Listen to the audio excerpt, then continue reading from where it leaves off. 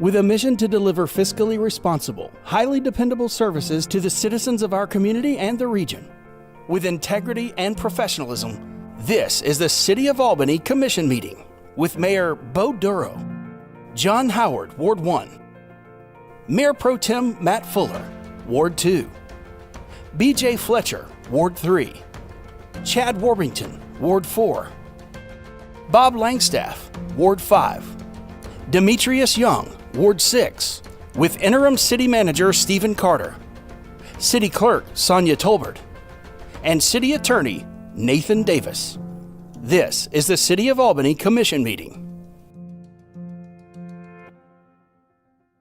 Good morning. Welcome to the June 15th, 2021 work session of the Albany City Commission. Mr. Tolbert, can we call the roll, please? Ward 1. Here. Ward 2. Here. Ward 3. Here. Ward 4. Ward 4 is here. Ward 5. Ward 5. Mayor. Ward 6. Oh, I'm sorry, Ward 6. Here. And Mayor. The mayor is here. The first item on the agenda is we have two public hearings. The first is, I think, a city-initiated application to rezone multiple properties within the Wildcross and Florary subdivisions from CR to R2. Good morning, Mr. Forgy. Good morning, Mayor. Good morning, Commissioners. Have a presentation on this. Thank you.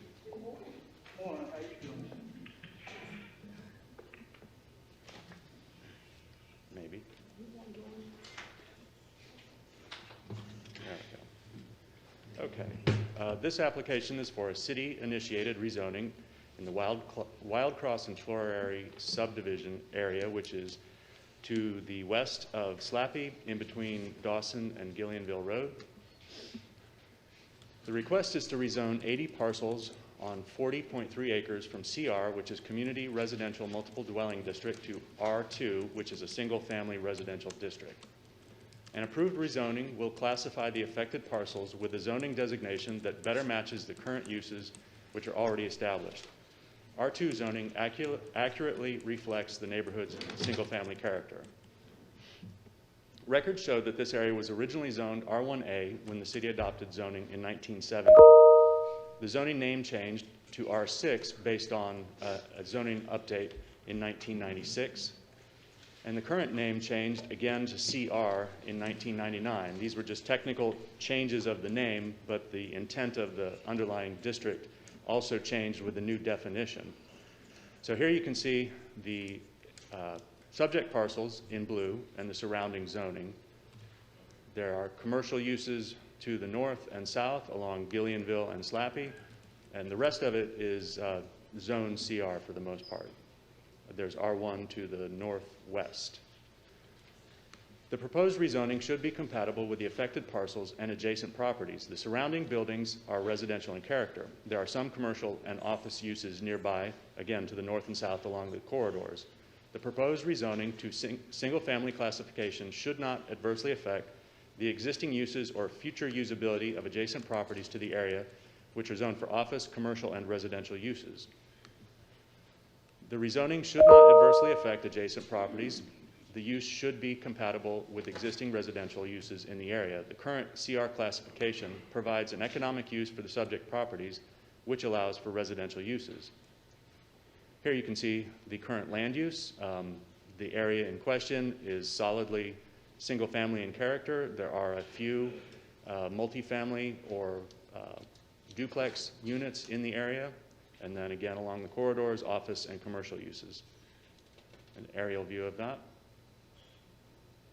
The future land use map recommends high-density residential for the area. The proposed R2 classification is not consistent with this land use recommendation. However, the high-use definition used in the comp plan is 8 units per acre. The existing development pattern in the neighborhood is in line with the low-density residential definition of 4 units or less per acre. Because the subject property is 40 acres with 80 parcels, it has a density of 2 units per acre, which is half the density of the definition of low-density residential. So In this case, I believe that the comp plan is either wrong or at least it needs to be reevaluated. The staff did not identify any additional existing or changing conditions that would support the approval or disapproval of the rezoning application. Any resulting nonconformities may remain as is as long as they abide by Article 3 of the zoning ordinance. Here's a couple pictures of the character of the neighborhood. There is one apartment building, lower left, and I believe there's 2 duplexes in the neighborhood, but the rest is single-family residential. The Planning Commission unanimously recommended to approve the rezoning from CR, Community Residential Multiple Dwelling District, to R2, Single Family Residential District. If you have any questions, I'll try and answer them. Commissioner Howard, any questions? Ms. Forgy? Good morning, Mr. Paul. How you do? Good morning. Thank you. By we voting on this next week, will this sort of be incompatible that when it comes to like group homes, daycare, that they would not be able to relocate in these areas? Well, there are a variety of different types of group homes, so it depends on the exact use of it. If it's a home in any residential district, a home for 4 or fewer people with disabilities is allowed by right. But a home for offender reentry requires conditional approval in some zones. It would not be allowed any longer in an R2 zone. It's currently allowed in a CR zone. That's again with special approval. So it would still have to go through a process in CR, but if it was rezoned to R2, it couldn't even go through that process. It would not be allowed. So some things would be allowed, some things would not. So in reference of 4 less individuals in residential area, that they have to meet requirement of getting a permit from the state? They do. That's part of our process, is we confirm that they are approved by the state before we'll allow them to go in the neighborhood. But if they do get approved by the state, they are allowed by right. Mm. And let me ask you another question. If a person approved, if a resident is approved for like a group home reentry program in a residential area, when we vote on it, can he or she turn it back to a residential home without coming before the commission or what? Yes, if the commission approved use of a reentry home and they decided they wanted to convert it back to a single-family home, they wouldn't have to get approval for that. So they can do it at will rather than coming back to commission to give the blessing? If they're going to something that's permitted in the district without, it's permitted by right. Single-family residence is permitted by right in a single-family neighborhood. So if someone had a commercial building and they wanted to convert it into a single-family residence, if it was in a single-family zone, they could do that without permission. Oh, okay. That's it, Mr. Mayor. Mayor Pro Tem, any questions, Ms. Forgy? No questions. Commissioner Fletcher? No questions. Commissioner Warmington? Not necessarily a question, but I do want to show my appreciation, Mr. Forgy and staff. This came up last year, right when COVID was kind of on the rise. And I remember asking Mr. Forgy, has the city ever done something like this where the city initiated a large amount, and I don't think we ever have. So I appreciate y'all working through we've never done it before, but I think for the citizens and the residents, I've heard nothing but raving support and appreciation and thanks for the people who live in that area, who have homes, and to be able to say that it's zoned properly to what their homes are. I think the citizens in that area will definitely appreciate it. I will say that, this is something that we just happened upon. I think you could probably go around the whole city and find little pockets like this, and what I would say to the commission is, as we become aware of these through various zonings, I know Commissioner Fletcher brought something to us on a parcel down on Newton Road, and think when Commissioner Young and there was a gas station recently, there's one little parcel that's, so when we come upon those, and I think both of those we've asked for, rezoning of those couple little instances that I'm referring to. But as we come upon revelation of, hey, here's a parcel that's out of compliance or doesn't fit with what it currently is, I think it would help citizens for the city to continue to initiate things like this that just protects citizens and their property. So again, I appreciate the work y'all done, and to get it to this point, and even to get it to this point during COVID was a challenge, and so I appreciate y'all doing that. Well, you're welcome. I apologize it took so long. Yeah, that's understandable. That's it, Mayor.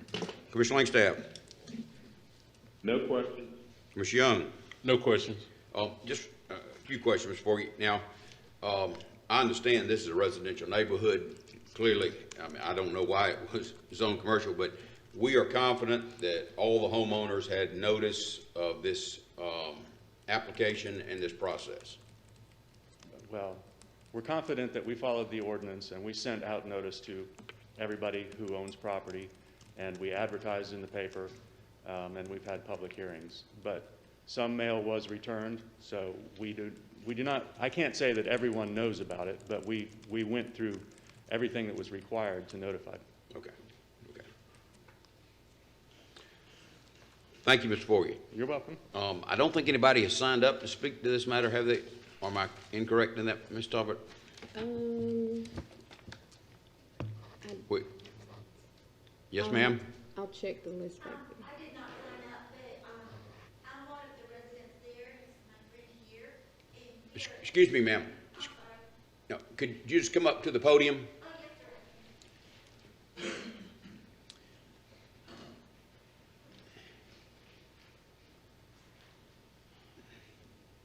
Hi, my name is Patty Pierce. I live on 1134 Julia.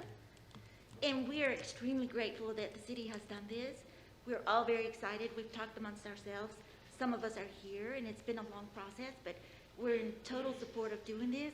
It's a tight little community, and we're excited to protect it and excited to have more of a stronger neighborhood type feel. So thank you so much for doing this. Well, thank you, Ms. Pierce. Hold on. Yeah. Anybody have any questions for Ms. Pierce? Mr. Howard? I have no question. Mayor Pro Tem? No questions. Commissioner Fletcher? No questions. Commissioner Warmington? Thank you for coming out and supporting this. I appreciate that. Commissioner Langstaff? No question. Commissioner Young? No questions. Thank you, Ms. Pierce. We appreciate it. So much. Anybody else here to speak to this item? Okay. If not, can we close the public hearing? Next item on the agenda is an application to rezone property located at 203 Oak Cordell Road from CR to C2. Planning Commission recommended approval 6-0. Mr. Forgy. All right, thank you, Mayor. This property you can see here is on Old Cordell Road. This is in the Five Points area, or just to the on the west side of the Five Points area. The request is to rezone a .33 acre tract from CR, Community Residential Multiple Dwelling District, to C2, which is a general mixed-use business district. Public water and sanitary sewer are available in the area. The property fronts Old Cordell Road to the west and is on the corner lot north of Leonard Avenue. Property is not in the floodplain. Here you can see the property and the surrounding zoning. And note on this, this is at the very bottom, outlined in blue in the yellow area. It is solidly commercial all around it. There's C6 to the west and C2 and C3 to the south and east. The CR district above it is, we'll talk about in a second, but that's a community residential district. It's on the very tip of. Records show that the .33 acre lot has maintained its original zoning designation. The official zoning map of 1999 reflects a district name change from R6 to CR, like we saw in the last case. 1.19 acre 4-parcel tract to the north was rezoned from R6 to C3C in 1985. The parcels to the south and west of the property maintain their original C3 designation. The 1.5 acre 6-parcel tract to the east of the property was rezoned to C6 in 1996.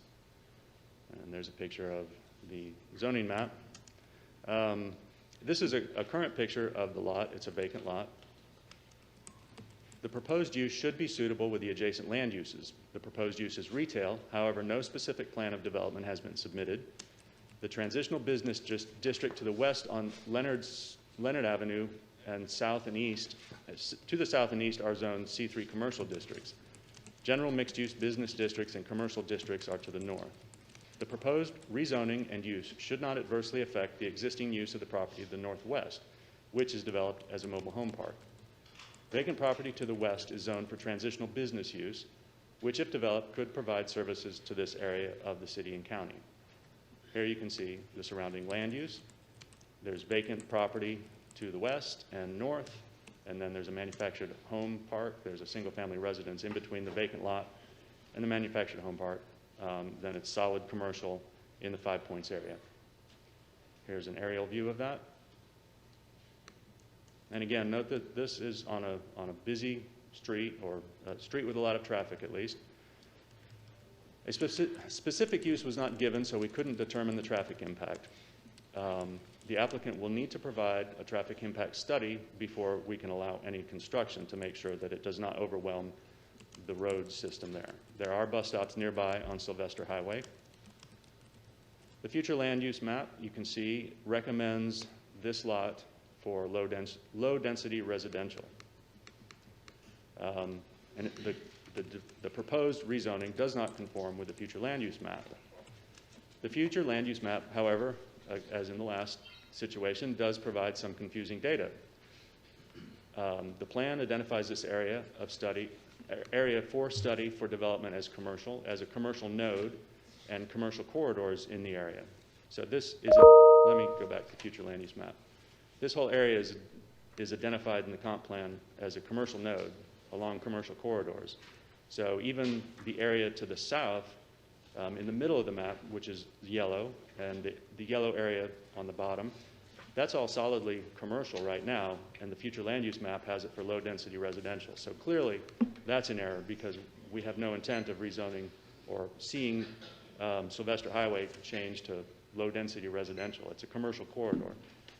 So I feel that the future land use map is in error here. This parcel we could debate, but it is right along Old Sylvester Highway in a commercial node, and I feel that it's reasonable to rezone it to commercial, even though the future land use map has it listed for low density residential. The Planning Commission recommended approval to the City Commission. It was unanimous. They recommended approval to rezone to C2. If you have any questions. Thank you, Ms. Forgy. Any questions, Commissioner Howard? Mr. Powell, let me ask you a question. You said that there was some confusion on the data for that piece of property. The comprehensive plan, Right. the future land use map is incorrect, I believe. Okay. Do you know if the owner is here? Yes, he is. They are. Okay. Mr. Mayor, I have some questions once they come up. Okay. Mayor Pro Tem? Yes, sir. Good morning, Mr. Boyd. Good morning. What does the applicant intend to do with the property if they get the rezoning? Build a commercial retail strip center. It's a small lot, so it would be a small number of shops, but that's the intent.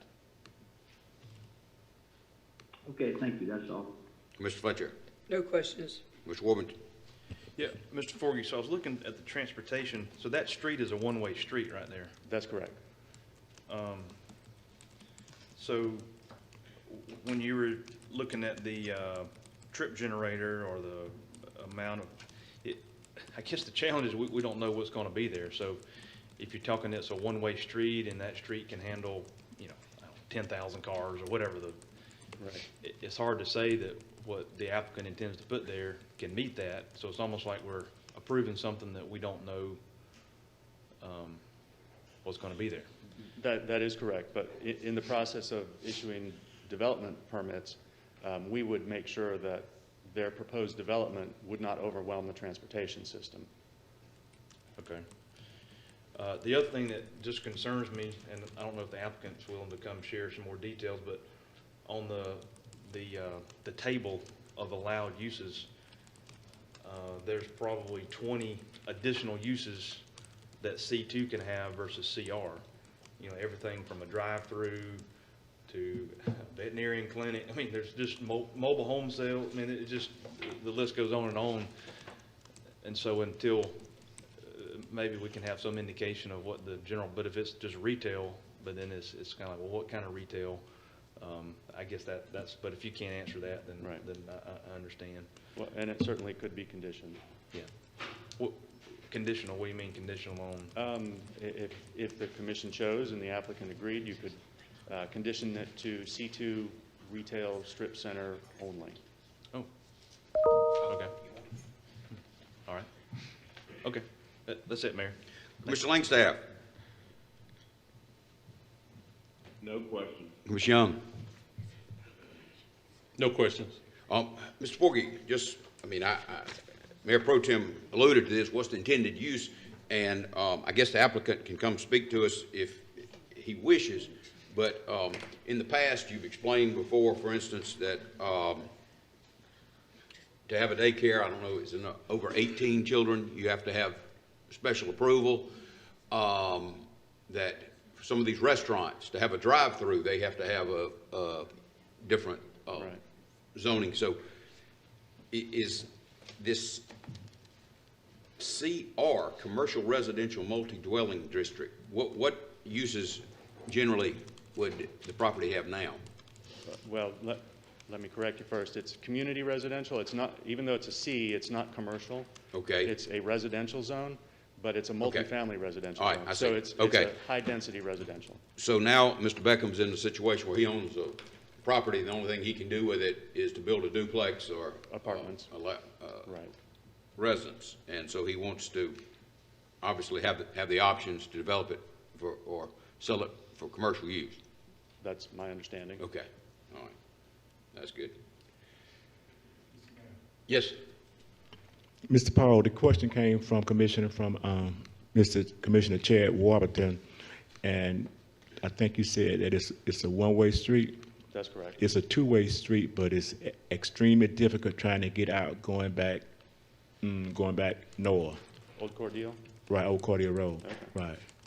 I rode it yesterday, and you can come going back west, take a right on Old Cordial Road behind American Lube, and it's a one-way street. But in that, by the Family Dollar, it's sort of bottleneck that if a person coming out of Walmart, and if he or she is in the left lane trying to come south, if you're not a clever driver, unfortunately, they will sort of block you up. I hope an accident not going to happen, but the way it's designed, I'm pretty sure one will happen at that at that exit. Okay. All right. Appreciate you clarifying that. okay. Thank you, Mr. Forgy. And Mr. Beckham, did you want to address the commission? Or? I just wanted to clarify that it was not a one-way street. Okay, can you come to the podium, please, sir?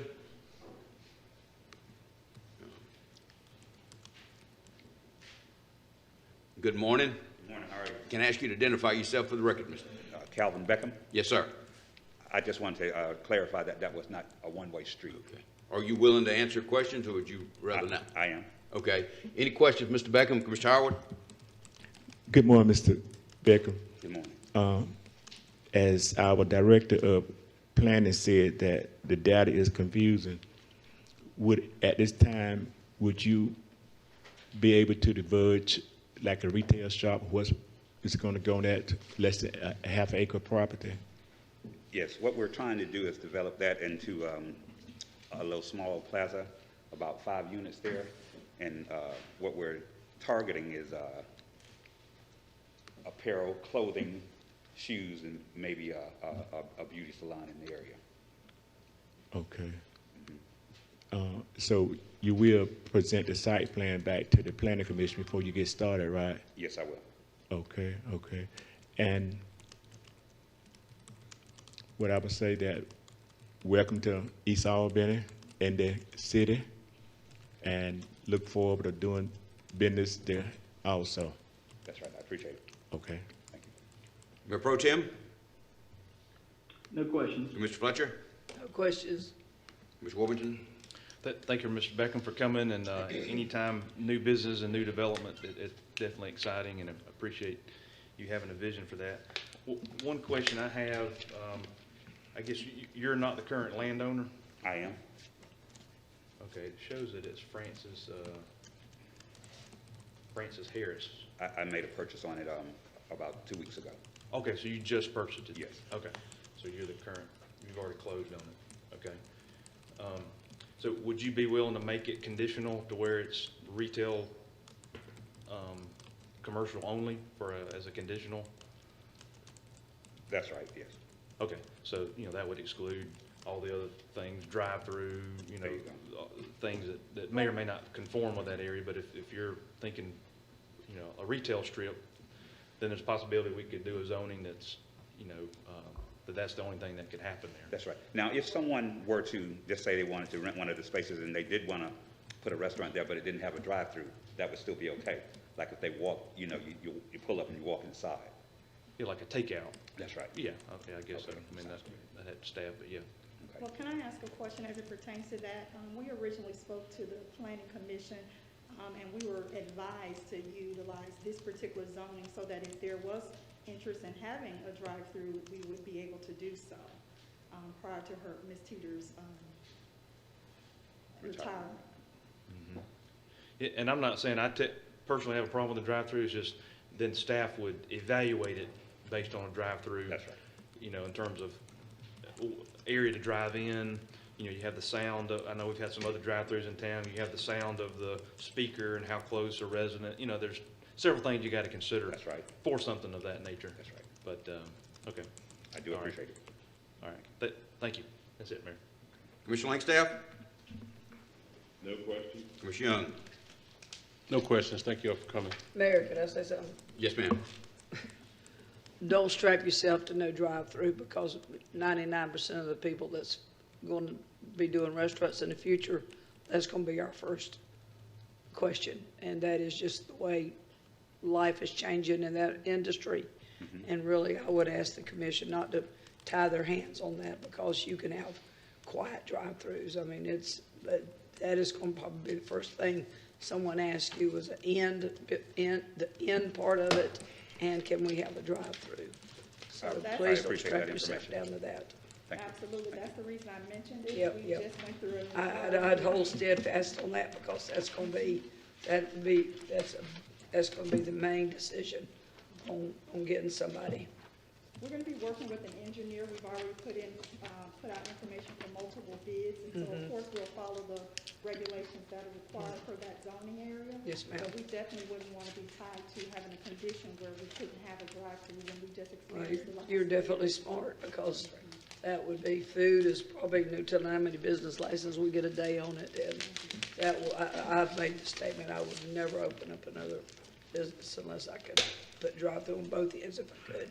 So, thank you for being smart. Well, Mr. Beckham, we appreciate your willingness to invest in this endeavor, and we certainly wish you the best. Thank you for so much. being Have a here. great day. Appreciate it. And Thank y'all. that concludes this public hearing. We have 3 people signed up to speak. Mr. Adam Inyang. Is Mr. Inyang with us?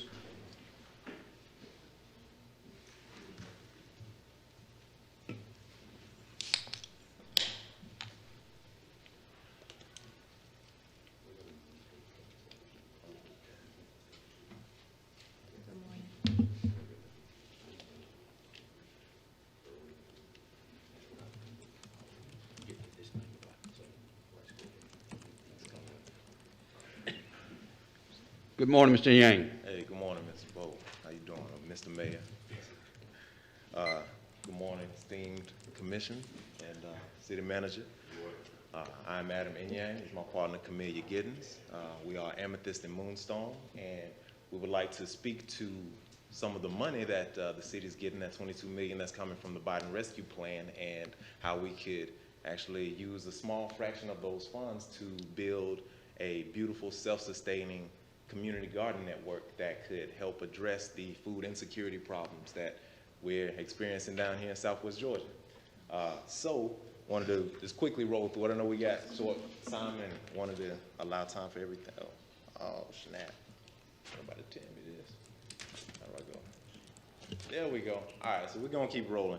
Our purpose is to provide innovation, resources, and solutions to remedy shared obstacles meeting the health, financial, and education needs of our community. We know very well all the issues and all the problems that we're facing. We know that Dougherty County is one of the most food insecure counties in the state. We know that a lot of our children and our students are in food insecure households. We know that there are food deserts all over the south and east side of Albany. We know about all the grocery stores that have been closing. We know about all of this. We know how this impacts our community. We know how it impacts the health of the community. And so forth. So I'm not going to take too long on that. In fact, there's a comprehensive study that I'm sure you've all been made aware of at the University at Buffalo did and talked about all the different obstacles that Dougherty County is facing with their food challenges and how possible solutions as well. So we took it upon ourselves to say, you know what, we're gonna be part of the solution and come up with a network that is self-sustaining, that is off-grid, that re-educates the community about what their options are, how they can get better access to food, how they can grow their own food, how they can recycle and everything. So our goals are, goal number one, we want to eradicate food insecurity. We want to do that by establishing learning gardens in every ward for community and school use, excuse me, and to also to help develop the school gardens that are already established and maintain them. We want to create a hub for our food and agriculture to support local farmers. We know we got local farmers that set up their, their shops on the corner and different things, set up their tables and sell watermelons and whatever else. We want to create an infrastructure system that helps actually expose them to wider markets and then also to exposes people to healthy foods. So we also want to build a network of small, high production urban farms, growing everything from peanuts to potatoes to collard greens to tomatoes, everything that you need. In conjunction with our partners, and we can talk about this later as well, the Food Justice Coalition, Southwest Georgia Project, they have different models as well to build processing plants and things like that, so we can actually create a new food system here. We want to partner with local farmers to offer food diversity and education. Goal number two, we want to provide opportunities to expand critical thinking skills to the students. To actually, when we get these learning gardens going, and my partner committee can talk about the phases, we're going to have after-school programs, summer programs here that engage the students, give them an outdoor classroom to understand entrepreneurship, smart social media usage, marketing and management, and creative problem solving. We want to increase the depth of knowledge with engineering and technology, building grow boxes, art and design, business management, marketing and analysis. All of these things can be taught in these gardens. And of course, the fourth goal, we want to stimulate community growth with increased access to beneficial and affordable food options, ongoing education and resources, and with buy-in opportunities to actually create a wealth share network that redistributes the wealth back into the community. So having an option, and we're— 1 minute, Mr. Yang. You sorry? 1 more minute. 1 more minute? Yes, Oh, snap, we finna keep it rolling, so okay, my bad. No, you're doing fine. I wanted to just quickly talk about the innovation. I'm gonna pivot, but grow towers, using aeroponic towers. We want this thing in all the gardens to be as self-sustaining and off-grid as possible. So water catchment systems that allow us not to use the city's water, and solar panels so we don't have to use water, gas, and light, reducing costs. We're gonna pivot and talk to education. Go ahead, jump in. I'm sorry, I took your time. It's no problem. Again, thank you for having us. As a former educator, one of the largest issues that I saw in the school system was our children's susceptibility to hunger. On Monday mornings, we would see our students engorging themselves with food every Monday because they have not eaten well over the weekend. Disciplinary problems would be stayed, hoping that they would be able to get their meal for breakfast, get their meal for lunch. So we want to be a part of a network that is already established and help to maintain some of the work that's already been done through partnerships with local pastors, using the resources that they already have to cultivate urban agriculture in the city, partner with local produce farmers, as well as help the community to find an industry in agriculture that can then sell that produce back to local restaurants and other venues, where we can start to reinvigorate wealth inside of our communities that are susceptible to poverty and hunger. We know that COVID ravaged our area because of pre-existing conditions and because of their health choices due to lack of resources, due to lack of fresh foods, due to lack of grocery stores. It made it a lot easier for us to succumb to a virus that ravaged through our bodies. We want to be a part of an ongoing solution. 30 seconds, if you finish up, please, ma'am. Well, so one of the caveats was about the budget money for infrastructure. Because we know, listen, yeah, look, we could go through all this all day, but the infrastructure issue that we're having as far as the sewer, where the sewer water and storm water meets, We understand the time parameters that we are under to make sure that it's brought up to code and up to speed. But we also know that the amount of money that is coming from the American Rescue Plan will not substantially cover all plans that are inside of that proposal. So we are asking that before we make permanent decisions on $10 million now, that we are allotted time to develop the plan that we have through understanding from the commission, through shared resources inside of our community, to use that money effectively. Thank you, ma'am. Thank you. Commissioner Howard, any questions? Mr. and Mrs. Inyang, thanks for your presentation. I was glad to see that you all mentioned that the component of education is that, not that I believe, I'm confident the future of this city, we got to go back and address some systemic problems when it comes to education. And I believe that, not to try to put words in the school board, but I think we certainly need to make sure that we know the buzzword in the near future is going to be the STEM, science, technology, and mathematics and science. And that's where minority students fall short. So that's certainly, we certainly got to emphasize that. And you also mentioned about the education component that I receive on a monthly, not biannual data from DFACS and SNAP. And as a commission that walk, I'm landlocked between two stores, between Dollar General and Family Dollar and Dollar General, Dollar Tree.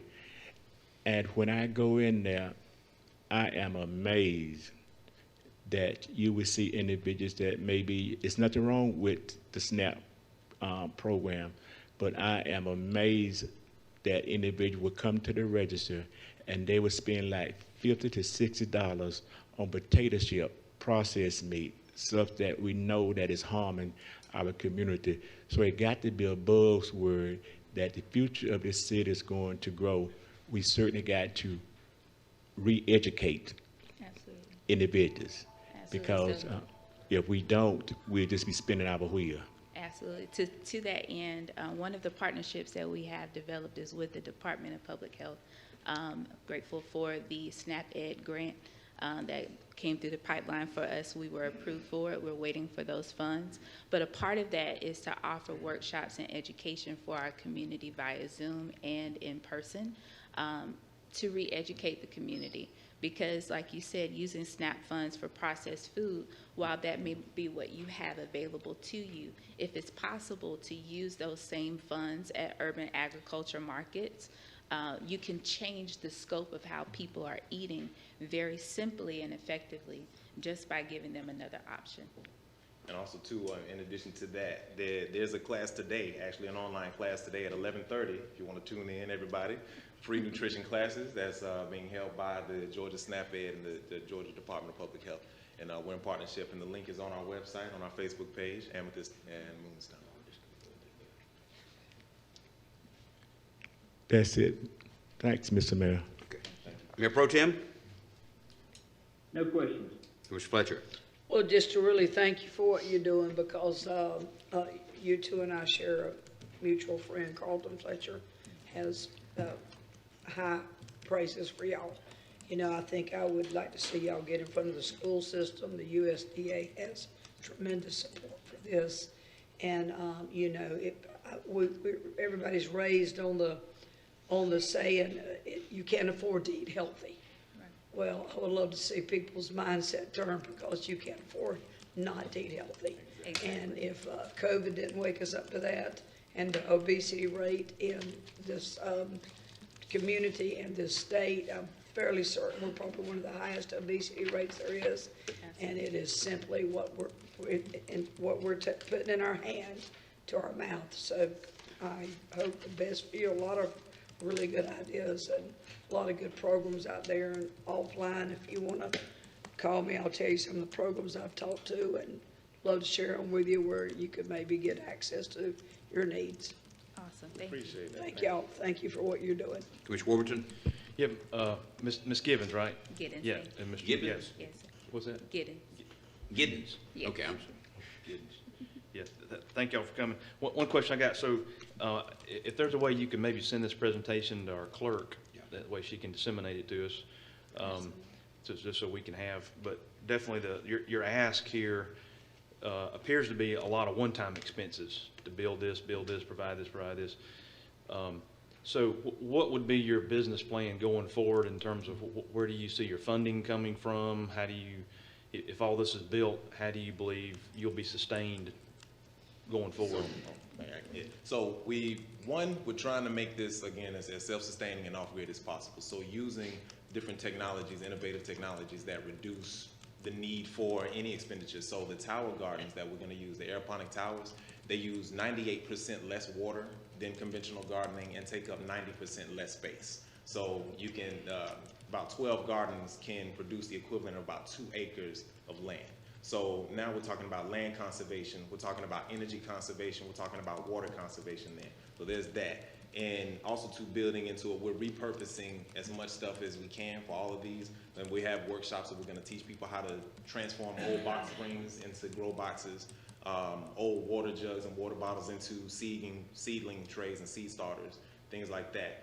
As far as funding goes, the CSA model that we wanna build, or the cost sharing model, where people can buy in, that money we want to help that, or use that money to help keep things going, funding different things that need to happen. But keeping funds as low as possible is the model that's built into this, so that it can be as hands-off as possible, but yeah. Okay. So to what he was saying, it's a two-part effort. For one, hands down, we have to have community buy-in. We have to have people that are willing to take ownership of the garden. So working through local pastors, local churches, a lot of them have already expressed interest to be building urban agriculture on property, vacant lots that they already have, as well as making sure that they are nearby neighbors who are willing to help care and maintain for it over time. Along with that will come education about things that they don't know about farming, as well as, like he said, the CSA model. And we'll send more information about what a CSA, community supported agriculture is. It's a model that I haven't seen in my area, or at least not as widely talked about and expressed, where we purchase shares of a farm to share in the lean and the fat. People will purchase a share per month, which is equivalent of their typical vegetable bill, or sometimes less, depending on where you shop.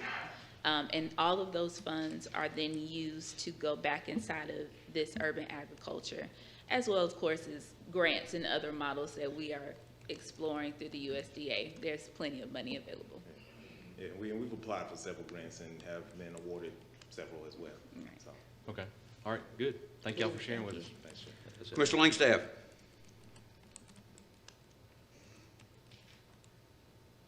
Commissioner Young. All right, thank you all for coming. I just appreciate you all so much for being a partner in the Food Justice Coalition, and you all exemplify what the three things that that coalition tries to do, which is advocacy, education, and economy. And I also appreciate what you all have done over in the Harlem district in starting your garden. That's going to be a beautiful addition for those folks right there in that neighborhood. And I just look look forward to seeing you all do so much more, especially in the area of innovation. That's one of the things that we really do need here in Albany in terms of uplifting our community, is innovative ideas that are going to push us forward faster than we're going now.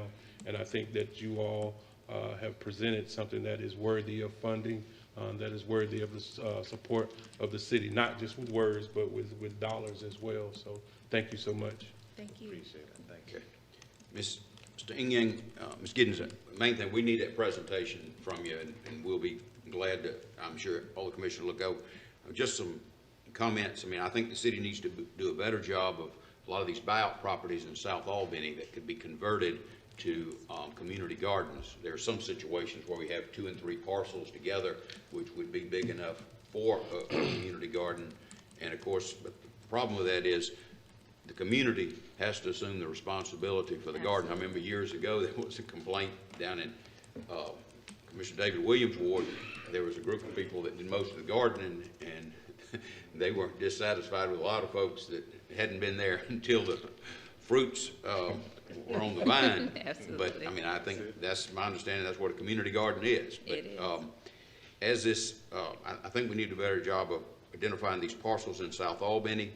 I do think a lot of this, this the school system needs to be involved. I know that many school systems, when I was in school, you had a whole cafeteria staff, but now many school systems just contract it out. If kids have the option of getting a pizza or healthy food, they're not going to make the right choice. So I think the school systems need to accept some responsibility, make some changes there.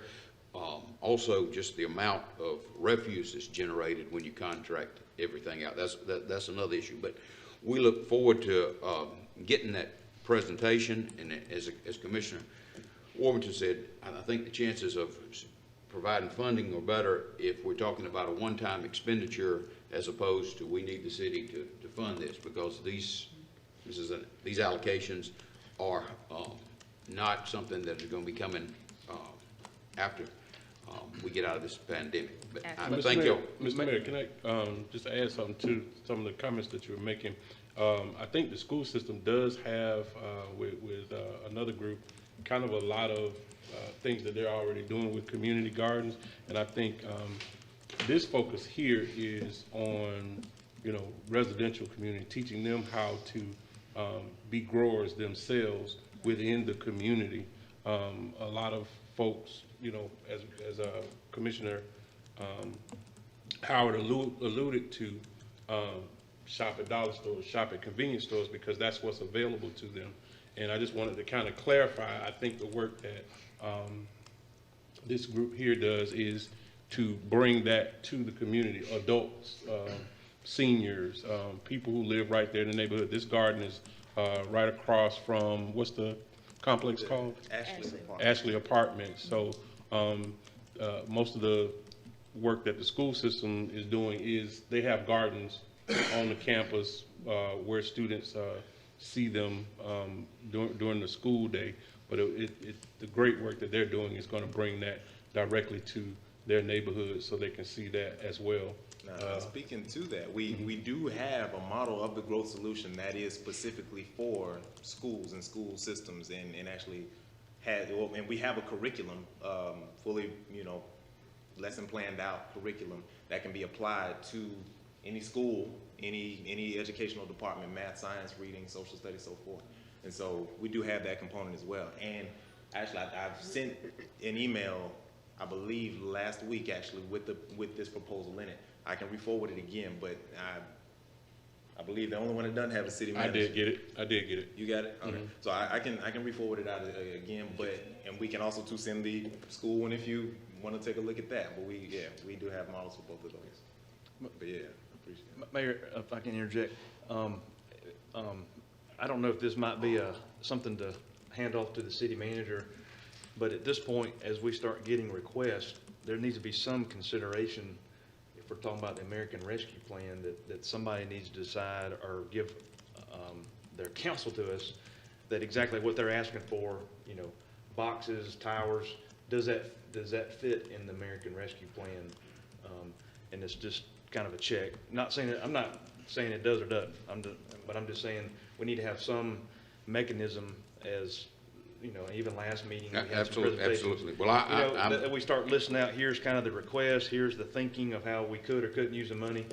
But somebody, again, Mr. Carter might can lead that effort to say who makes that decision. And you'd hate to go allocate funds and then find out 6 months later, well, it doesn't fit in whatever category that the plan. I think we've been instructed that food insecurity is covered, but whether or not this specific kind of project, I agree with you. Yeah, so the category food insecurity, but then using the money to build, raised beds, does that qualify? It may, very well may, but it would be good to have that determination going forward.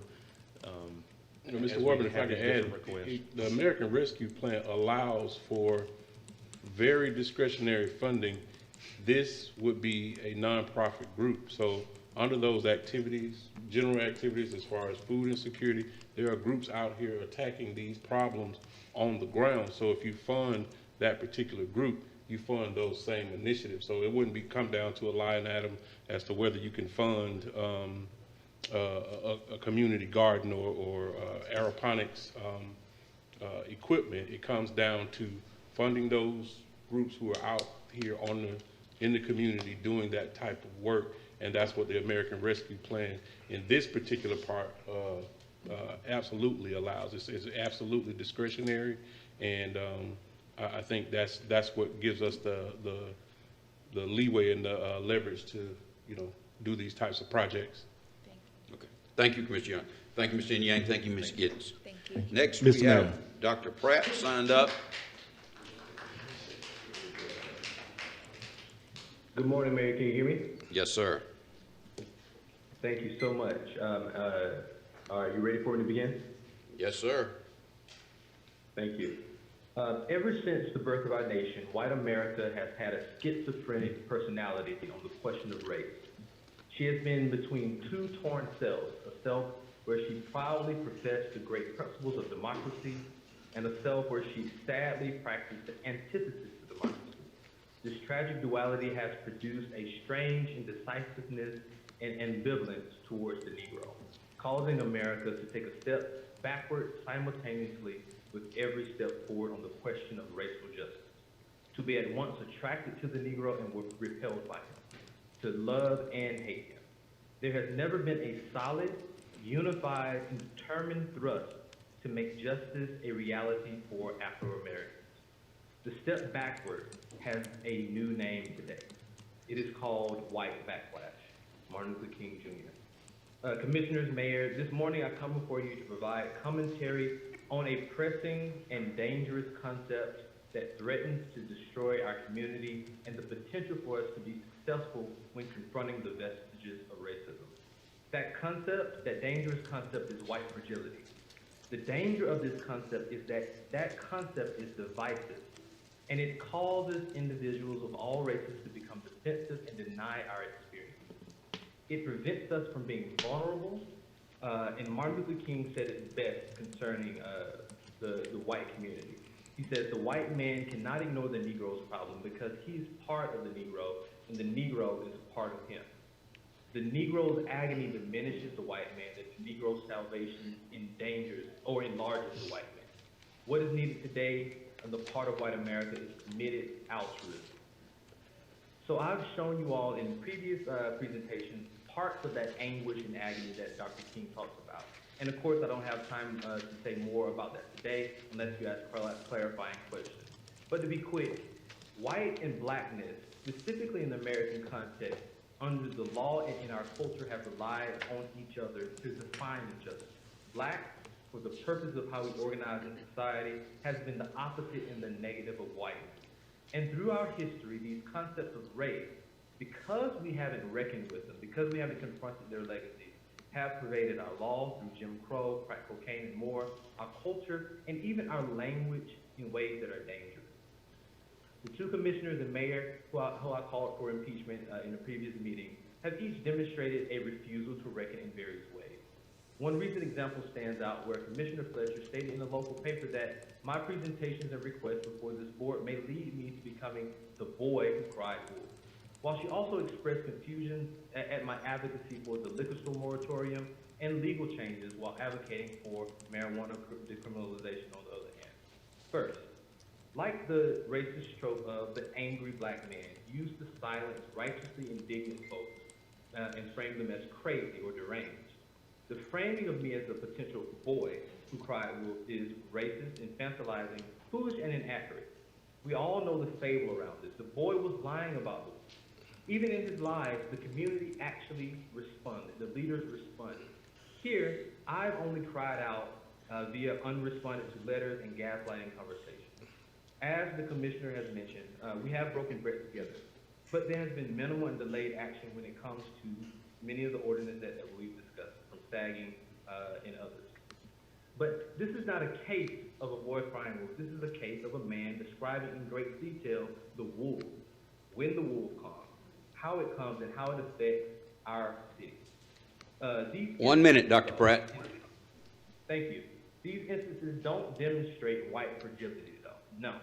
They display what some scholars have called white invulnerability, wherein the defensiveness that erupts when asked to confront race functions to shift focus away from the actual issue and focus them on an emotional distressed person simply because they are white. This refocus actually preserves the status quo because it refocuses attention and reinforces the violence against marginalized groups. But you see, in this moment, as Dr. King has stated, we need understanding. People experience genuine pain and remorse when they are wrong, particularly when their identity is called into question, especially white. We have seen on display our mayor and commissioners demonstrate frustration and confusion when I presented on anti-blackness and the ways race impacts us today. But this is reasonable. Many of you on this board have had very— Thank you, Dr. Pratt. Thank you. Okay, I'm wrapping up. Okay. Have not been systematically discriminated against because of the color of your skin, hair, and facial features. Last sentence. Each of you have been a witness to instances where white leaders have stated at the very mention of whiteness and racism, a resounding call for "I'm not racist, everything is not about race." People have apologized for even saying this. But it's not about white fragility. It's about moving away from the personal and having these vulnerable conversations to create a new community and systems that we need to better our community and deal with and confront racism. Thank you, Dr. Pratt. Any questions? Mr. Howard? No question. Mayor Pro Tem? No questions. Commissioner Fletcher? No questions. Commissioner Warbington? No question. Commissioner Langstaff? No question. Commissioner Young? All right, thank you again, Mr. Pratt, for your always eloquent presentations and worthwhile commentary. Congratulations on your graduation this weekend. Thank you so much, Commissioner. And I want to say that I do have solutions as a part of this presentation if people are interested. And thank you for that so much. All right, thank you. That's it, Mr. Mayor. Thank you, Dr. Pratt. Next, Mr. Ronnie Pettiford is signed up. Is Mr. Pettiford here? Good morning, Mr. Pettiford. Good morning, Mr. Mayor. Good morning, Commissioners, City Manager. I'd like to thank you for taking the time out to hear, to listen to me this morning. At the last meeting, we heard the City Manager say that the firefighters have agreed to a solution on the AFD pay inequities. Firefighters have not agreed to a solution because they have not been told what the plan is to correct these issues. At their meeting with the City Manager, the firefighters agreed that they would rather have a pay inequities corrected instead of receiving a 2.5% raise across the board. The only thing the firefighters have heard is that some supervisors' pay may be corrected. This will not solve the problem. It is the pay scale and the way that it is applied that must be corrected. If you simply move individuals around the pay scales, the inequities will be created again in one promotion cycle. You will have spent the taxpayers' dollars and will have not solved the problem. We have also heard the mayor say that if a subordinate has more education, that it is okay for them to be paid more than their supervisor. This may be true if there were education incentives. There was an education incentive program over 10 years ago that was short-lived and ended. Those incentive raises were washed out in 2015 when a pay study was conducted. They are not the reason for the current inequity. Currently, there are no pay increases for education. Also, the education that subordinates are obtaining is required to be a supervisor, and supervisors already have this education. There are many incentives in which subordinates have, many instances in which subordinates have less or no education and still are paid more than their supervisors. I'm an example of that. This is not just a supervisor-subordinate issue, and it affects all ranks of AFD. Our union represents 75 members, which is over half of your firefighters. Most of our members are not supervisors. We speak with their unified voice on this issue. There are other municipalities in Georgia who have faced the same issue and corrected it. We sent all of you, the city manager and the fire chief, a copy of the pay scale that Henry County uses for its entire city. This is the type of pay scale that your firefighters want. This type of pay scale does not allow for pay inequity to occur and works in perpetuity. It's fair and it encourages employees to stay with the city for their entire career and keep the experience working for our citizens. We also sent a pay scale that we created and that is very similar to Henry County's. The pay scale was created with the input of your firefighters. At the time of its creation, we estimated the cost implementing the scale of the AFD, for the AFD between $600,000 and $700,000. That would place everyone at the AFD in their correct positions with no loss of pay to anyone. We heard the city manager say that he did not want to do something for one department and not another. While we agree with this principle, sometimes it is necessary to correct one thing. Last year, a 6% raise was given to only the police department to correct specific issues. That is where the problem was identified, and that is where the problem was solved. The AFD has been short-staffed for over 2 years. Firefighters are forced to work mandatory overtime. Engines are not fully staffed, sometimes out of service due to staffing, and fire stations have been closed. All these things have diminished your fire protection capabilities, and the Insurance Services Office will increase insurance rates for all the city's businesses and residents as a result. Are your other departments facing these issues, and do they affect the citizens in such a profound way? The problem lies in the AFD, and that is where the solution is needed. We understand that there are pay inequities throughout the city, and this is further needed to create a pay scale that actually works. We also understand that there are finite resources available. 1 minute, Mr. Bedford. Yes, sir. When Henry County implemented their solution, it was done in phases. If you create a pay scale that works, the inequities will correct themselves over time, and the city need not spend a large sum of money up front. There is no one in the city who understands these inequities more than your firefighters. We ask that you involve them in this solution. We represent over half of your firefighters, and thus are asking that you involve us in the solution to the problem. We thank you for making this issue important. Before the PFFA began, speaking with commissioners on this issue, there was no one in the city management who cared, and firefighters were intimidated for bringing it up. You, commissioners, are the reason that this is being discussed, and we appreciate you for caring. Thank you, Mr. Bedford. Yes, Thank sir. you. Any questions for Mr. Bedford, Commissioner Howard?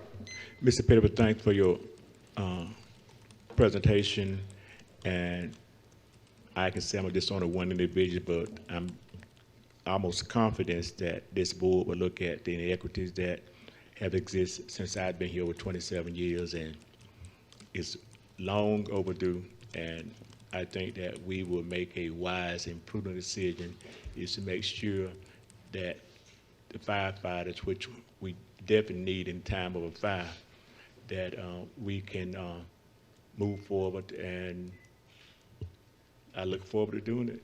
Yes, thank you. I appreciate it. Mayor Pro Tem? No questions. Commissioner Fletcher? No questions. Commissioner Warmington? Yep, Mr. Bedford, a couple of questions. So, do you feel confident in terms of speaking for firefighters? Yes, sir. That you're saying that y'all, the collective group would say, we don't want the 2.5%, and we'd rather take that money and put it towards the solution? I mean, you think there's an overwhelming support of that? Yes, sir, absolutely. Not just within the organization that you're involved, but even folks who aren't part of the organization? Yes, sir. Yes, sir. You're confident they would agree with that? Absolutely. Yes, sir. When the city manager had the meeting, they had the meeting with the officers of the department, and they voted overwhelmingly for the pay scale to be prepared rather than the 2.5%. Okay, so that would mean a good number of people wouldn't get raises. Other people may get more. Absolutely. But you're saying there's an agreement that would, you feel like would correct? Yes, sir. In fact, to add to that, I would be one of those people who wouldn't get a raise. If you will, I recently had the privilege of driving for an officer who, he's been in the department, I've been in the department 6 years. He's been in the department 26 years. He has the education. He has the experience. He's been an officer longer than I've been in the department. And me, 6 years in, I'm making more than he's making. And he, in his words, took out the student loans to get himself qualified for a position that he can't even afford to pay the student loans back. And he's, like I say, he has, and I don't have the education that he has. So what I would communicate to you, Mr. Bedford, is even beyond the 2.5, Mr. Carter has shared that they've allocated around, I think it's around 170,000, Yes, sir. even above and beyond the 2.5. So This body is allocating the funds to solve the problem. Okay. And we expect yourself and your group and Mr. Carter and the chief, we can't get involved in the weeds. That's not our job. Right. We simply set policy and determine funds. And so I believe the funding is there in the budget to make, if not solve it, make a huge dent in it. Yes, sir. And even as you said, it might take several years. I appreciate you coming to speak, and I hope that we can come to some resolution to get the ball rolling, and worst case, make a dent in it, Yes, best sir. case, solve it. Yes, sir. Thank Appreciate you. it. Thank you. Commissioner Langstaff? No question. Commissioner Young? Well, let me just ask a question. I know you all submitted several solutions. You cited the Henry County solution. Yes, sir. Along with others. I guess, I don't necessarily want to go in a back and forth, but what was the dialogue between yourself and the city manager concerning those solutions? And is our pay scale solution on par with what you all are suggesting? We haven't heard, the only solution that we've heard is that some supervisor subordinate pay scale will be fixed. We haven't heard of a broad solution. All we heard is there's a solution, and they may fix some supervisor subordinate pay issues. Okay. And that's it. Okay, and Mr. Carter, I guess maybe you did, maybe you didn't. In looking at those other solutions that they submitted, did you not see those as, I guess, the solution for us, or something that was going to make this a fix as they suggest it might be?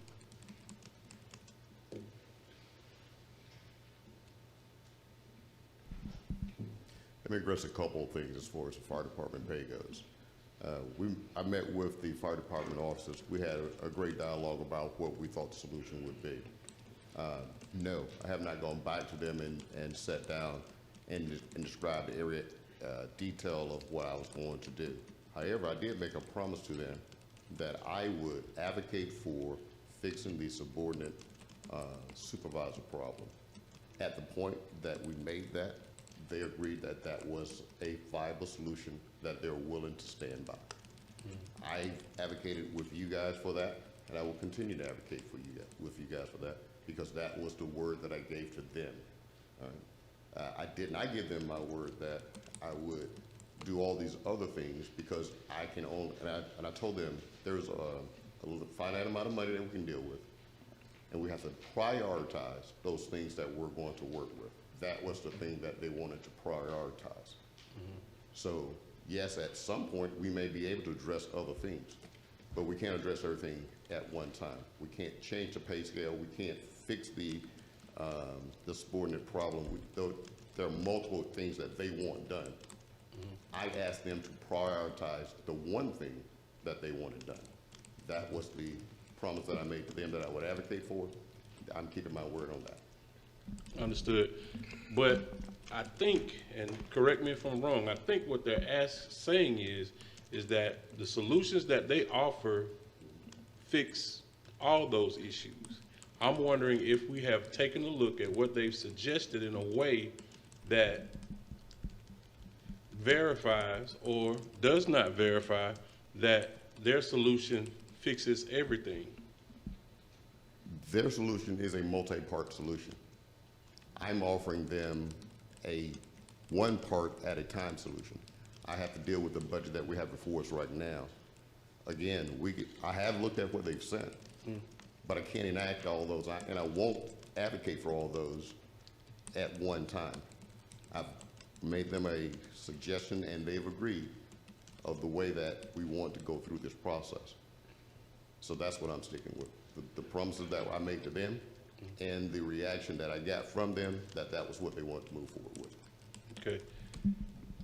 And let me go back and clarify this with you. Yes, sir. So, as Commissioner Worthington alluded to, you all are saying that the money that we're going to put toward pay raises, you all will forego for the solution that you're talking about. Yes, sir. To correct the pay scale. Yes, sir. So is that going to be more money, cost us more money to implement the solution that you were talking about? We estimate, like I said, between $600,000 and $700,000. I'm not quite sure how much you guys have advocated for that. So I have to get back to you on, get an answer for you on that. Okay, because I see what the city manager is Right. saying in terms of he can't commit to those things that are going to have to make us make a decision as to go higher. Right. But I want to understand, if you're saying that that same money, since you're going to give it up, would, if we did it the way you wanted to do it, would Right. fix the problem. Right. That's kind of what I want to hear, but that's not what you're saying. Yes, sir. You're saying Well, it's yes, going to sir. cost more. I'm not saying it's gonna cost more. I'm saying that, we have, like I said, we have people that are working on this as well, that have been working on it for about a year and a half. Working with you guys on it for over a year, and we've been working on it for about 2 years. But I'm not sure of those exact figures. I can get you those figures and those numbers. Our solution is to correct the pay scale itself.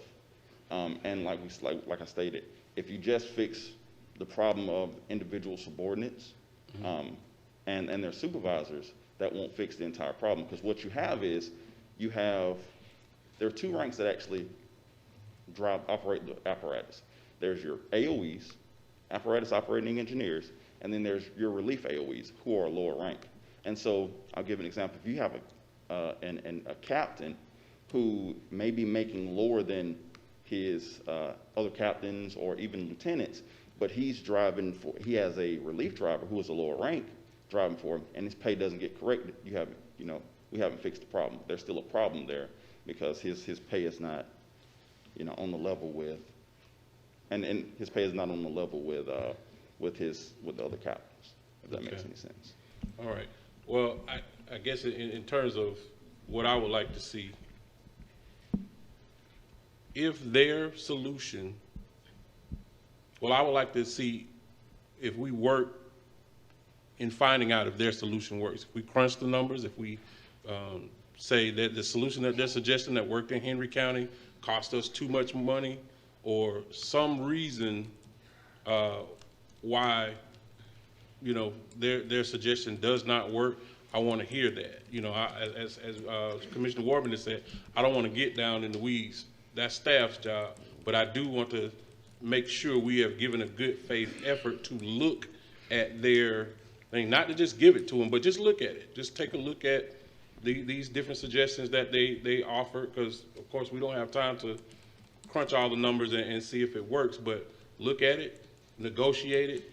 If it doesn't work, just say that doesn't work. So that's kind of what the suggestion that I want to hear from it, so we can make sure that we've given the proper consideration to their suggestions, because it sounds as if they've done a lot of work on it. Yes, sir. And if you all submit what you have to the city manager, Yes, sir. and those numbers work or don't work, then we'll be able to make a better decision. We appreciate that. And like I said, the Henry County was phased in over time as well. So I understand what Mr. Carter's saying about the step-by-step solution.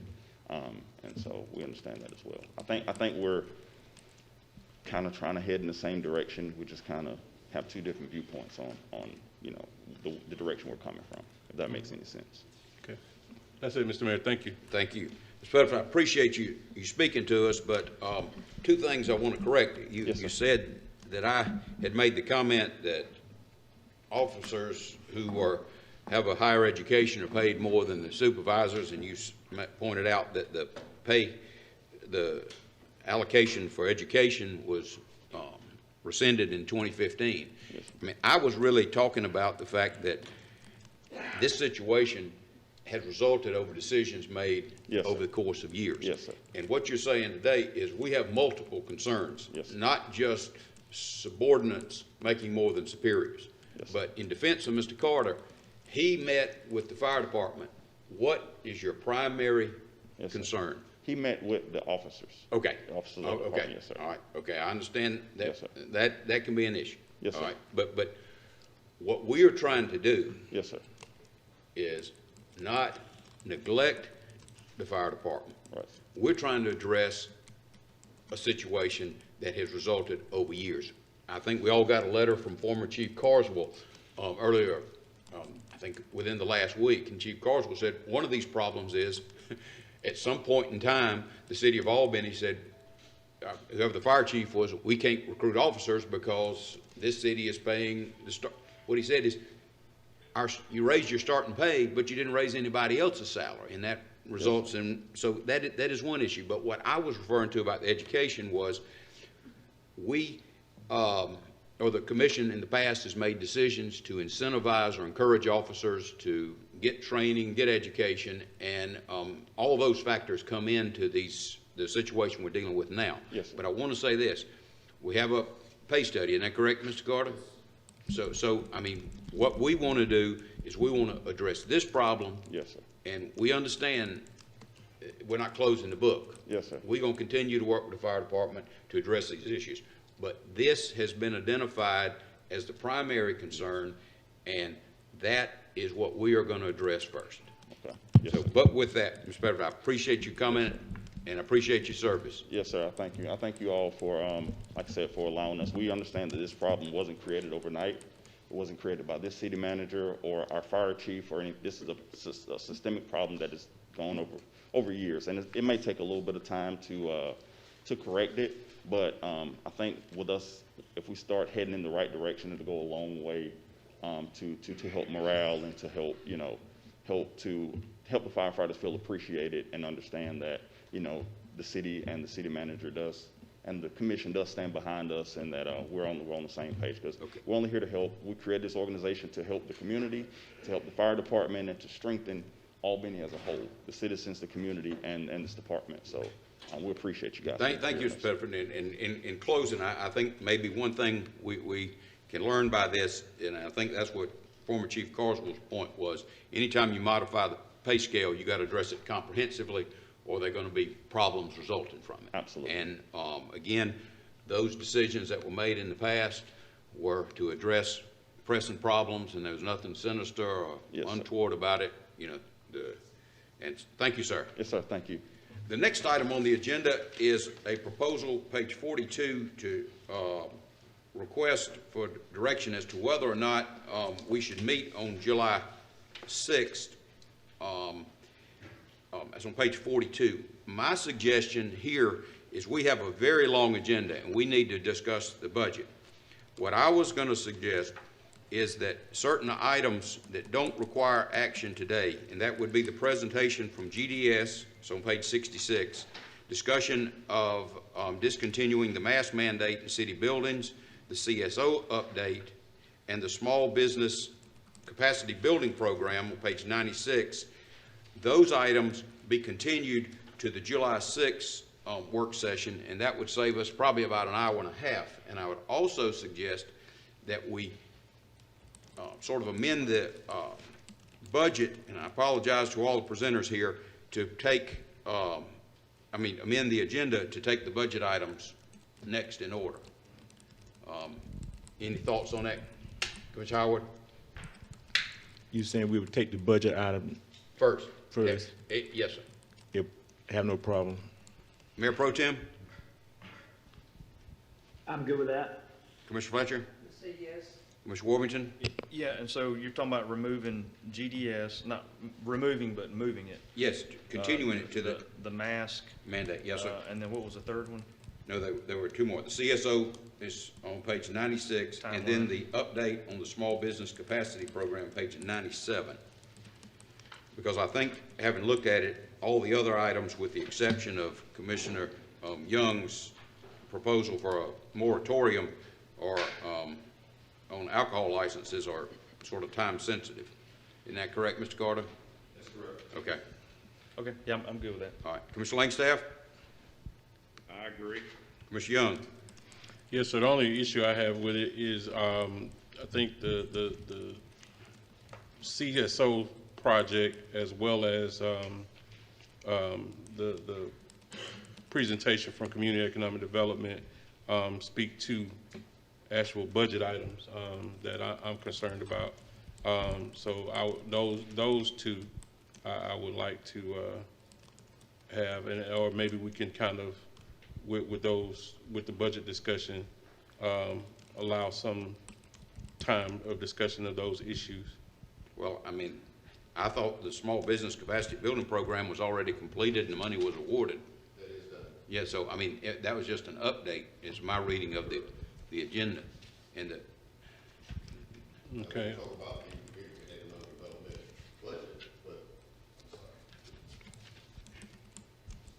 you want to have a discussion about the community and economic development budget and doing our budget discussion, absolutely. But the presentation that the mayor's talking about is a project that's already completed. Okay, that's fine. And what about the CSO separation discussion? I think that's going to be a 30-minute, an hour. Is that one of the updates from, who was that update coming from? That update's coming from Mr. Brown. All that was going to do is describe how we're intending, right now what the plan is for how that project will be funded. It shows you all the steps throughout the project, and it shows you the funding source for all those steps. Okay, how is that not a budget consideration? Well, the only real budget consideration in that is how are you going to allocate the $10 million? If you decide to allocate it to the CSO fund, those things in that presentation do not change. If you decide to not allocate it, then the presentation is null and void. We have to come back with a different presentation anyway. So we're talking about spending money, but it's not a budget discussion? That's not what I said, sir. What I said was that presentation shows you what the current allocation of funds are. If you decide to change it, that presentation is null and void. We have to change that presentation and bring it back to you with how you decided to allocate funds. Okay. What we'll do, Commissioner Young, if it's agreeable to you, we'll just put that under as a budget item. You know, that way we can hear on it today, but is that? Okay. Your call. Is that, all right. So we get consensus all the way around. That's the way we'll proceed then. Is that okay, Mr. Carter? Yes, sir. Okay, so we're going to move now to page 141, and I apologize to everybody who's a presenter, but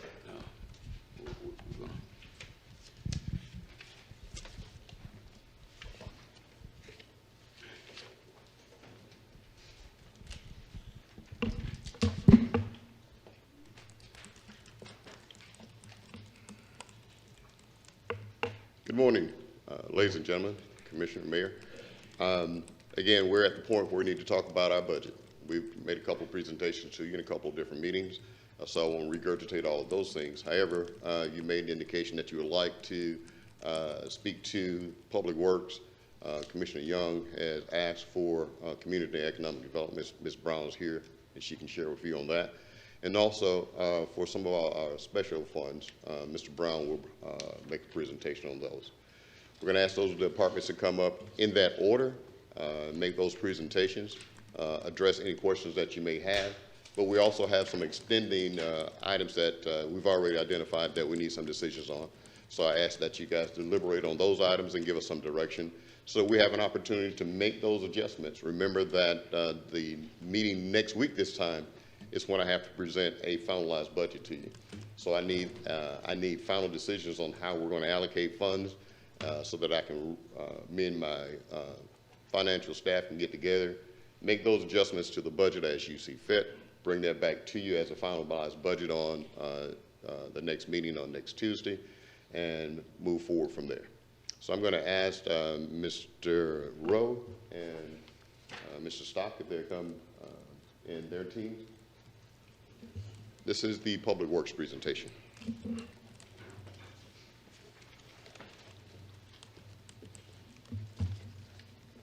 Good morning, Mayor. Good morning, gentlemen. Commissioners, Mr. City Manager. We're here today to represent the proposed budget for Public Works. This budget is a $35,462,194 budget that we're proposing with 129 FTEs, and at current we have 26 vacancies. This budget represents right-of-way maintenance, street division, solid waste, and sewer division, which also houses our wastewater treatment plant. With that said, I've got staff available today here with me that work to put this budget together with finance, and we're available for any questions that y'all may have. Okay, before we start, Mr. Rowe. Yes, sir. The way, am I wrong, Mr. Carter? This is, the Public Works is all spread out under the utility funds, and is there a tab that we've got this $35 million budget? Well, it's it doesn't summarize it that way, but there are a couple of tabs that kind of talks about each portion of that budget. Starting at tab 32. I see 32, 33, 34. And, street maintenance, where would that fall under? It's under. Right-of-way maintenance? It's under stormwater. It is under stormwater. Yes, sir. All right, that's under 34. Okay, I got it, okay. Right-of-way maintenance is under 3,300. It's a general fund. Okay. So right-of-way maintenance isn't in Public Works? It is in public works. Okay. It's just, it's not an enterprise. Okay, I got it, okay.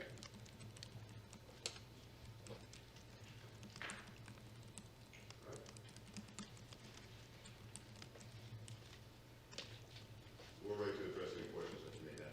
Okay, do we have a presentation, or we just here for answer questions? Just here to answer questions, sir. Okay, thank you. Commissioner Howard? Good morning, Mr. Rowe. How you do? Doing fine.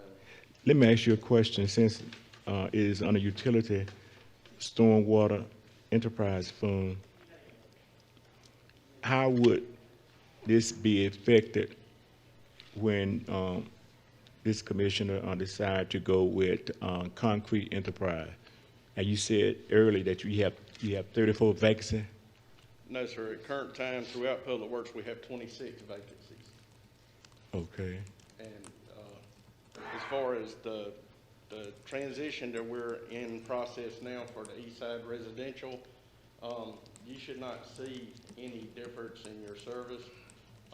They'll be continuously picking up the garbage like we talked about once a week. Yard trimmings and junk is on schedule and in the contract to be picked up twice per month.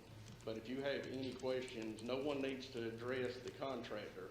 They work for the city. So any concerns you have, you call Public Works. You continuously talk to myself, Don, Josh, and we'll address those issues as they arise. So in other words, what you're saying is that when this new contractor take over July the 1st, that if there's a miss of trash or debris, that we will still call Public Works? That's correct. You can call me. Yes, sir. Okay. And another question, with this new contract we'll be looking at, how many vacancies will you have then that you cannot put in another department? We're moving all of the operators. In other words, no one will be losing their jobs throughout this transition period. We will be moving 8 positions from the solid waste division into other sections within Public Works. Nobody will be leaving Public Works. We've already moved 1 person already. I've got 7 more operator 3s, and that will help fill these 26 vacant positions we currently have. All 7 of those heavy equipment operator 3s will be going either to street division or to sewer. The majority will be going to street, operating street sweepers. Because these people that's in solid waste right now, everybody is required to be CDL holders, so we can place them with some training directly straight into street sweepers, and a couple of them will go on to jetpacks. Okay. Mr. Mayor, let me ask the city attorney a legal question. Yes, sir. Nathan, when we make this transition, that how this contract was devised this year, is it appropriate that we should, at our next meeting, actually vote on it to give them the next 4 years of this contract, or what? No, sir, it will automatically go into effect. There's a convenience clause if y'all have a problem with it, termination for convenience, but the contract is going, unless there's action by the commission, it's going to just keep revolving each year. And you mentioned that there's a convenience clause. Will we need to vote on that convenience clause if we have some problems with it? Well, yes, sir, and you'd have to have some objective reason to invoke that, but it is in the agreement, yes, sir. Okay, so as about next night meeting, if I object to the contract or whatever, that can it be put on the agenda or what? It can be an agenda item, but obviously, I don't think one vote, I mean, if it comes down to a vote, it would take more than that to invoke it, and it would take some objective reasons, yes, sir. Okay. Mr. Mayor, I will, as they continue the presentation, is that I would say this commission need to vote it up or vote it down, is to go forward with this contract. And I'm going to state my, not personal reason, but some concerns that the way this contract was done and some of the issues that were not ironed out, and that given, as this commission should be aware and to be informed, when you outsource or privatize any position, that you lose this continuity from the departments to this contractor and from citizen to public works individual. And I think there was some flaws in it, and I will continue to say that there's still some flaws in it, and the way it was presented from the utility board probably was not the best solution that come from the utility board to this commissioner. And at the same time, I think that we know that the contract that was on the east-west side that was voted on 30-some years ago before I got on the commissioner, and when you decide that you want to look at it again, I think that, be as it may, that the city attorney said we need some compelling reason that I cannot, whether how I feel, but I would need 3 other commissioners to vote it up or down. And that's it, Mr. Mayor. Thank you, Mr. Hart. Mayor Pro Tem.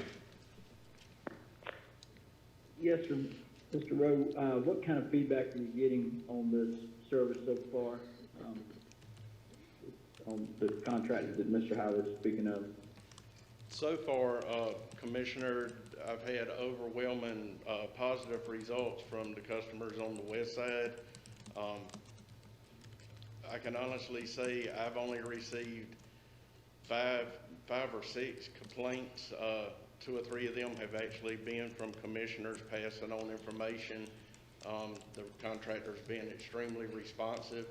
They react within an hour or 2. Of course, the technology that they use with the tracking systems and the videos, I can say 3 of those, I think it was 5 or 6, but 3 for sure, actually showed that the citizen did not have their cans out. We had video of it, that when they come through the alley, their neighbors was out, theirs wasn't. So they can show, but even with that said, within an hour, they sent a truck back to dump the can as they, while they were still gathering up the data. And then I forwarded that on to the commissioner that had made the request. But overall, I've heard mainly positive results, and I meet with them every week. I meet with the contractor every Wednesday to make sure they're on schedule, and I plan to continue doing that. Okay, thank you. Commissioner Fletcher. Well, that's good, and I have been the recipient of 1 or 2 of them calls, and it's just amazing how quick your response time and their response time is. So, and I think this is something Commissioner Howard said, so out of 26 vacancies, when they take over, I believe, which is July 1, we'll actually reduce the 26 vacancies because you're sort of plugging people in different areas, correct? That's correct. This number of 26 does not reflect whenever I move the other 7 operators over into these positions. Okay, that's amazing, because that's out of all the vacancies we've heard this past month, that's one of the lowest, and I don't want, and I know you won't take long on this, but, can you explain to people, because there's a fee that they're paying for it, and the finance department did a great job on getting the information out on how much nonprofits are paying on this stormwater fee, and then I've also asked to break it up between business and residences. But the storm water, tell people what that is. I mean, what you repair with that fee, the damage the stormwater fee does. The stormwater fees actually address the maintenance side of things, such as repairing streets, curb and gutter.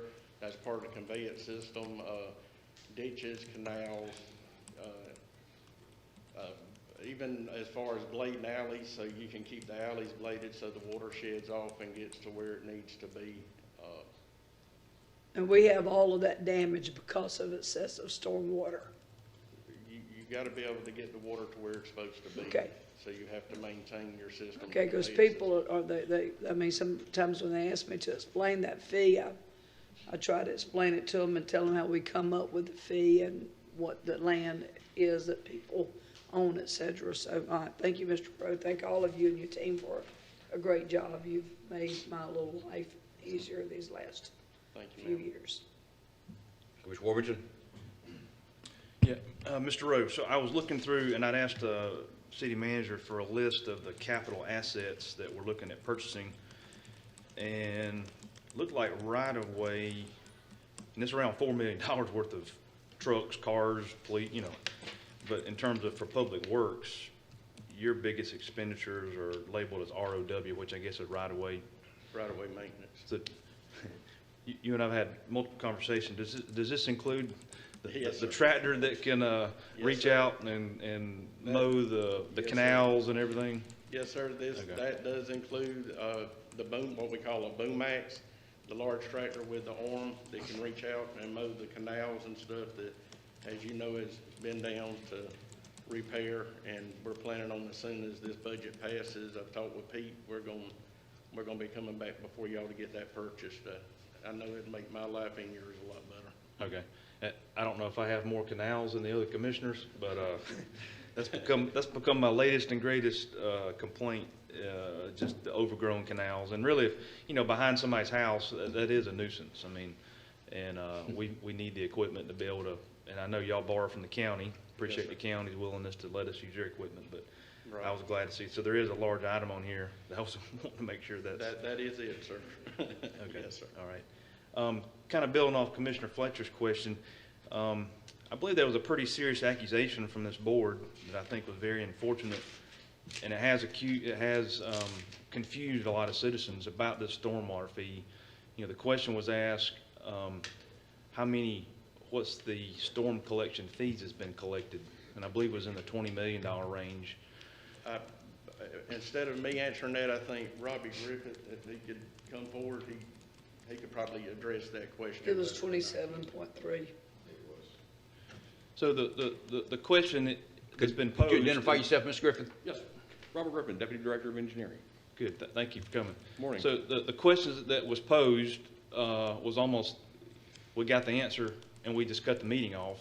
And then that number has been put on Facebook, social media, posting live videos, and it's just confusing, and it's been connected with American Rescue Plan. And so when you think of stormwater, aside from everything else, again, if you can explain to us and to the citizens that $20 million, has it been wasted? Have we used it on inappropriate things? Has it been, you know, could we have not used it for, and could we went and corrected our CSO? All the things that's been alleged in public in the last week. Just try to help us understand that $20 million and what we've used it for as a city. Yes, sir. I'll try my best. I believe it was $27 million is what they stated it was. Over what period of time? I believe 7 years, since 2014, Okay. April of 2014. So it's $27 million. All of the money is, I believe, basically used. There is no coffer of $27 million sitting off to the side to be used somewhere else. It has been used just for maintenance purposes of maintaining what we need to do to meet EPD's regulations for the MS4 permit. So all the money that we bring in, these guys use to maintain the system and keep it running. And my people use it to basically do inspections and analysis of the system. So all of the money is basically accounted for. It's been used. Good. And the way that it's calculated, so the vast majority of citizens are charged just a flat fee for their homes, and it's like $7 or $9 or? Yes, sir.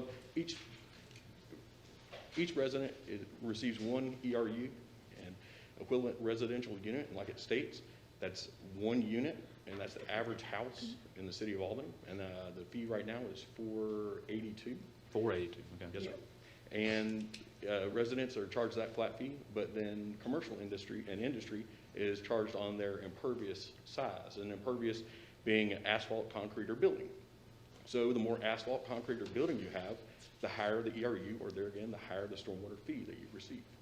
And so the vast majority of that 20 million plus really hasn't come technically from citizens. It's probably come more from the commercial side, and even as Commissioner Fletcher, even some of the nonprofits who have large footprints, you know, with asphalt and buildings. And so as a citizen, most citizens are just charged the $4, but a lot of times these larger commercials, I know for me, mine's over $100 for some of the business and property I own. So most of your commercial large, they're paying the lion's share of that 20 million that has come in. Is that? Yes, sir. Do you know about percentage wise?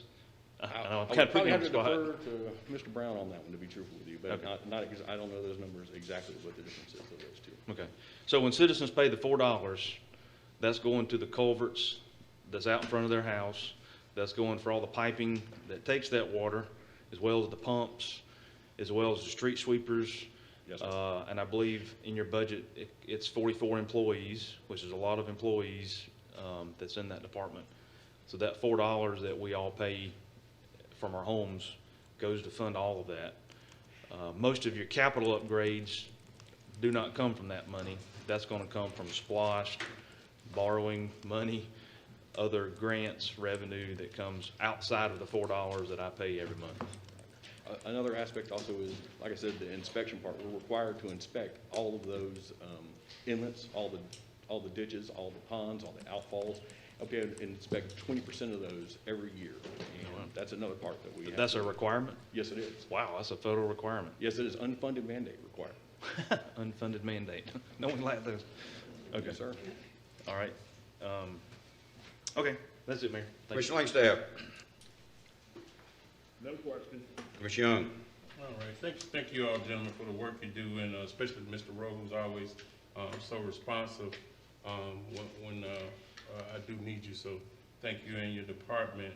So a little bit, I guess, in terms of the stormwater, and this is actually available on the city's website. If you just simply Google stormwater Albany, Georgia, and there's a full page that outlines a lot of the things that we're talking about. Now, up under the stormwater collection fees, this can go to sewer projects, right? It's for stormwater.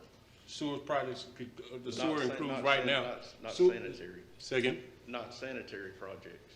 Okay, so right now, our sewer system is combined. It comes through the same system. We have stormwater that comes through sanitary pipes as well, right? The combined system, yes, sir. Right, it's a combined system currently. So Right. currently, those stormwater fees can be used in terms of things like the CSO project, the separation project. In the past, I don't know, maybe if, I see Mr. Stockback kind of beckoning, but that money can be used toward those types of projects, right? As far as using it for a project for separation, the legal side of that, I would have to turn that to Mr. Stock. Okay. But we Could you do- answer that, Mr. Stock? Actually, I think I would probably have to defer that question to Mr. Brown, because that's a funding source question. Okay, can anybody answer that question? As far as the purposes or what can be used with that $27 million To me, that? To me, it's a different enterprise. My answer would be no, but I'd have to research and get back to you on that. Right, instead of giving you an inaccurate answer, I think we do need to kind of make sure we're answering that correctly. I would agree with Mr. Stock that, yeah, as we function as a city today, that's two separate projects. And that sewer piece is funded through the sewer fund and not the stormwater fund. Okay. So, all right, let's talk about the EPD, because I heard the EPD mandates certain things that have been utilized, that these funds have been utilized to correct, right? So there is an EPD mandate that we have the there's an EPD mandate that we separate the sewer in this sewer project, right? There's an EPD that we separate that, right? So we use that money in this particular project to separate the sewer, or we use the American Rescue money, or that's what's being proposed. But we don't know if we can use the $27 million that has been collected since 2014 to do the same type of separation. Can I answer that?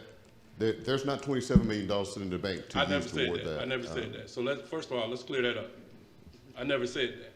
So I think there may be a little bit of confusion in terms of, you know, people trying to cloud the issue. The issue is this: it wasn't about a pot of money sitting somewhere. What was described was, as Mr. Brown said when I asked the question, how much money, and I sent the question directly to you, Mr. City Manager, how much money have we collected since the stormwater fee had been implemented? Yes. And it was simply $27 million since 2014. Yes. So, and maybe there was some confusion because I also mentioned the MEAG funds, the MEAG money that is still sitting in the bank. We do know we have $20 million from MEAG funds, which is also a utility fund. Am I correct on that? That's correct. Okay, so maybe there was some confusion in terms of, you know, somebody else's understanding, Right. but that's never what I was representing as Mr. Warmington alluded to.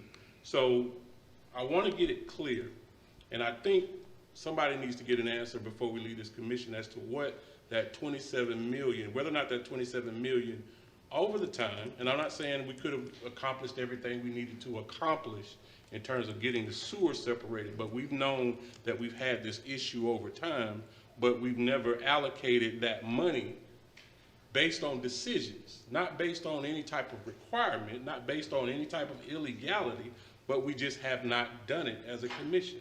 And that's what I want it cleared up. So in terms of the 27 million, people know that that was supposed to be going to sewer maintenance, whether that's a, whether or not that's a maintenance of a canal, which I do have in my ward, whether that's maintenance of sewer piping, but it also, again, let's not confuse it. If we're going, you can't separate right now because we are integrated.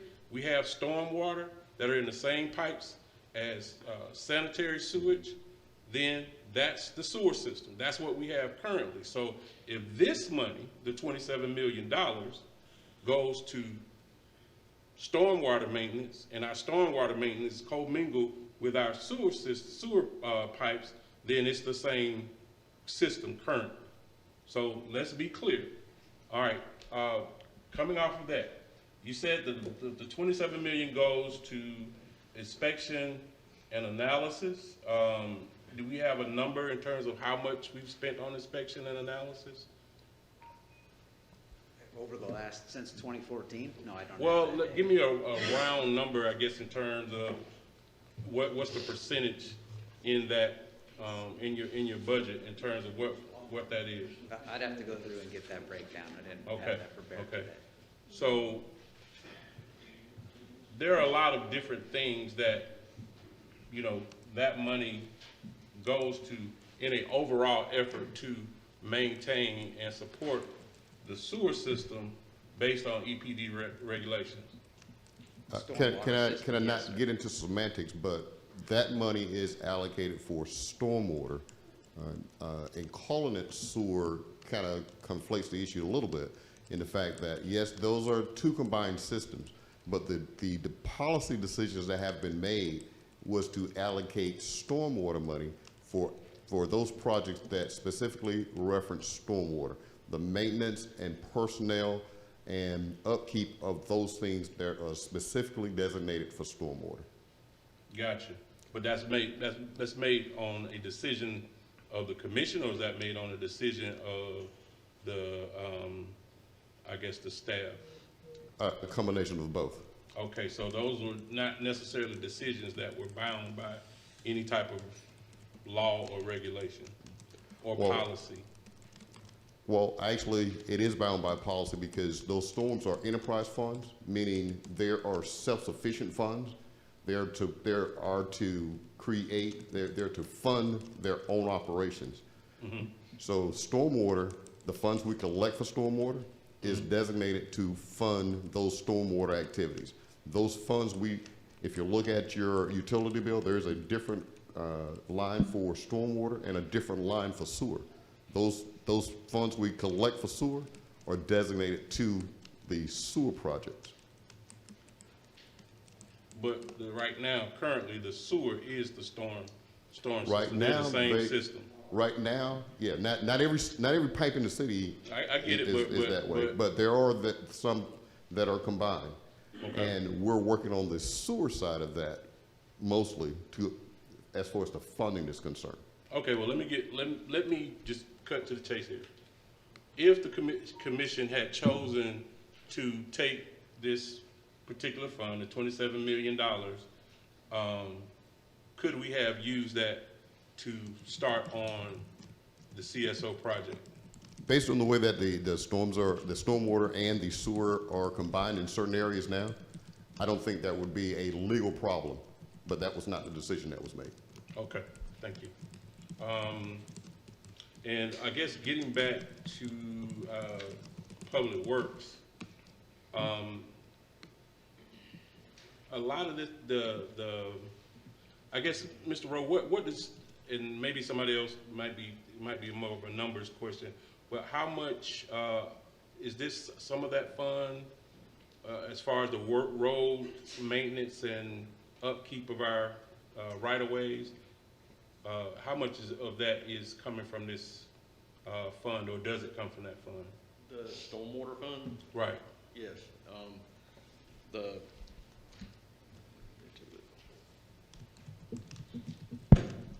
sections of curb and gutter repairs, that section, cost center, that is funded through stormwater.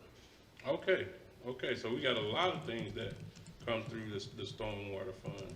Yes. That may not even, okay, I got you. So you have, your cost center's 4303, that's funded through the stormwater. 4304 is also funded under the stormwater, as well as 4305 is funded through the stormwater. Gotcha. Okay. I'm sorry, in 4306. I forgot one. Say it again, 4306, 4302. Oh, 43, okay, I see what you're saying. All those call centers, 4302, 03, 04, 05, and 06 are stormwater. Okay.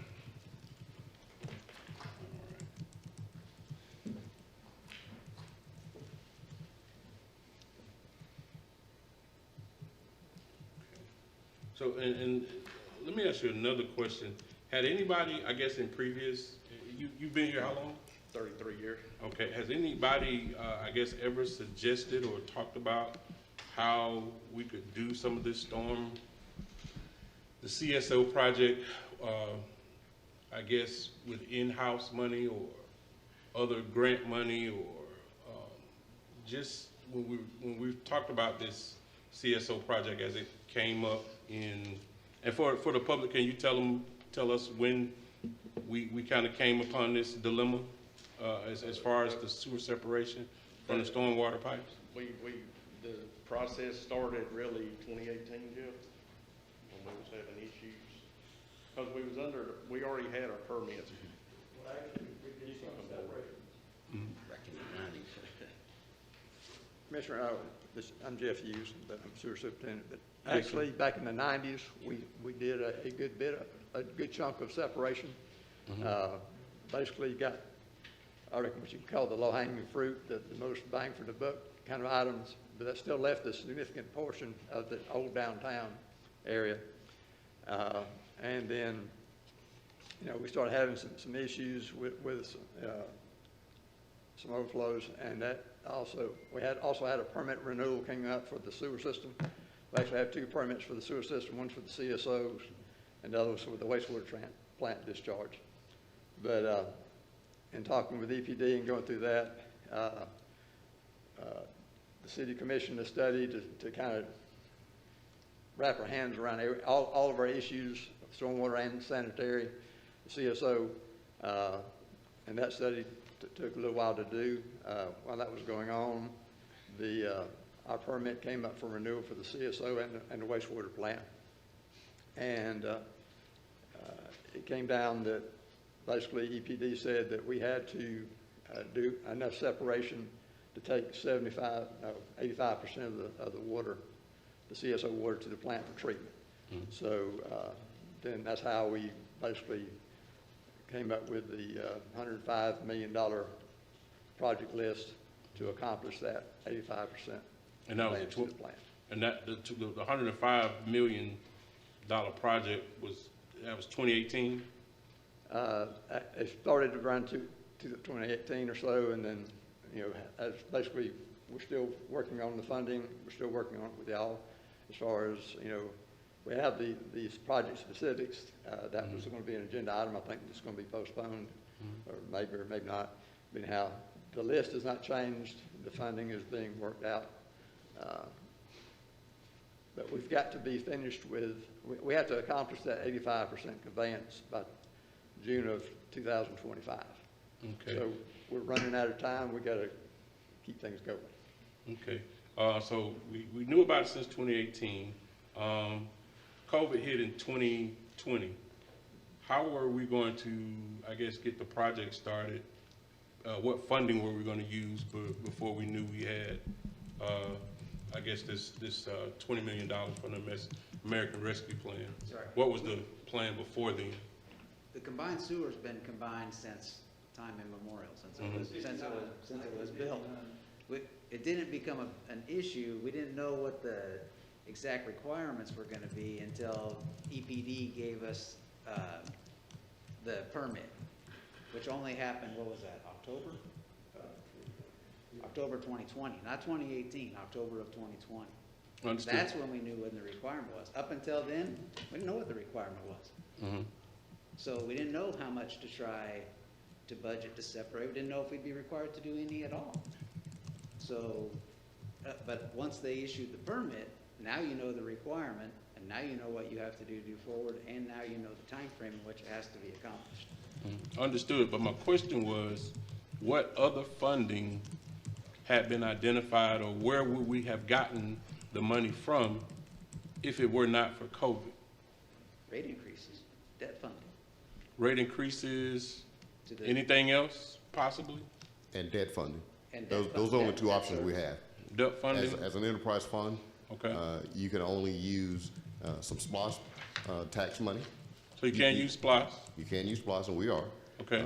You can use rates or in fees, or you can use the grants, which is what we're talking about now, or you can use debt.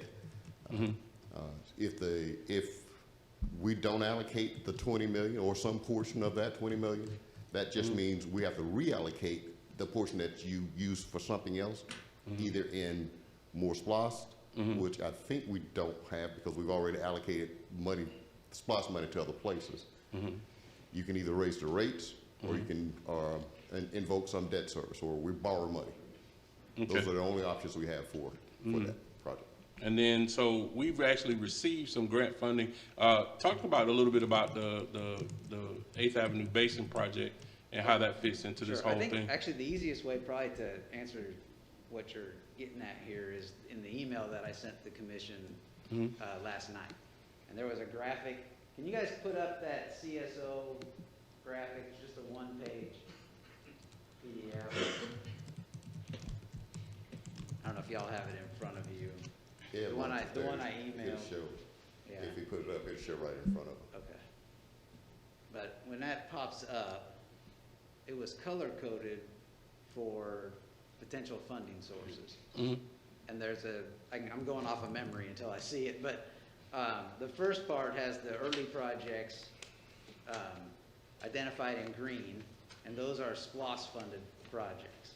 And there's not quite $4 million, I can't remember the exact number, 3-point-something million in the green, and the SPLOST funding, they're getting it going. And then to the next one, the 8th Avenue projects, we were able to go out for a grant that would, wow, that is small. We were able to go out for a grant to get 2 of the 4 phases of the 8th Avenue. Can you make that a little larger so that it's only half of the screen maybe showing? Yeah. There you go. Yeah, and then polar, yeah, thank you, perfect. And so you can see in the orange color there, there's another 3.8 million, and that is the grant funding that is going to pay for 2 of the 4 phases of the 8th Avenue Basin. And then beyond that, you have the tan, I don't know what, tan yellow kind of color. That is the 20 million for the American Recovery Plan, but you're free to reallocate whatever you want to reallocate there. However, it only leaves 2 more options as of today, and those 2 options are funding it with debt or increasing rates. And if you fund it with debt, you have to pay for debt, so that really actually results in a rate increase. Yeah. But those are the options as they sit today. And that's why Mr. Carter was trying to say earlier, if you reallocate things, we have to reallocate the spreadsheet. Right. Because I mean, but it's up to you, it's your choice. Yeah, we understand that. Those are just the options that. Right, we currently yeah, have. yeah. I guess, we understand that it's the commission's choice, and I guess that gets down to my point. This is a choice. This is a choice whether or not to take money that, again, if you read the American Rescue Plan documentation and the directions and initiatives from the Biden administration, that this first $20 million will go for COVID relief. It will go for all the things that have been talked about in other presentations. And yes, it can go to this particular project, but prioritization. Again, we did not make the priorities in the past to do this, so I have a real strong problem with us making it a priority with basically what's disaster relief funds. And we can make some different decisions.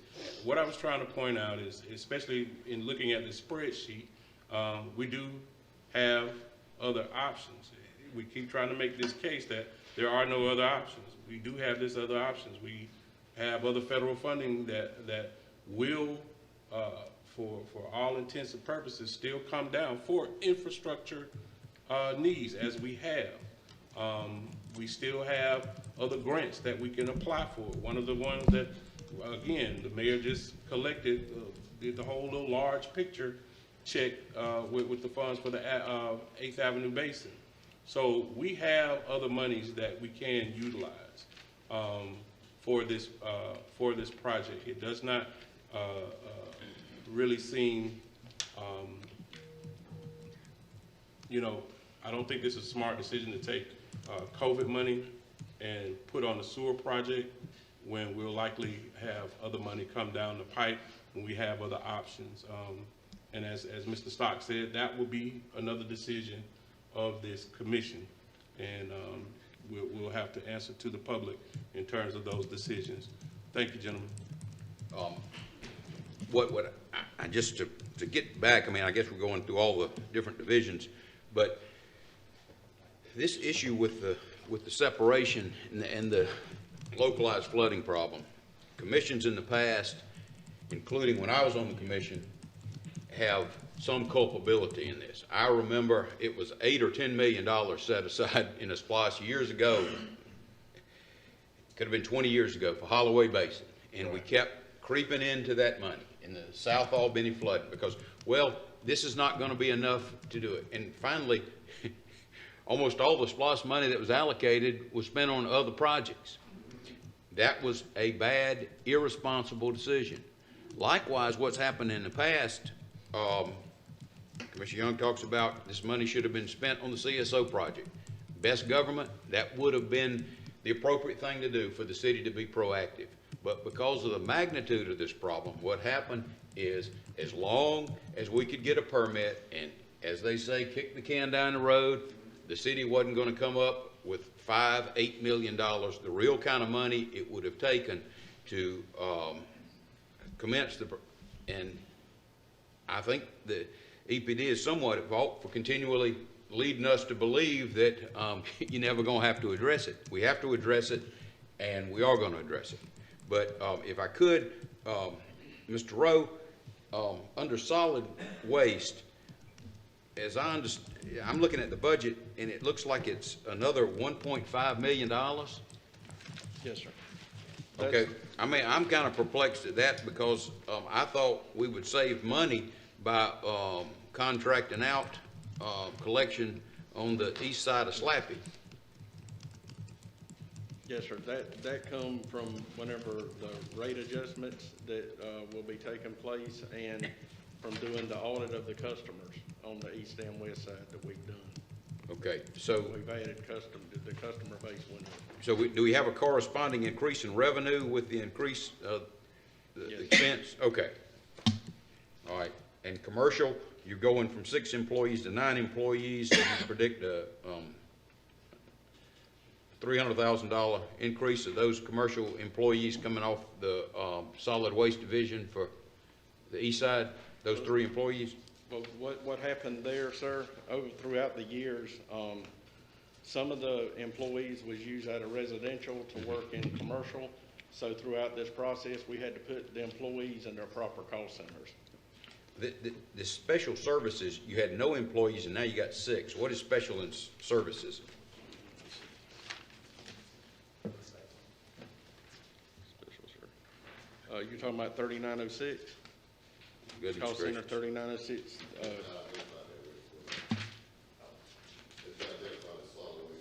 It's 3906, yes, sir.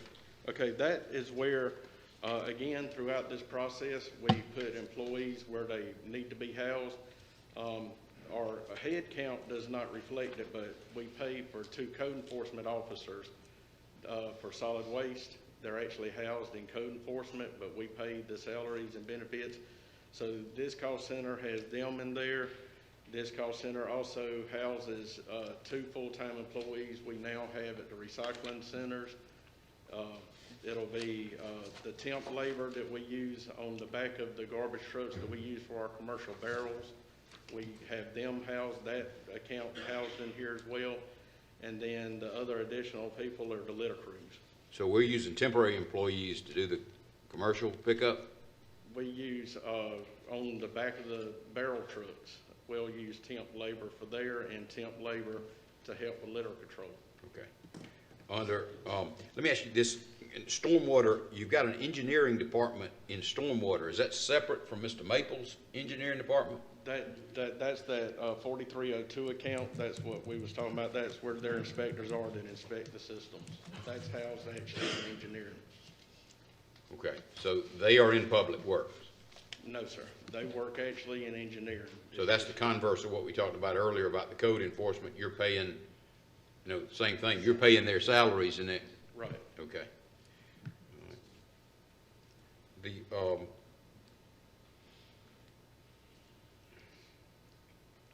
The capital contribution of 11 million under sanitary sewer, I guess that's the CSO project. Is that right? Yes, sir. Okay.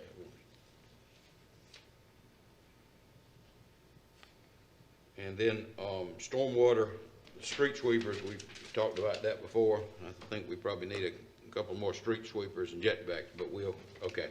So, and then in right-of-way, you've got 11 employees. That's correct. Okay. All right. I think that kind of 11 million and the question of why are we spending more money on garbage pickup and we don't have any employees was kind of stood out. But okay, thank you, Mr. Rowe. Any other questions? Mr. Mayor, Yes. is Derek back there?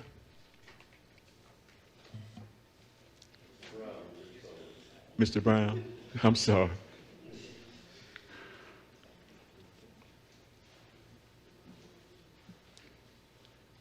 You got your calculator with you, Mr. Brown? Always. I guess not. Yes, sir. And Mr. Mayor, just to clarify what you said about the CSO project, I think we did allocate $38 million back in the 90s. I'm not too sure exactly when, but this has been a issue with CSO since the 90s. If I think correctly, it was like in the between 94 up to 98 or whatever that we did allocate because we had to get those permits of $38 million. But Mr. Brown, why I asked you up at the dais is that, and I can speak because this contract that with Concrete Enterprise will affect all my constituents in East Albany. And by we outsourcing this, that there will be a price increase of $2.68 or $2.69 per household. That is correct, $2.69, yes, sir. Okay, and I think we certainly need to flush that out, that as we go as of July the 1st, that there will be a $2.69 increase for, that would be the 30-some thousand households, right? That would be, yes, that would be anyone that's receiving our service, any residential customer, that's correct. Okay. And Mr. Mayor, another question, which I got a call this weekend, that I think it was Metro Electric was sending out bills that we have a large quantity of individuals that probably receive water or whatever, but they are going to be surcharged 4%, right? Yes, that is a franchise fee. Just through some other research, didn't realize we actually had some Mitchell EMC customers inside the city limits. And so doing some other research, we ran into that, and we've been in communications with them, and they have in turn sort of informed their customers that that is coming. Yes, sir. Okay. And you don't have a ballpark number how many employees that, I mean, how many customers that would be, do you? No, they had a number of areas, well, not customers, but I can't remember the phrase they used, but they could not give us an exact number of customers yet. And so I expect we may find that out in early August. And so they're going to start implementing that in July. Like they're informing the customers now, but then they will see that going forward in the July billing. And after that month, we should have an idea exactly how many customers we're talking about. Okay. If I could jump in here, I did talk to them because I actually received the same letter. They said they had about 1,200 customers within the city limits. Okay, so Mr. Brown, if there's 1,200 some customers in the city limit scattered throughout the whole city, and this has been on the book for a number of years, but like you say, you stumble across it, can they go back and make them pay in the past or what? Well, we certainly hadn't gotten to that point. That is a discussion that we certainly want to have with our attorney, Mr. Davis. Not sure what limits there may or may not be. The fact that they have not collected that from their customers, you know, I don't know what difference that would make. So there's something we're going to have to look into. We're really just trying to get it established first, but that's certainly a question that we will be entertaining. Okay. And Mr. Mayor, another question to Mr.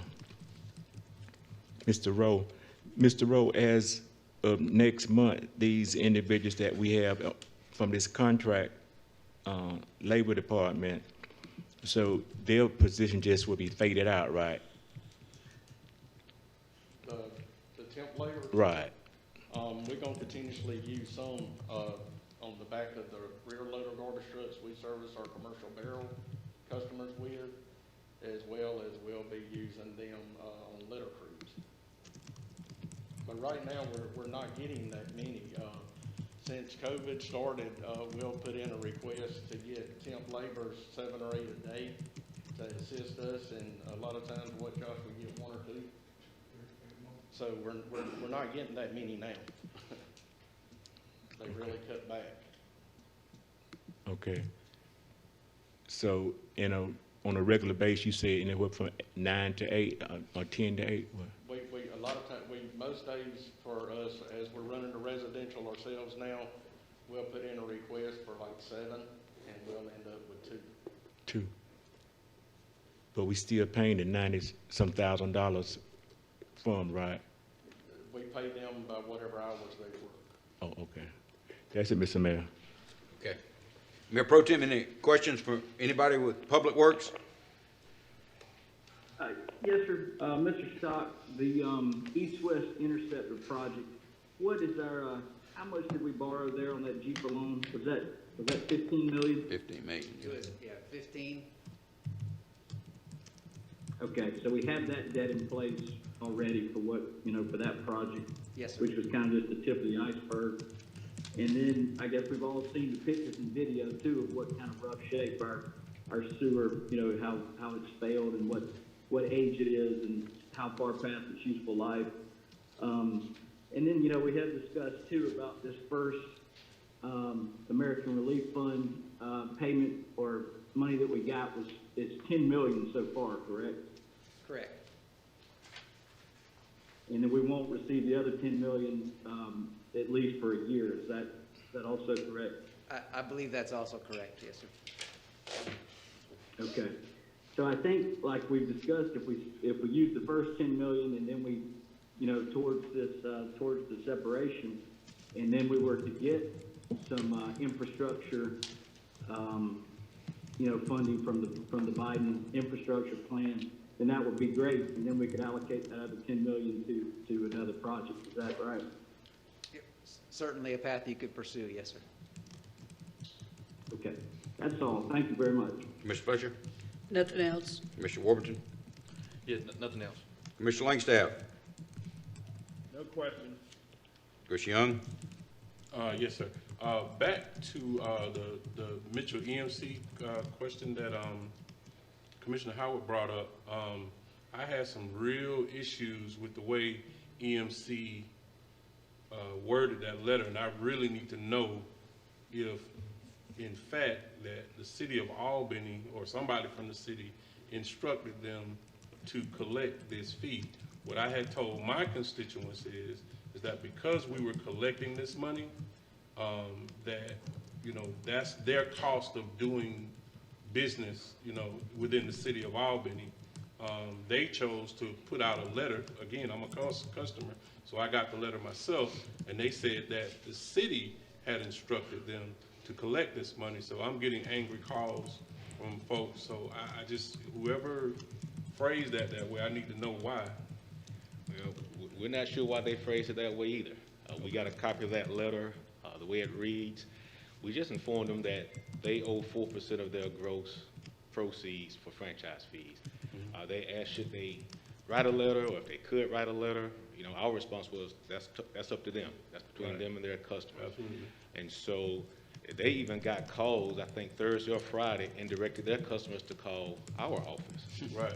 And so we certainly, I think we got 5 calls, and we reached back out to them and said, please, cease doing that. We can't answer your customers' questions. So how they decide to collect, obviously, is their decision.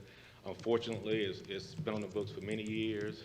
We have a franchise fee agreement with them. That ordinance has been adopted. But again, their business practice, certainly that's nothing. We were certainly disappointed the way the letter read, and we certainly was disappointed with the way they responded to customer calls that they got. But we have not gotten any calls since then.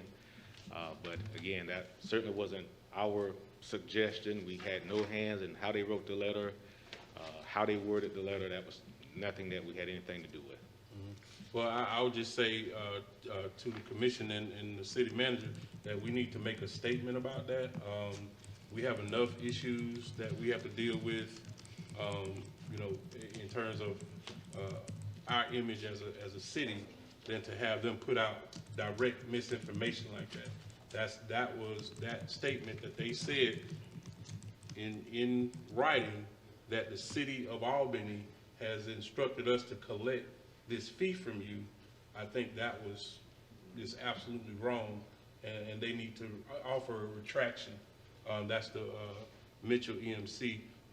Now they have they call their customers stockholders, so they have a meeting every so often, and I'll be going to that meeting. I never went to one before, but I'll definitely be asking why did they decide to do that. Also with this 4%,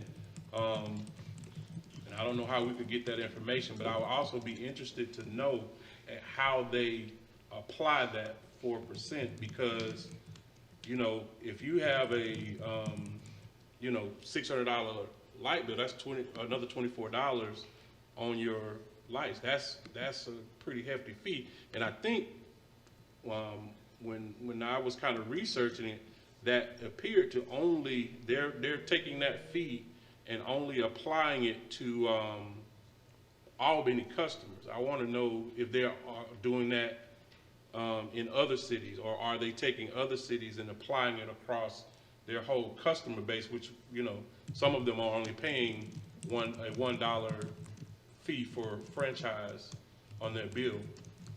I'm not sure, and I'd have to go back. I thought I printed out the ordinance, but I didn't. I know it says 4% of those gross revenues, and so that's what the state statute allows, and that's the way the ordinance was adopted.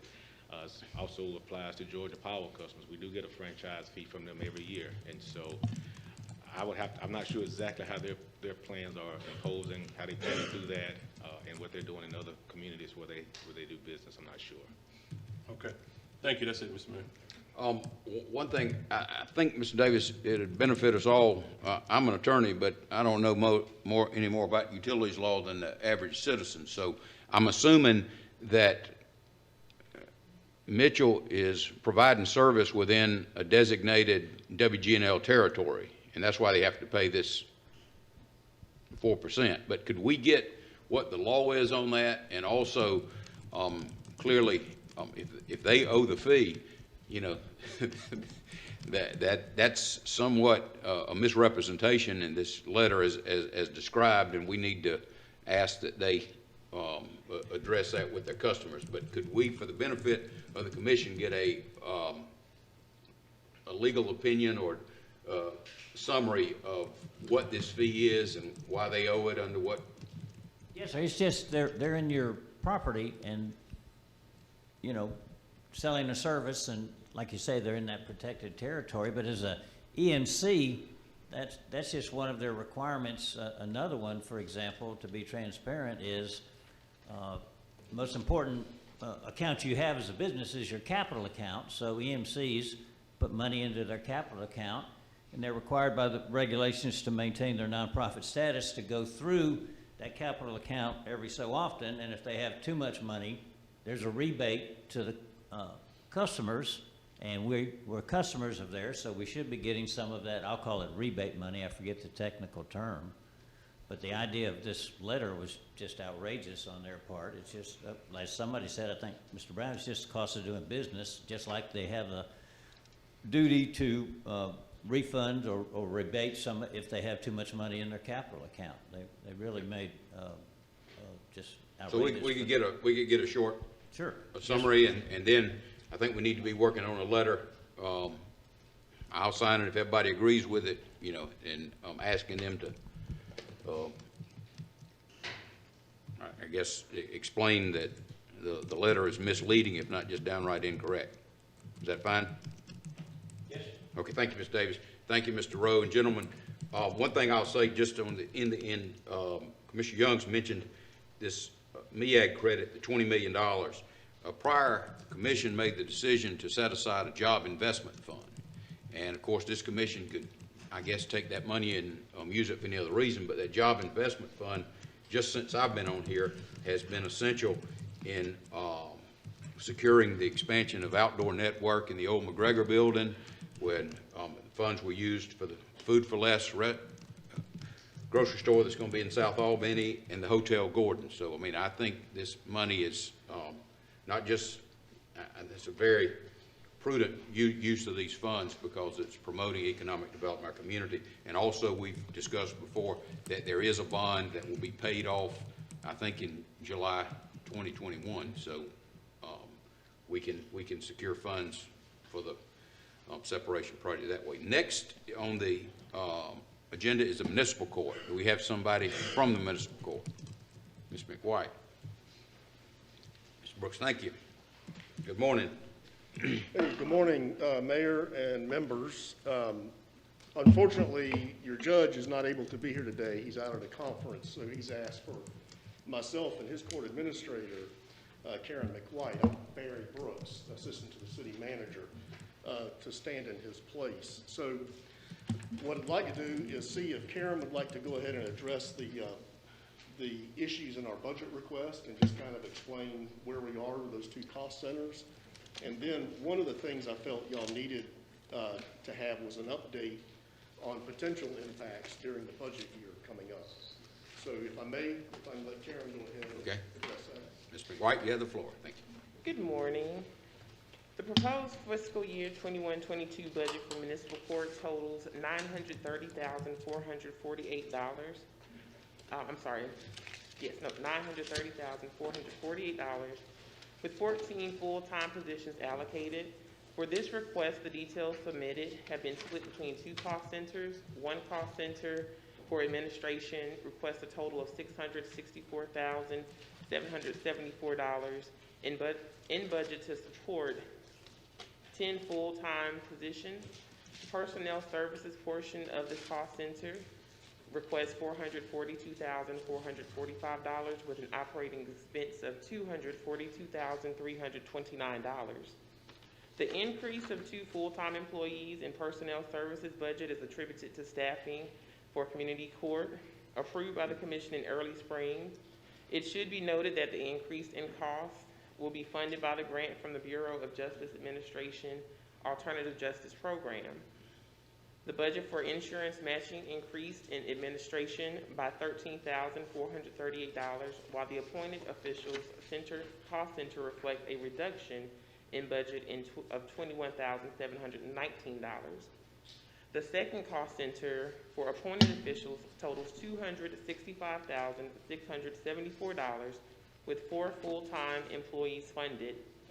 Both the personnel services of $262,424 and operating expense of $13,438, while the appointed officials cost center reflects a reduction in budget of $21,719. I'm sorry. The personnel services, of $262,424 and operating expense of $3,250 is a reduction over the current year budget. There are 2 major activities underway currently for municipal court. First is the court's implementation of community court, the initiative championed by Judge Weaver and Deborah McFadden-Bryan of our finance team. Deborah and Judge Weaver addressed the purpose of the program when the agenda item for acceptance of the $400,000 grant was submitted for your consideration. Grant funds are available for 2 years. The city is contributing personnel time of Judge Weaver and the municipal court staff as the matching requirements of the in-kind 25% required match. Community court is a significant achievement for Albany, in that the ability to develop alternative sentencing for violators through the National Grant Award is forward-thinking. As a judge and Deborah recognize that there's a recurring theme when we have offenders in court. They just don't have the life skills to navigate or the family support to navigate the judicial system as well as everyday life. So the long-term benefit for the city and the Albany and surrounding areas is in expounding the restorative justice program. Secondly, and most significantly, would be the product or recommendations resulting from the municipal court operations review that you sanctioned upon the recommendation of the municipal court task force. The level of budgetary impact is indeterminate at this time, as the consultants, re-engine, and the municipal court team, as well as the key court stakeholders, including some of you, have been working through an extensive consultant process to address 10 objectives. Presently, the consultants are leading the staff, or as they call them, tiger teams, through 2 process mapping exercises to take a look at caseload and impediments to moving cases through municipal court, as well as the feasibility and implementation of virtual court. To say that 2000, the fiscal year, has been challenging to say the least, not just due to COVID, but the significant impact of losing 4 full-time employees in December 2019. But now with 4 full-time employees and 1 temporary employee, we are keeping the lights on. Though that in and of itself has been difficult with the issues that the courthouse has had with the water damage. It should be noted that the courtroom operations will be moving back to the courthouse on Friday, July 2nd.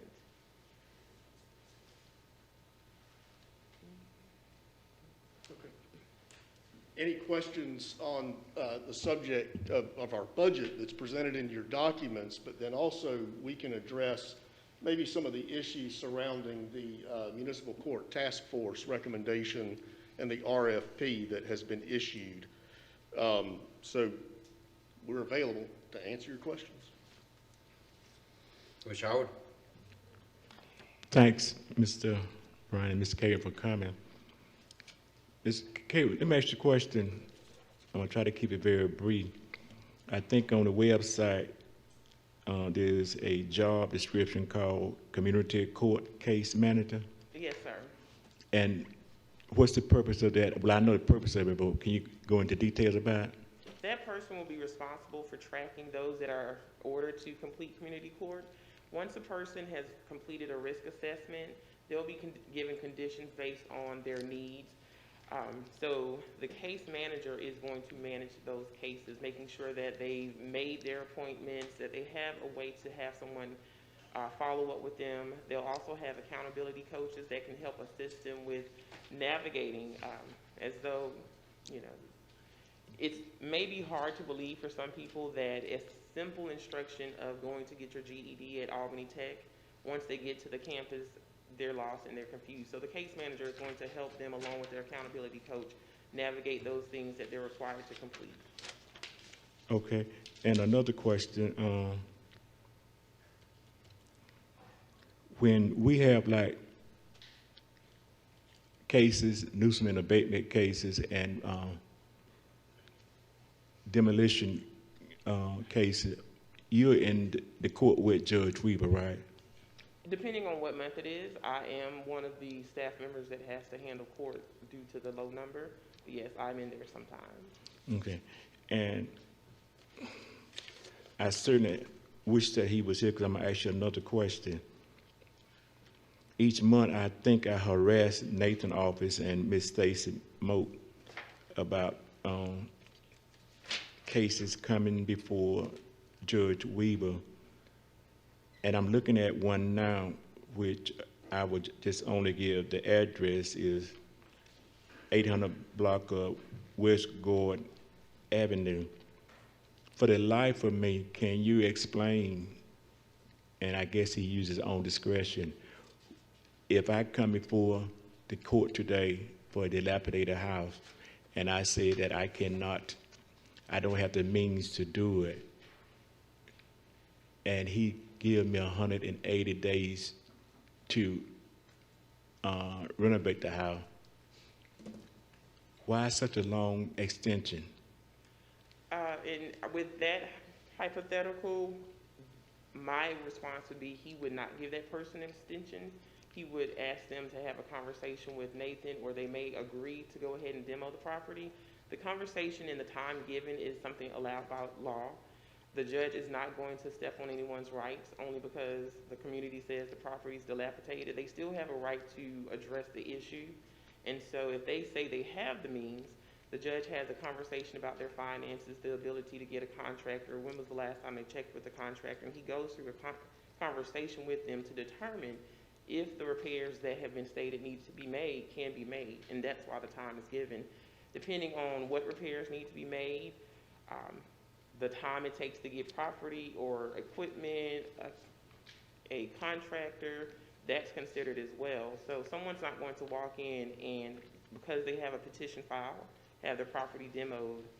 The judge will give them time to address the issue, and in that time, if it hasn't been addressed, at that point in time, the judge will go further.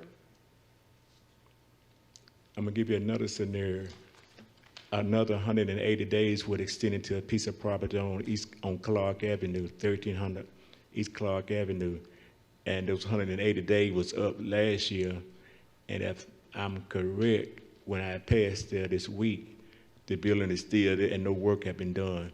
And this person was scheduled to bring a site plan in, and the 180 days exhausted, and we're 6 months into 2021.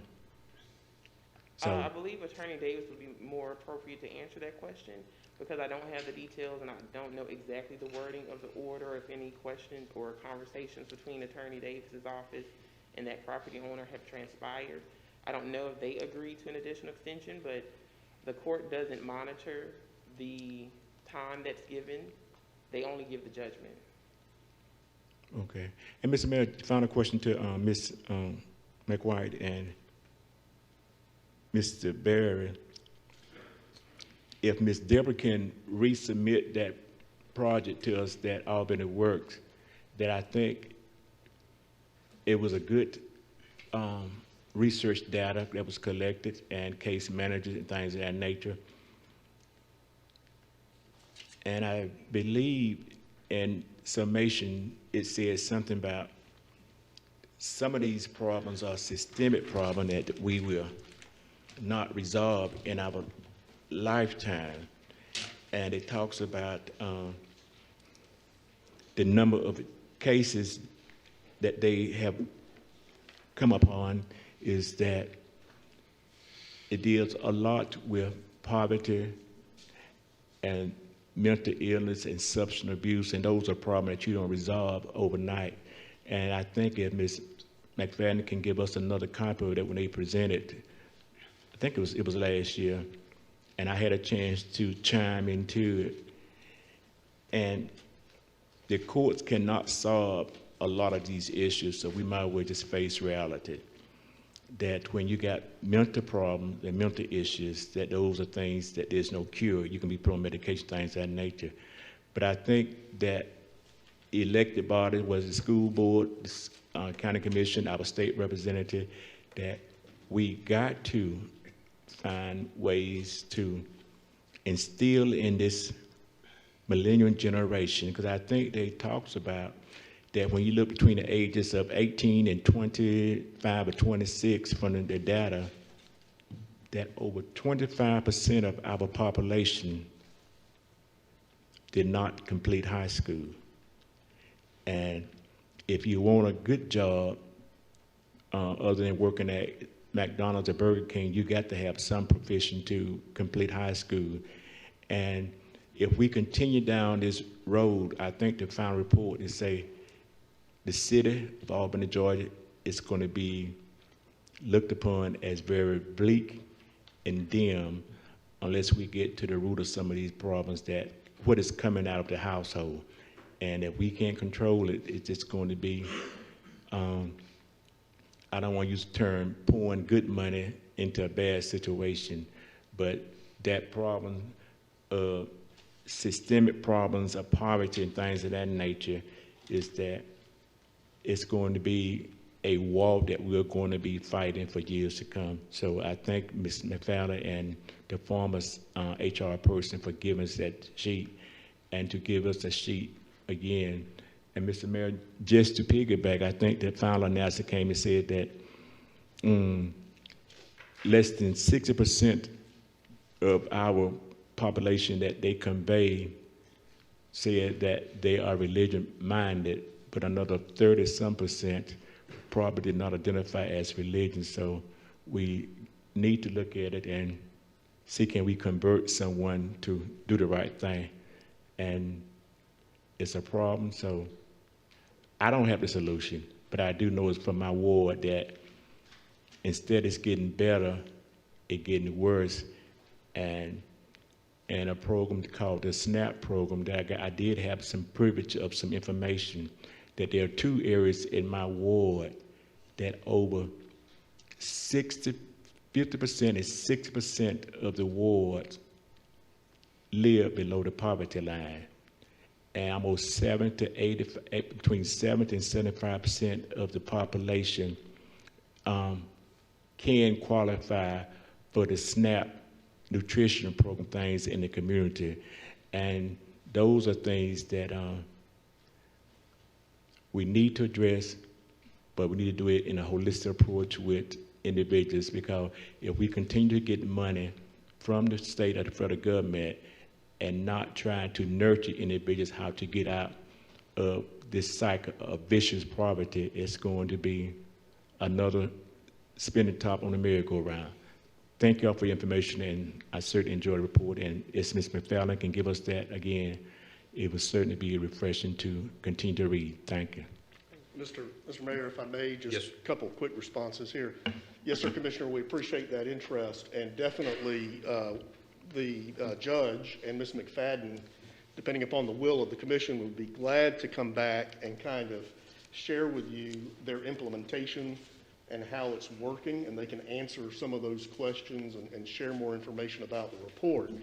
If you think about it, one of the notes I had in here was that really the judge has been just witnessing a lot of the frustrations that you're saying you're seeing in your ward, and no doubt throughout all the other wards where you have citizens who are coming before him, and this is at the municipal court level, that are just not equipped with, what I guess they call soft skills, to know where to go, who to call to do certain things. And he's been spending an inordinate amount of time, as Karen can probably attest, to where he goes into conference with these folks and tries to explain to them and counsel them on, how to go ahead and get their GED, or, whatever other issues need to be resolved. So this community courts project, which has been recognized, one of 4 nationwide for the city of Albany, is quite significant, and we should, commend ourselves on it, that it's really a good way to try to keep the citizens from graduating from municipal court to state court, which is not a good graduation, okay? And if we can deal with them at municipal court and help them get their life's issues kind of under care, then maybe they don't become customers of our state court. So that's kind of the strategy, I think, that the community court is going through. So I'll be glad to work with the mayor, commissioner, if you want them to come back before the commission and kind of report how they're doing. The other thing I wanted to highlight too was, as far as the code enforcement issues go, Karen did allude to the fact that the judge is very careful about the due process of the individuals that come before him. And, I sat down with him and Mr. Tutu when he was the code enforcement director before he left, and they had reached some arrangements where the judge has actually gone over to code enforcement and has kind of helped educate them on the evidence that they need to gather to make their cases be able to stand up in municipal court for him. So that way he doesn't feel like the person who's been accused is not given the opportunity to be on notice as to what they need to repair. So there are efforts from the judge and from municipal court to be more educational and trying to work with our partner departments to try to make sure that we can process our workload in a more efficient and effective way. So I just wanted to respond to those 2 questions. Thank you, Bruce. Mayor Pro Tem, any questions? No questions. Mr. Fletcher. Well, first of all, I would like to thank y'all for the programs that you're implementing and the changes that you're making over there, because it seems like it's going in the right direction. And I guess if I had the judge in front of me, maybe you could answer this, because I'm going to piggyback on what Commissioner Howard said. We do see a lot of extensions come out of there, and I'm okay with extensions if we see progress. Like one that comes to my mind was that gentleman that had the Allen, he had, the judge followed his work each month. He had to go back to that court with Phil Cannon. This is my improvements. This is my improvements. To make a long story short, he's probably been a big reason a lot of that neighborhood has sort of straightened up. And I just am wondering if we're doing that with everybody, because it seems like we give them 180 days, which that's 6 months. And then all of a sudden, and then it stretches into a year. And what we're punishing is the people that work hard to keep their properties and their neighborhoods up. So that's, I don't know if he's doing that. I know of a few times where y'all have done it, but that would have been my question to ask y'all, or to see if we could just get a summary of, this is what they did, this is what they did, this is what they did. As long as, I think if we know these people are trying, but I think the properties we run across is these people that live out of state. They could care less. I'm dealing with one on Queens Avenue right now. Lady has no intentions of ever coming back. She knows just enough words that just keeps dragging it on. And then I've got neighbors that are just ready to leave, and it is such a nice neighborhood over there. So that's what we've got to do better at following them and holding their feet to the candle, and when their work stops, get it demoed. Mr. Mayor, if I may respond? Yes. Okay, on behalf of the judge, he has received that message loud and clear, I can tell you. I mean, part of my duty when I kind of went over there from the municipal court task force was I took some messages from the task force, and we kind of had an opportunity to discuss some of the concerns that we would like to get addressed. The issue on the extensions is one, and then also what can we do to remedy kind of the miscommunication between the departments. So I kind of alluded to that a little bit, where the judge has gone to code enforcement, Karen has gone to APD to talk about certain things, that there's some miscommunications there. So I think the court recognizes that there has been some disconnect with some of its fellow departments, and better communications need to occur so we know what the expectations are. Now, to that end, how do we get to know what the expectations are? What your municipal court task force recommended to you all, and you did, was you took on quite an extensive, put together quite an extensive RFP, and we have a group working with us, and again, as Karen alluded to, some of you all spoke with them, but they're looking at basically, 10 different aspects of municipal court. It's very broad. These are issues that the municipal court task force had highlighted. So we're looking at how can we improve our ordinances on code enforcement. What's the structure and the governance of the municipal court system? Who keeps a check and balance to make sure that there's not these delays? Or, how do we get them to communicate to you all, the elected officials, what's going on with these delays, so you all are better equipped to understand what's happening when you have your citizens come to you? We're looking at processes and technology. For instance, one of the things that we're really moving forward with, we got 2 Tiger teams formed right now. One of the Tiger teams is for implementation of a virtual court. Municipal court is really the perfect court system because there's no jury in municipal court to look at doing virtual systems, which will hopefully expedite cases through the workload, and it'll allow the APD officers to stay out on patrol. It will allow the violator to be able to be, whether they're at work or at home, not have to come to the courthouse. I guess what I'm saying is that we've got a whole list of things. There's a lot of work to do in municipal court, and we're trying to bite off pieces of it to try to make the municipal court better reflect what you all expect it to reflect for the citizens of Albany. Well, it sounds like you're on the right track, but thank y'all for all that you're doing. Mr. Warmington?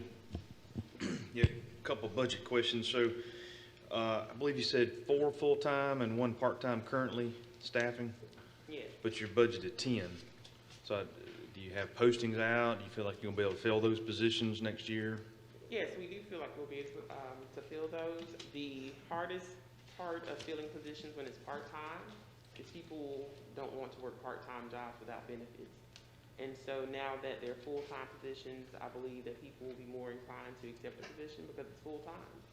And that was the holdup. People we called last year, they flat out said, no, I'm not interested, it's part-time. No. Now remember, Commissioner, if I may, Mr. Mayor, at your retreat, the direction that was kind of provided to municipal court at that time and to the city manager was go with temporary positions because we didn't know exactly what type of positions would be filling municipal court.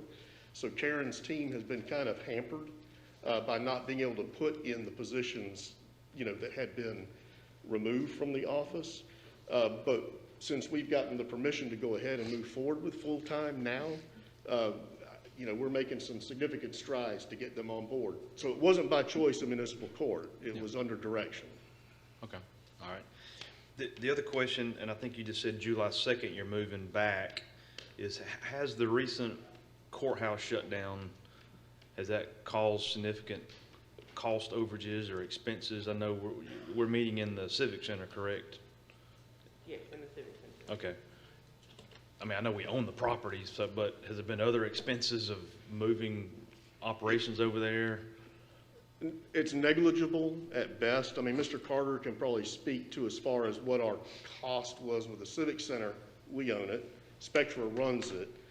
You know, we obviously had some associated stuff with increased, you know, janitorial services for the volume of people and stuff we were moving through. But as far as any other staffing, it was just a matter of relocating staffing, and then our TAC team just set up some of the remote capabilities with our technology. So again, it was just it was a minimal impact, if anything, on the budget. Okay, so, you know, typically in the commercial world, that's gonna be a pretty significant insurance claim for them. Is the city gonna have any kind of claims? Maybe this might be a question for Mr. Davis. Typically, property owners have loss of income, loss of rental. I mean, we're a tenant. So is there a chance we could file or through the county of, I mean, we've been paying rent for something we're not using. I mean, is there we looked at any budgetary or financial claims that we could go along with the county since we've been impacted by the closure? Well, it would depend. We'd have to look at our lease agreement, I guess, with the county over at the courthouse, but that. We can explore that and get back to you.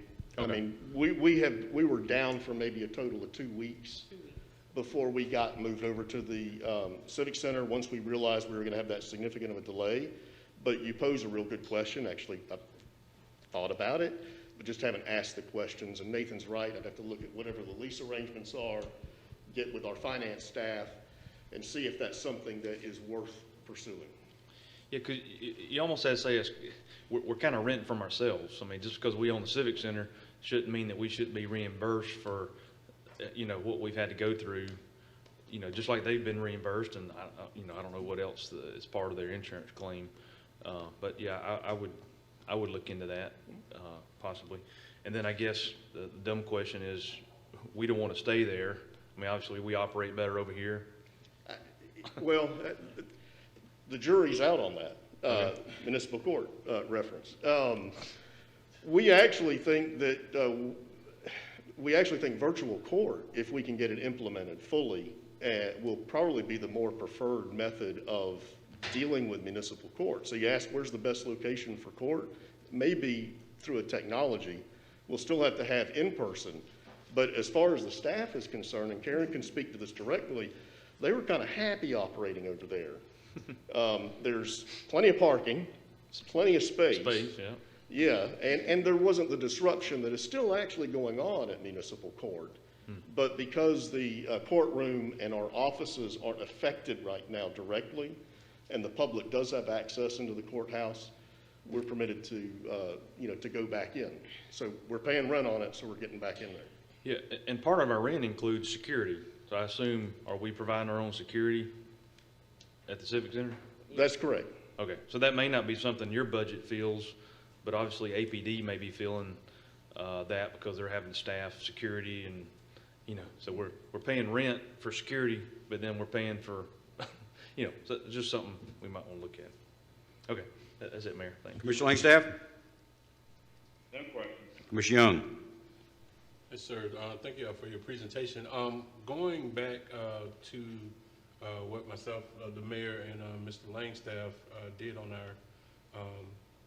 our subcommittee, have we gotten to a place where we were trying to implement that kind of concrete, what we can expect when somebody goes up under, you know, a code enforcement violation, how many days?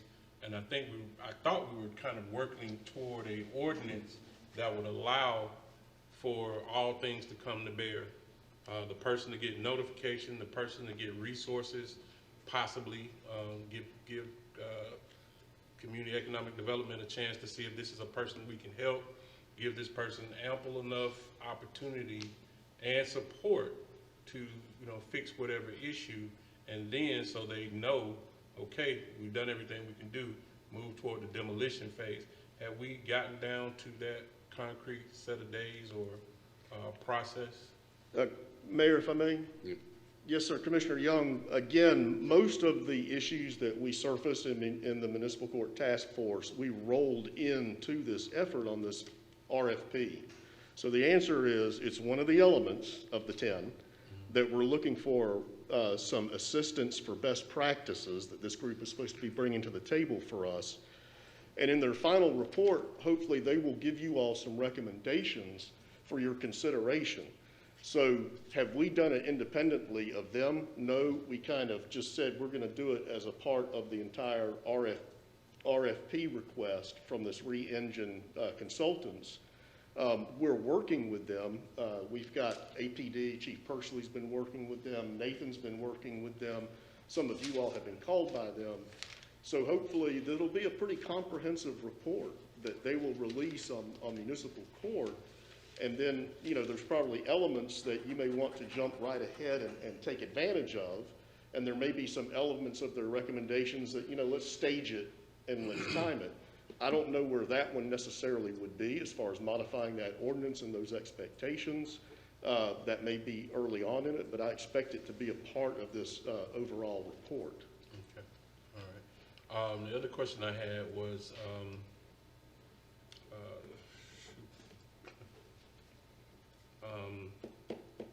well, I guess it was more of a comment, and I, you know, I guess I'm kind of, again, I know we all want things to come out of the municipal court as a board, in terms of, I guess, our expectations of Judge Weaver. I still have a strong belief that we are, you know, a legislative branch. Judge Weaver is, you know, judicial. We shouldn't let our expectations kind of bleed over into any type of pressure on him to do anything other than to render judgments that reflect the evidence that's brought before him. And in terms of asking questions and things like that, you know, because we're trying to achieve a certain thing out in the community, I think that's a slippery slope.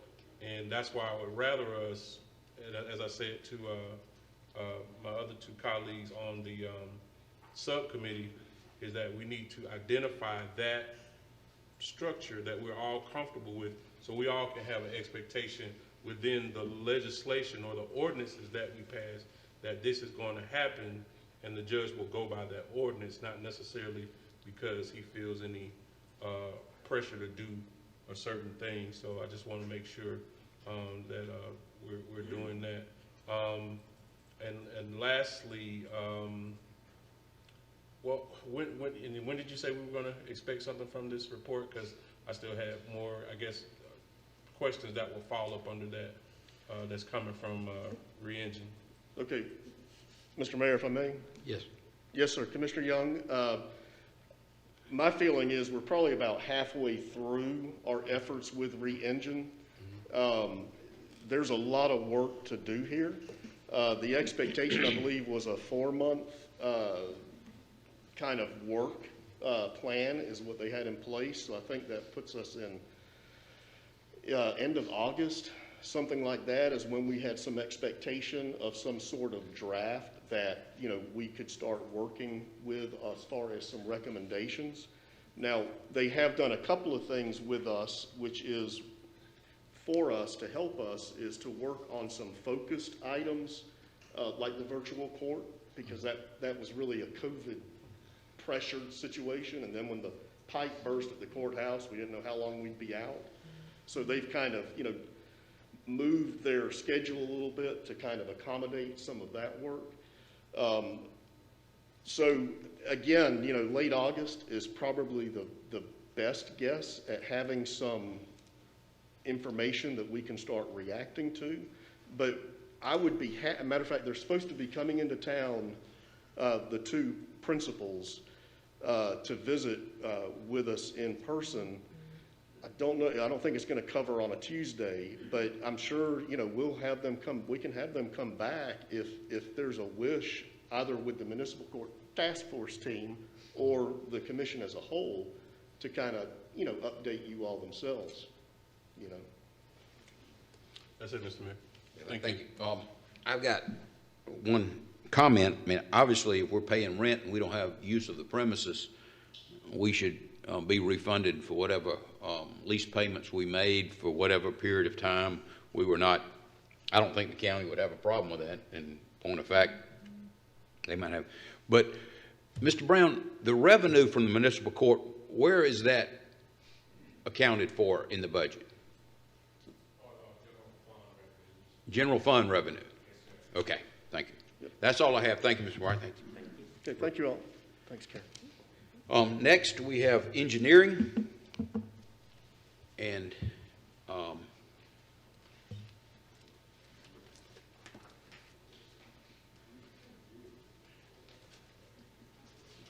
good morning, Mr. Mayor. Good morning. How are y'all doing today?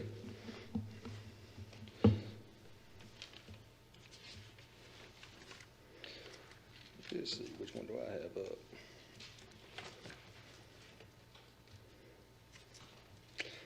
Engineering, I won't bore you with all the details. You've got all the numbers in there, but basically we have allocated 34 employees. I'm not going to wear my mask if that's all right. I don't want to sound like Michael McDonald from the Doobie Brothers or Tom Petty, if that's okay. So the late Tom Petty. But we have 34 employees. We have 6 vacancies in engineering right now. Most of those are on the traffic side, although we have one plan review engineer that's is vacant. Our total requested budget is about $3.7 million. Most of the increases, as you'll notice in the numbers, have something to do with the irregular wages, the FICA, the overtime, and those aspects of the budget. One thing that always comes up that everybody always asks is, why does engineering pay for streetlights? And we do. It's in our budget. I could tell you the history. It goes back to Roy Lane being here, but I wouldn't bore y'all to death with that story. But that goes back to 1994. But we do pay for the street lights. That number has come down significantly with the implementation of the LED streetlight program. I think it was up around 1.5, 1.6 million for a long time with the high pressure sodium. It's now down to about a $1,022,000 budget amount, which is a pretty good significant decrease in my budget. How much you say it was previously? According to the current budget, it's $1,022,000. No, before we had the LED lights. It was about 1.5 million. Okay. So be glad to answer any questions that you have about the engineering budget. Commissioner Howard? Bruce, good morning again. Good morning. Let me ask you a question. Yes, sir. Since you will be the lead engineer on this CSO project in the next 4 to 10 years, how many engineers do you have in your department? On staff? Registered engineers. Registered. Registered engineers with the state of Georgia, PEs. I have myself, and then I have 2 others. So just 3. Just 3 y'all? I have 3. Now let me ask you a future question. If you won a lottery today and leave, who could replace you on your staff as of now? Well, I'd always like to think that I couldn't be replaced. I was replaced in 97. I stuck my hand in a bucket and I pulled my hand out and the water collapsed. So I'm not that person that I can't be replaced, but there's going to be somebody, but it takes some time to learn 500 miles of sewer, 500 miles of road, 500 miles of gas. So, we're transferring that information all the time. We're working on the GIS system to get information in a system so that somebody doesn't have to remember a name of a project and have to go hunt and peck for it. I spend a lot of time after hours, after I quit getting phone calls, when somebody says, hey, can you tell me something? I go into the library and I just start going through the myriad of files, and something will trigger, and I'll go, oh, that was done back in such and such a date. I remember being here in 1978, being a skinnier young man, and actually could crawl through the sewers, and I would actually, something would trigger, and I'd go find that thing. But we're trying to with Mr. Griffin, with other people in my department. We sit down with them when we have meetings, and we try to transfer that knowledge. And so hopefully they'll pick it all up, and somebody will care as much as I do about the system, and they'll take it and go from there. I was blessed with Mr. John Sperry. He's 92, 93. I was blessed to have him transfer that knowledge to me. So. So does Mr. Jeff Hughes fall under your purview? Now, he's not in my department, but I wish he was. But Jeff and I roomed at Tech together, so he's somebody else. He's another resource. Yes, sir. Okay. And with this CSO project, do you think that you will be tied up for the next 4 years trying to make sure we keep these projects on completion? And Yes, sir. We're going to be doing everything we can. 4 years, we lost a year now. You know, when they gave us the permit, it went back to our permit date, which was June 25th. They gave us the permit in October. It's June now, so we've lost a year. So now we have 4 years. It's got to go. Y'all keep talking about kicking it down the road. Can't be kicked anymore. It's squished. It's flat. The cars, the buses have run over it. In 1978, I was just a skinny engine surveyor going to Tech. I hadn't even gone to Tech yet. And the public works director, the city engineer, everybody in engineering was talking about what's going to happen, you know, one day when the regulations change and we have this combined sewer system that was built in the early 1900s. So to Commissioner Young's point, how long have we been thinking about the CSO? Since probably the early 1900s when it was originally built. In 1959, you know, they came in, they made us go in and before 1959, all the sewage went to the river. There was no treatment plant except at the Army Airfield before it became Turner Air Force Base. 1959, they built the West Side, East Side interceptors, they built the treatment plant.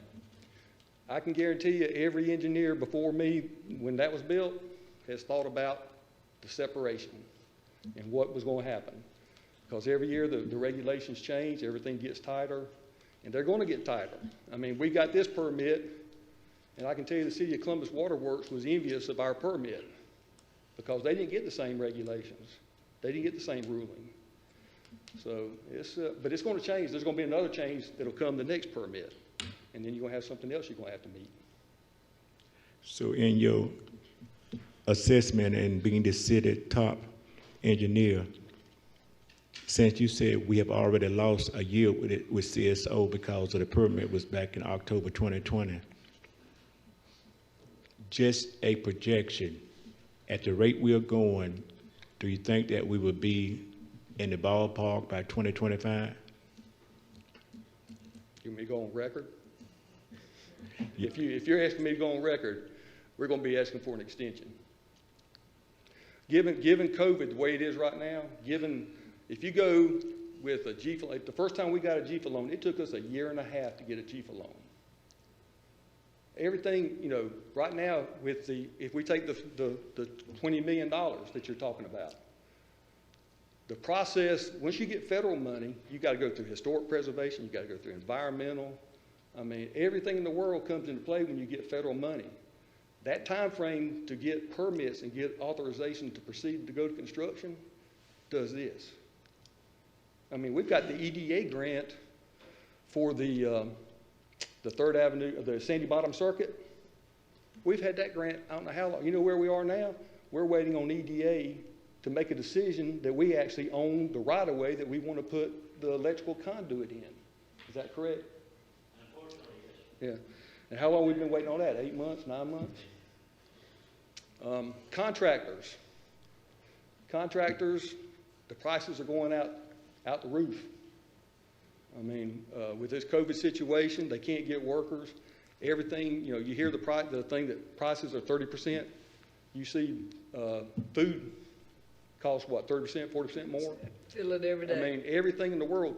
Oxford has a sign up on the bypass saying, we have jobs, come apply. They can't get workers. So to answer your question as bluntly and as plainly as possible, at some point, come 2025, we're going to have to make sure that we put in for an extension on our permit with the EPD and hope they grant it, which, you know, I would imagine given all the circumstances and understanding all the situation in the environment that we're in right now, I would hope that the EPD would grant it, and I would think they would, but I really, in all honesty, and I would always be honest with you, I don't think we're going to make it, so. So you said in 2025 that the worst scenario, suppose the EPD tell us in 2024, you said we not make it, that they will not give an extension. Then you got fines coming. Is those fines based on per day or per month or per? I think it's per day. I think my recollection, Jeff, it's per day, isn't it? It could be up to $50,000. Yeah, $50,000 per day.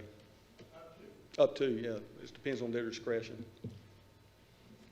Okay, so as we take your futuristic judgment that we probably will not make it, but to go further, a step further, if we feel like in 2024 that we're not going to make it, can we apply for an extension? Yes, sir, we will.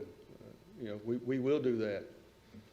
But just to point out another problem is there was a city manager in another town that didn't apply for an extension. He let it lapse, and EPD fined the city, I forgot what it was, like $200,000. I think they cut it back to $100,000. The city manager lost his job because he didn't file for that extension. I guarantee you there'll be a tickle box on somebody's calendar that says by this date, you know, request an extension. So. And so you said we certainly will have to apply for an extension. Yes, sir. Since we're still letting the contracts out now, is it premature that we could not act for an extension now, since you? It would be premature to ask for it right now. They want to make sure we've got some level of effort going on to try and, we've got to show that we're trying to make it. And we are. I mean, I don't think anybody on the staff is, you know, there's nobody in there that I know of that's sitting here thinking, oh, we're not going to make it, let's just not try, whatever. Everybody's going to try and do whatever they can to make that deadline. Engineers love deadlines, so. Okay. That's it, Mr. Mayor. Thank you, Bruce. Thank you. Mayor Pro Tem? Good morning, Bruce. Good morning. And, I certainly understand what you're talking about. I'm in construction, dealing with a lot of the issues that you speak of. Obviously, like you just mentioned, we want to put forth our best good faith effort to have as much to be done and complete to show that we're, you know, in the progress of meeting it, which would certainly help us get our extension, I'm sure. What can we do as a commission to help with some of these processes? I know a lot of this is, some of it's construction related and getting, you know, just having enough people to do the jobs. A lot of it is you know, I call it Mickey Mouse. A lot of it is waiting, something sitting on somebody's desk, waiting on somebody to approve before it goes to the next step. I've been having to literally walk, hand deliver things and sit in offices to wait and get signed off on different things on some of the projects I'm working on right now. What can we do as far as writing a letter, going to see a specific, you know, department in state, or what can we do to help you there? Well, I mean, one of the things we need to do is we're putting together an RFQ. As you well know, with federal money, if that's where we're going with it, we need to know that we're going to use federal money, because the RFQ, the engagement of any consultant to help us reach that 2025 goal and permit requirement, even the engagement of the consultant is dictated by the funding source. So we have to make sure whatever funding source is available, we're following the procurement process, which is the Brooks Act for federal funds. So anything we put in there, we also have to put the RFQ together, say you're going to have to do the environmental, the historic preservation, you have to engage those consultants, we have to, you know, and so we really need to know and establish as quickly as possible that what that funding source is, so that we can put the RFQ out to engage the consultants, so we can get the process going with the designs. So. Okay, so we really haven't kicked that off yet. You're still waiting on us to sign off with that funding source? Yes, sir. Okay, thank you, that's all. Mr. Fletcher? Well, thank you, Bruce, and I know that if I ever want the truth, that's one thing. You are so very honest, and really you just love this community, and it shows, and I feel that you have a majority of this commission that's behind you, that we have picked up the can. You know, we made that decision a couple of years ago, and I hope you keep your foot on us. I hope you keep your foot on us, because this is serious, and the fines that could be coming down the pipeline and the cost of the materials of everything. It's just climbing is probably more than when we started this meeting at 8:30. And thank you for all that you do. This has been a long, long, long problem, and to me, the most serious problem that this city faces. So thank you. Thank you. I appreciate it. Commissioner Warburton? Yeah, Mr. Maples, so the tab we've been looking at is just your engineering, but I Yes, sir. guess there's also utility I have engineering? utility engineering, I have planning and development, and I have, as was stated earlier, I've had housed in my department the stormwater utility engineering group. Okay, all And right. So that, you know, but even though it's paid for out of Public Works and it's in their budget, it's housed in my department, so. Okay. And obviously, the lion's share is the engineering. Yes, sir. So, under that streetlights category, when we procured those streetlights, there was also a warranty. Was it a 10-year warranty, 5-year I warranty? believe that's the 10-year, I believe it was a 10-year warranty is what I heard. That's what I recall. Okay. Is that correct, Mr. Stott? I think it's a 10-year warranty on the light fixtures. Yeah, okay.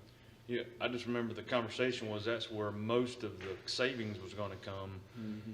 Sure, energy usage, but actually about half of our lights were working under the old lights, so we double the number of lights, but yeah, they are more efficient. But I was just curious, are we having a lot of maintenance claims? Are we seeing that savings in terms of because we don't, if a light goes out, the city doesn't go fix it, right?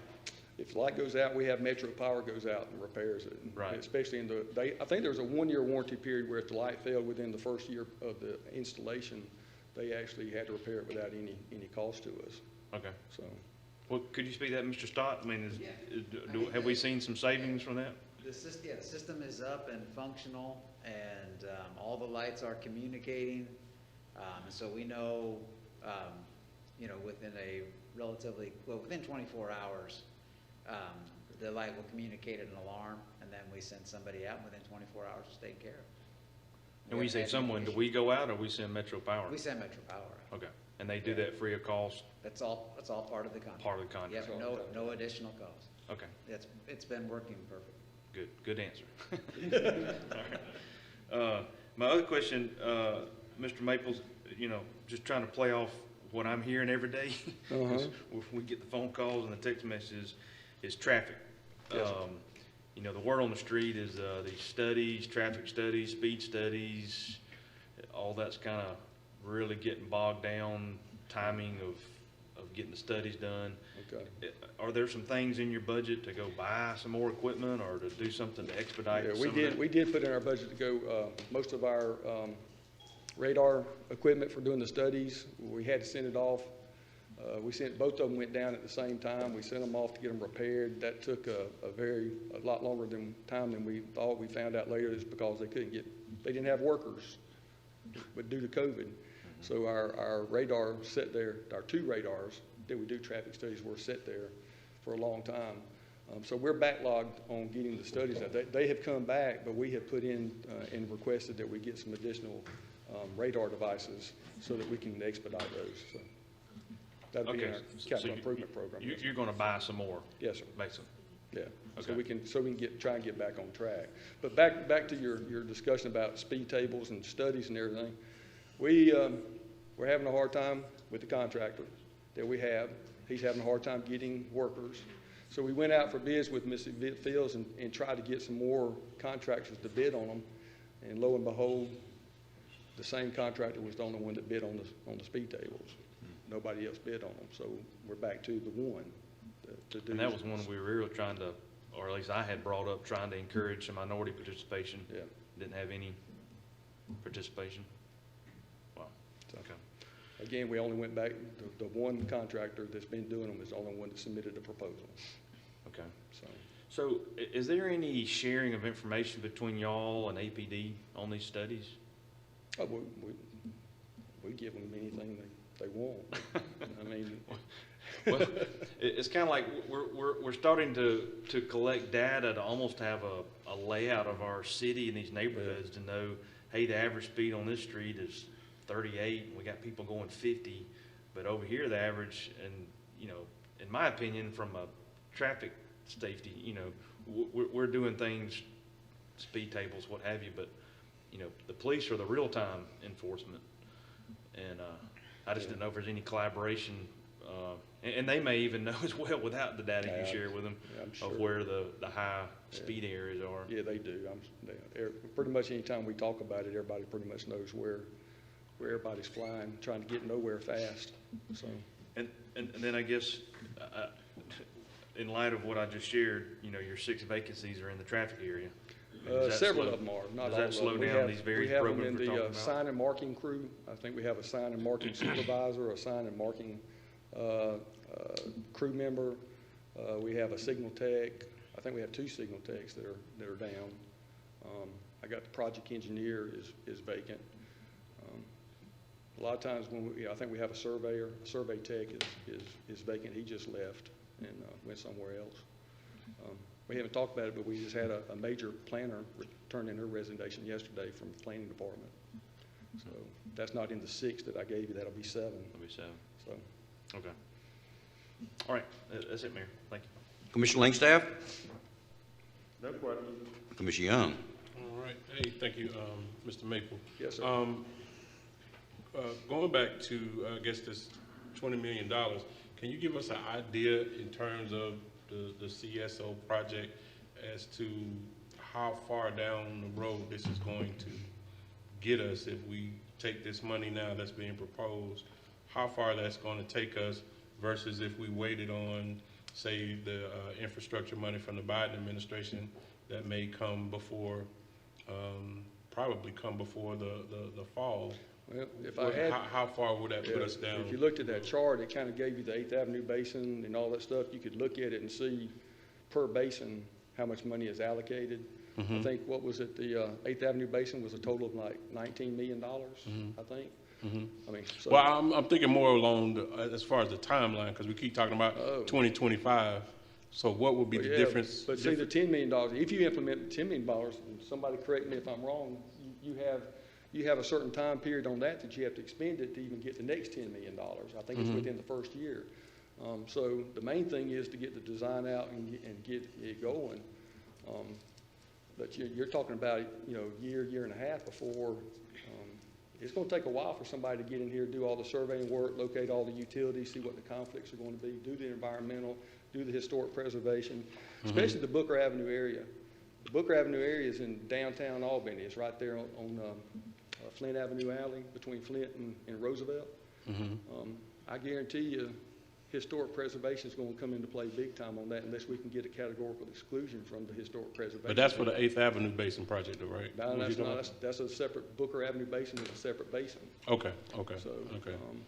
So, you know, you're hoping you're going to be able to get with historic preservation.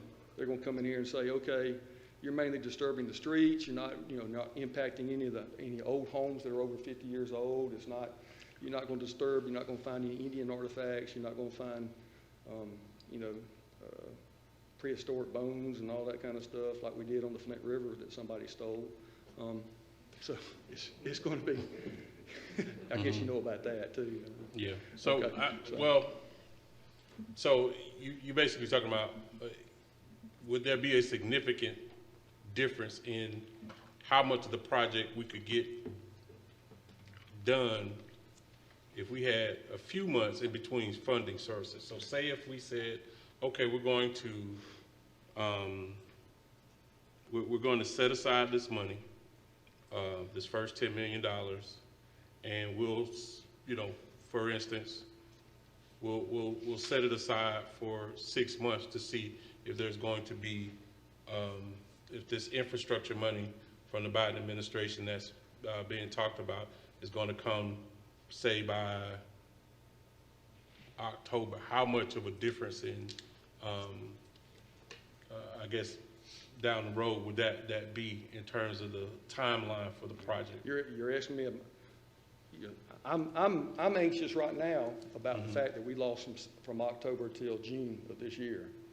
So if that answers your question, but if you kick it down the road a little bit more, then, you know, there's not enough runway. You know, you can't take off. You might as well just shut the plane down. But, you know, we can't shut the plane down, but all I can say is my opinion, Every delay just throws us into jeopardy of meeting that deadline.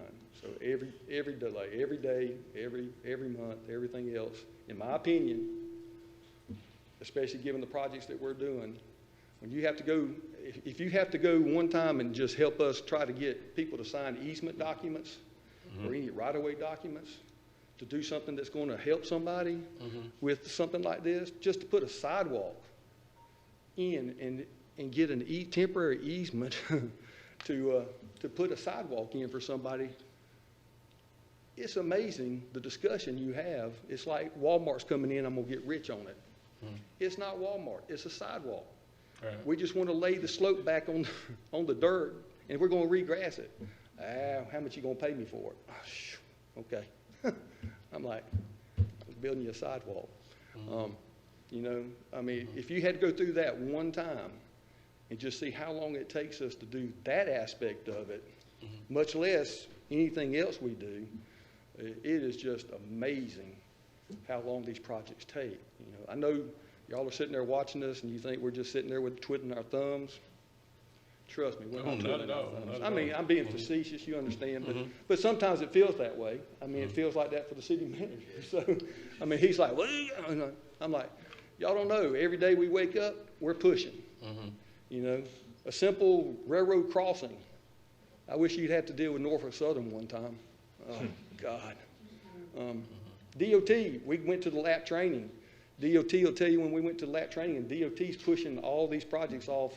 Your downtown project, the 16 traffic signal project that you're going to see eventually, they push those off on the local government. We had to go get trained to learn all their procedures and all their requirements. And the first thing they'll tell you is, if you do our project with federal funds the way that this required to do their plan development process, you are lucky if you can do it in 4 years. They said on average it takes them 6 years to get a project done. Right. So if we had probably taken those $80 million in MEAC funds that we took so years ago and put some of that on this project, we'd be a lot further down the road and wouldn't be in this predicament. Yeah.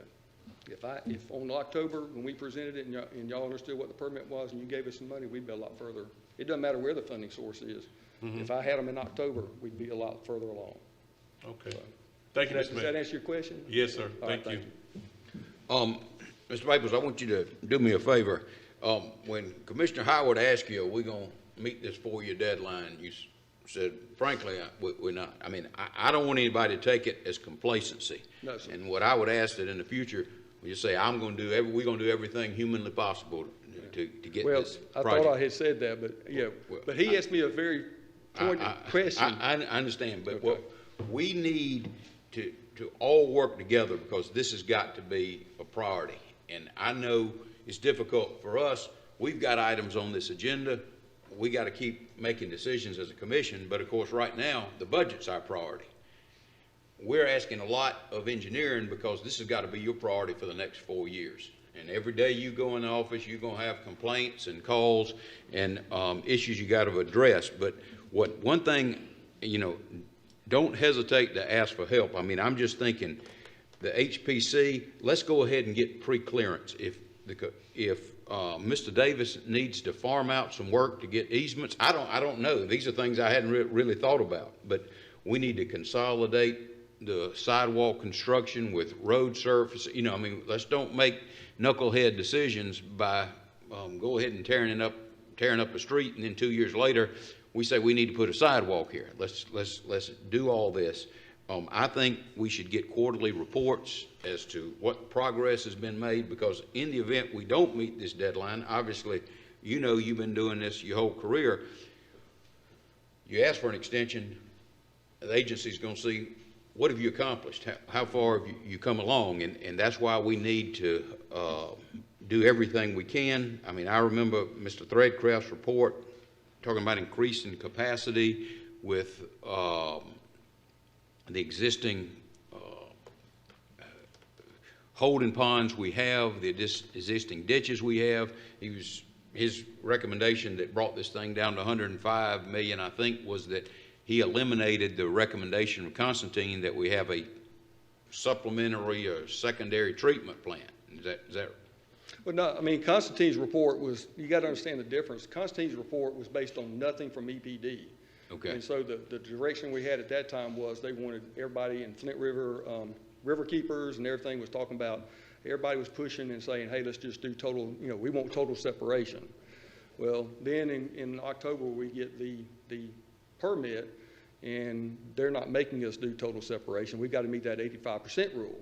So then Mr. Threadcraft came in and he revised it, and he went through the information that Constantine had, and with city staff, we pared it down to the $105 million. Okay. So that's where that number came from. Well, we just need to be very aggressive about this, Mr. Maples, and if you need some additional employees, you need to come and let us know, because we need to get this done.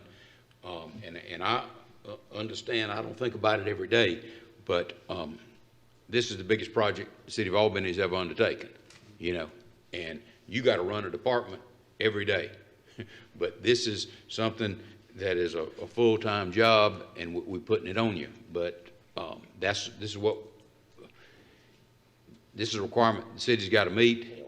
And no, I mean, seriously. Okay, I mean, since you asked, I'll just go ahead and say it for the record. Help, okay? Yes. So, okay. I'm not avoidant of asking for help. So. No. I mean, no. What I'm saying is the legal issues that most of us wouldn't think about, the easements. I mean, we don't need to throw on Mr. Davis. He's got to get 1,200 easements. I mean, these are the things we can go ahead and prepare for. Well, we've gotten Mr. Everett with Southern Appraisals. We've gotten him to get us a proposal, and he's come on board, and he's going to start trying to help us with some of the easements. Okay. So we're already planning ahead on that part of it. Okay. All right. Thank you, Mr. Maples. No problem. Any Thank other you. questions, Mr. Maples? Mr. Howard? No further questions. Mayor Pro Tem? Nothing further. Commissioner Fletcher? Commissioner Warmington? Nothing else. Thank you. Commissioner Langstaff? Nothing further. Commissioner Young? Nothing further. Okay, next, Thank you so much. we are going into the special funds, but what we'll do now is we'll hear Mr. Wright signed up, and Mr. Carter says, Chief Smith, did we have some employees that wanted to speak? I don't know if they've signed up, but I think they're showing up as a group, they're not individual. okay, all right. Well, y'all stick around and hear what we got to say about it when you express your opinion, because there's another side of it. Mr. Wright, you ready? You got the screen, can you put it on the screen? Can we get Mr. Wright's presentation?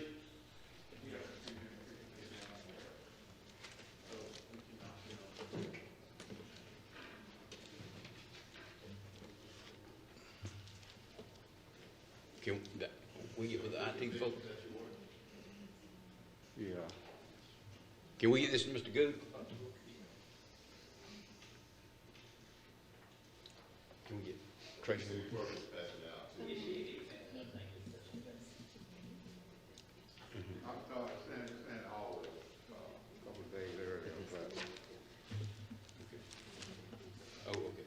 And going over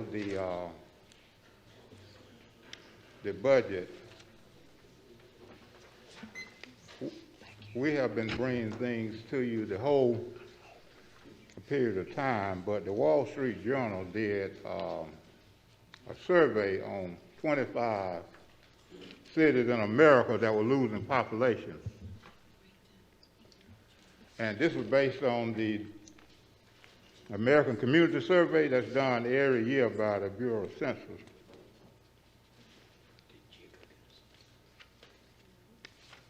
And what it's called the 10 fastest shrinking cities in America. As an example, we were number 5 in the nation, but let me show you what the report reflects. This is the Albany Herald 5 years ago, same time period that the article did a survey. Albany Herald now is only 2 pages. Albany Herald in 2015 was about 30 pages. It's been shrinking because of a number of reasons. But if you look on page 2, Dr. Daniel McIntyre from Harvard University looked at these cities, and they are all reflected. America's 10 fast shrinking cities. What that means, they said we lost, this is the Bureau of Census said we lost about 10,000 people between the city and the county. That's an assessment that shows commensurate with that loss ought to have been a reduction in your budget. The school system lost students. If we lost 7,000, let's just say that were families. Water, gas, and light should have lost customers. The tax base would have lost customers.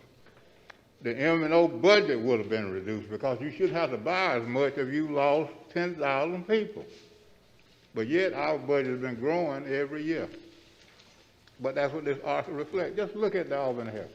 30 pages, now down to 2. That means there are not 7 as many ads and more people are going digital. So commensurate with, we should still be spending $300 million if we lost 10,000 people, is the point. $1 billion for a community our size for just 3 local governments. Losing 10,000 people, and yet the budget is going. What this study shows is that what we are doing is an assessment that we are not handling our money right, and the outside world is looking at us, and the people who are running the government, city, the county, the Board of Education, are failing. This is an assessment that what you're doing about rails and trails going nowhere, Chehaw, Economic Development Commission, saying they need more money. Well, if what they were doing was right, we wouldn't be shrinking. Certainly, if what Chehaw was selling, what the River Aquarium was selling, if what they were doing was right, you wouldn't lose people every year. And people, we lose population for a number of reasons, but with a $300 million budget, no minority business plan, and when Ms. Brown gave her report some months ago, it was about capacity building. We met with Ms. Brown.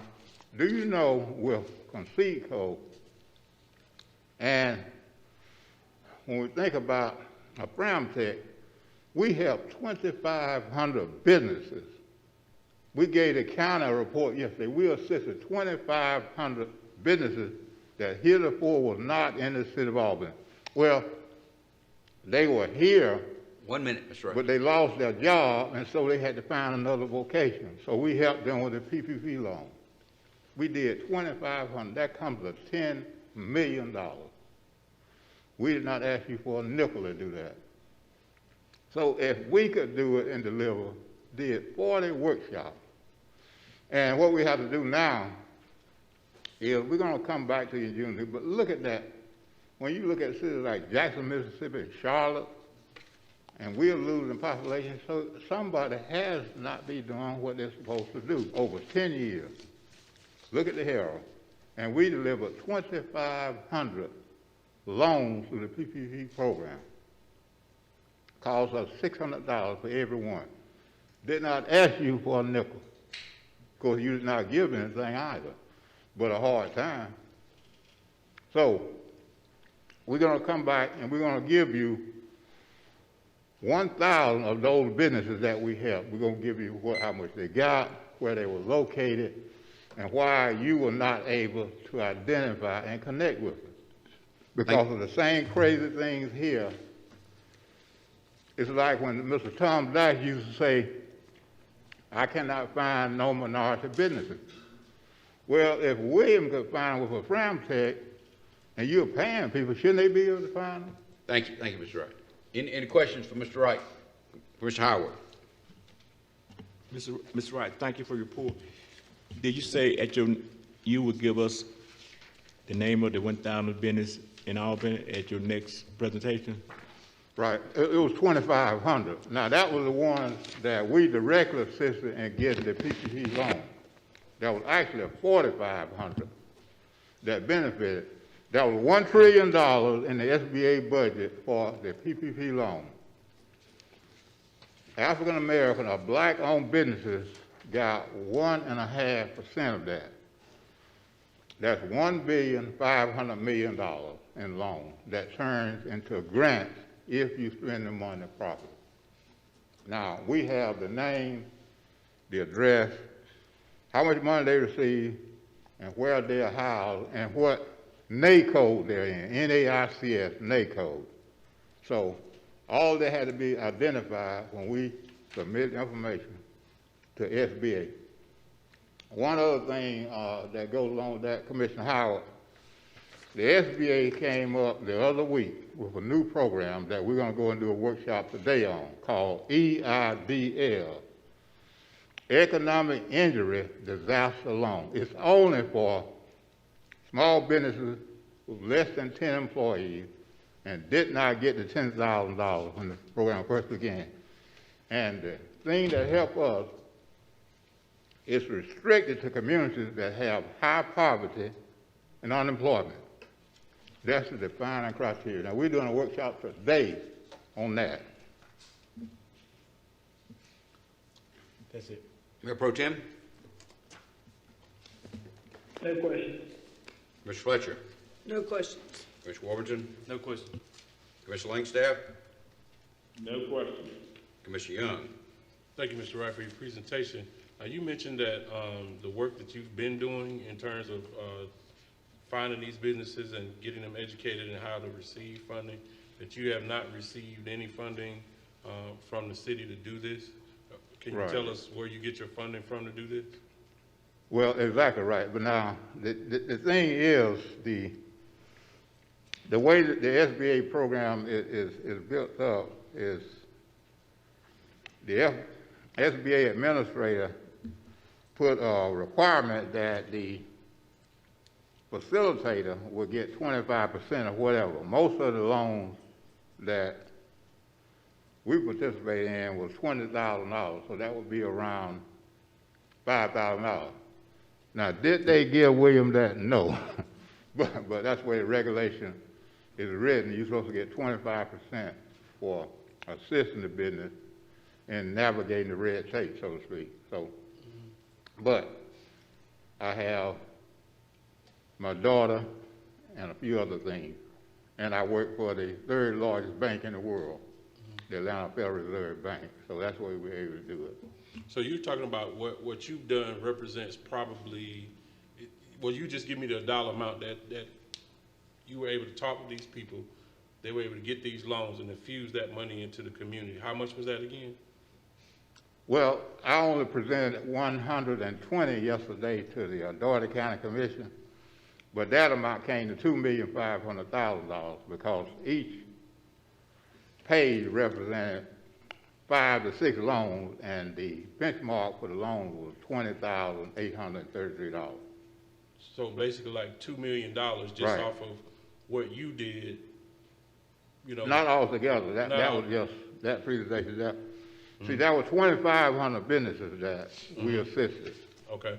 Out of 4,500 in the Albany and Dougherty metro area. So we did that for 2,500 directly, and then through things like Facebook and others, people were able to see it and understand what the metric was and how you're supposed to put it in there.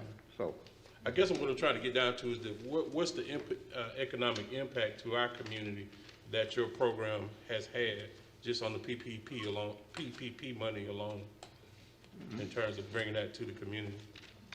probably about $40 million. $40 million, okay. All right.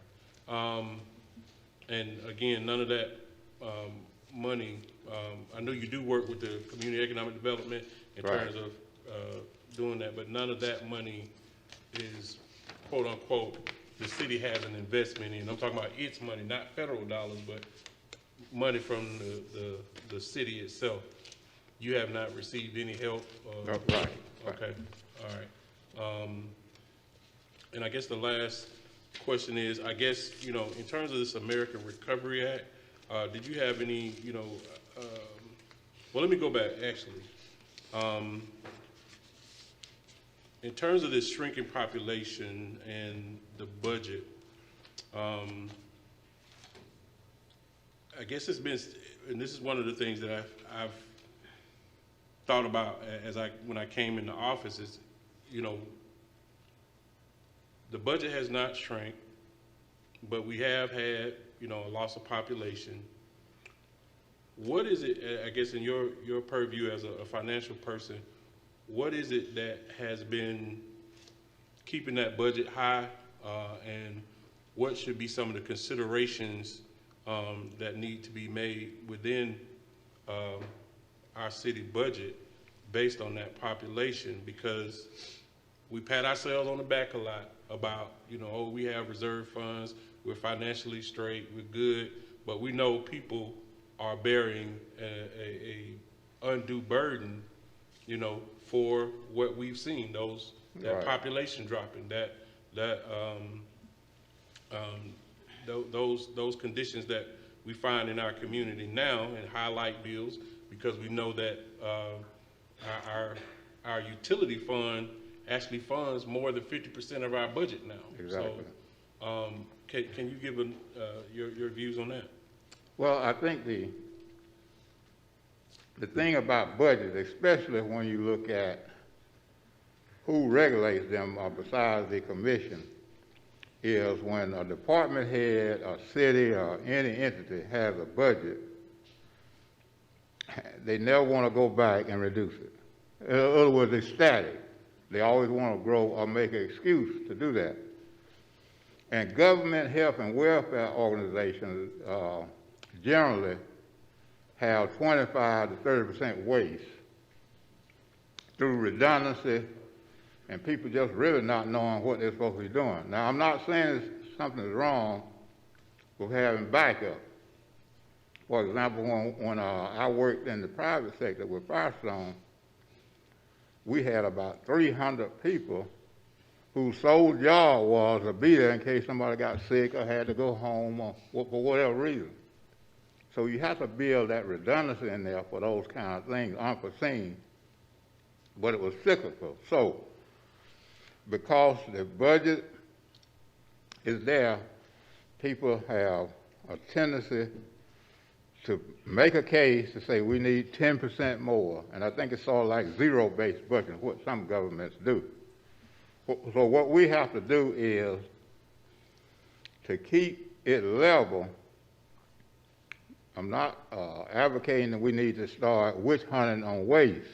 We know it's there, but there needs to be more justification, and we have to do a better job of building capacity in the community. When we met with Ms. Brown and Ms. Francis, one of the things we talked about was that the thing that hurt us is our community is African American and black, 80%. But we have the worst poverty you can find because when federal money come here, everyone gets it but us. The biggest problem, let's look at transportation. The thing about transportation is, do you know that we pay for that before it even happens? Every time you go and buy a gallon of gas, 60 cents out of that dollar go to the federal government to fund transportation projects. So when you and I drive and go to the gas station, we've already paid for the terminal and to build that guy a palace over there in Moultrie. But 2 to 3% of the jobs or the capacity stay here. The rest of it go to Moultrie, New York, New Mexico. So what I'm saying, Commissioner Young, is there's no compliance with the regulation. If the city of Albany just followed the federal regulation that deal with transportation dollars, the $40 million that'll come here, if you look at what KWA put together, they want us to keep 10% and 90% go to the world. But we've already paid for it. When we go and buy gas, we've already paid for that terminal. And we've already paid for the intermodal. But we have the data to show that there is no compliance at the local level, and then there's no compliance at the federal level, because if DOT was doing what they were supposed to be doing in transportation alone, more of those dollars would stay here. When I worked at the airport, let me show you how bad that is so you can see. That was $4 million over a 5-year period between 2001 and 2006 that came here. only $200 of that $4 million stayed in Dougherty County. And I got the report that I sent when we stopped the airport, the tunnel from being built. See, the people we hired made a DVE goal of 15%, and we end up getting 1/2% of the money. If you look at over 30 years, how much money, and that's why our people are leaving. Because the regulations are there to do it, but we don't get the job. It goes out there. We're going to bring the report to show when the mayor sent the letter about the disparity study. We don't need another disparity study. We never implemented the one that we paid with the $500,000 we paid for before. But what it showed was half of the money out of the $300 million that City, the County Board of Education, ATI, and then Water, Gas, and Light, $300 million came or spent in contracts. 50% of the contracts went outside of the state of Georgia. Okay, when we localized that, 2%, $8 million out of $300 million went to African American or black-owned organizations. No compliance, no capacity building. That's what we talked with Ms. Brown about. And the thing is, there's no education like the Entrepreneur Academy to teach people. For example, we need to help those 2,500 businesses that we assisted so that they have continued work, and then that will build up capacity, and that will keep people from leaving here and going. So those are the kind of things we must do, because 10 years from now, we'll lose 15,000 instead of 5,000, that report shows. Because people are not going to stay here if they don't have an opportunity. They're just not going to stay. If they can find jobs in Atlanta, New York, New Mexico, they're going to go. But we shouldn't be spending $1 billion and not have any reduction in our poverty, any reduction in opportunity that we have, because there's no compliance. Some of it is what we call a symmetry. That is, people don't have a clue about what they're supposed to be doing. Now, that's widespread. So that's what we need to do. Mr. Wright, again, this Eagles Up America, Inc., you understand that 12.5 million roughly came right out of the CARES Act. I mean, the city didn't, that's federal money. But we paid it. I'm talking about the people right here. I understand, but the point is you've been, I see you've been critical of the city, but you're not acknowledging the fact that this was an allocation, which I don't think it should have been a priority on the CARES Act, but it was. And so the city had the opportunity to draw down $12.5 million, so that's not a SPLOST project. That's not coming out of the general fund. I mean, except the allocation of, how much is it? Right. But, Mr. Mayor, you have to recognize, though, 2/3 of that money is federal, and which means when I go to buy gas, I've already paid for it, and I'm certain I'll not to be paying for gas to build him a palace, and he carried $5 million every year back to Moultrie.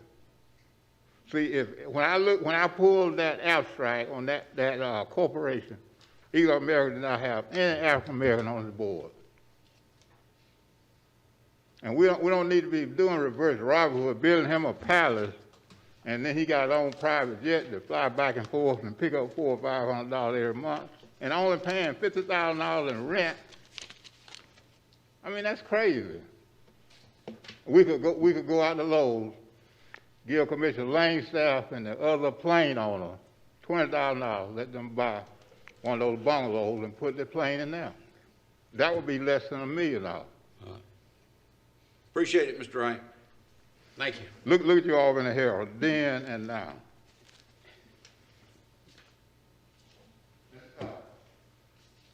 This is the part of the team we got. 6 of them left, Albany Community Building. And your wildest dream, you ever seen a team like what's coming. Thank you. Thank you, Mr. Wright.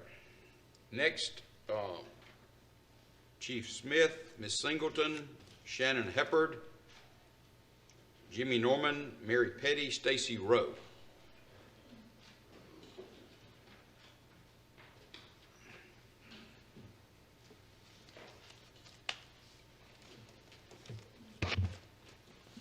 Is everybody speaking, or?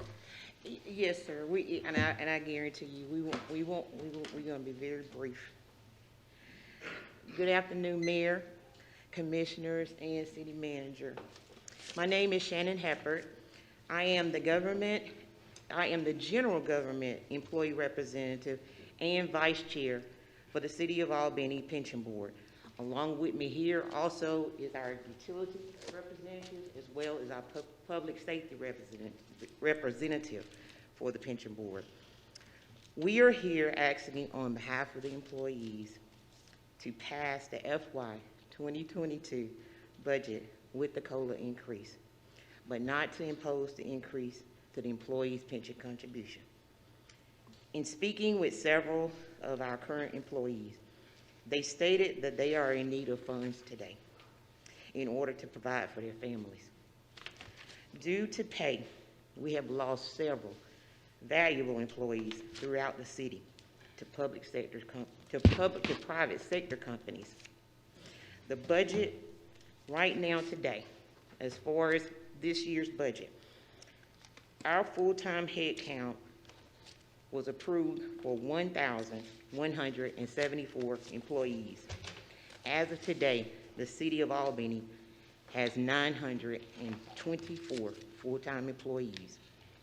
We're currently down by 250 positions throughout the city.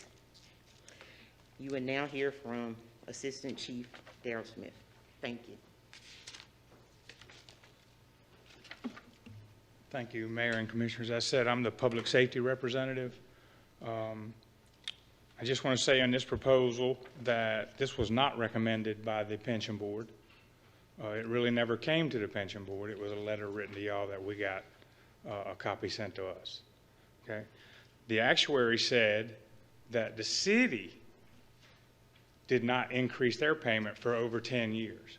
They just started within the last 2 years. Okay.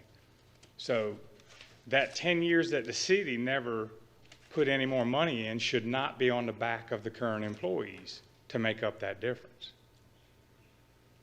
We already in law enforcement are paying 7%. Not at the last actuary report, but the one before that, we asked about increasing percentages by staff. And we was told at that time that anything over 7%, which public safety is already paying, is you're basically overpaying for your benefit. So we're at 7%.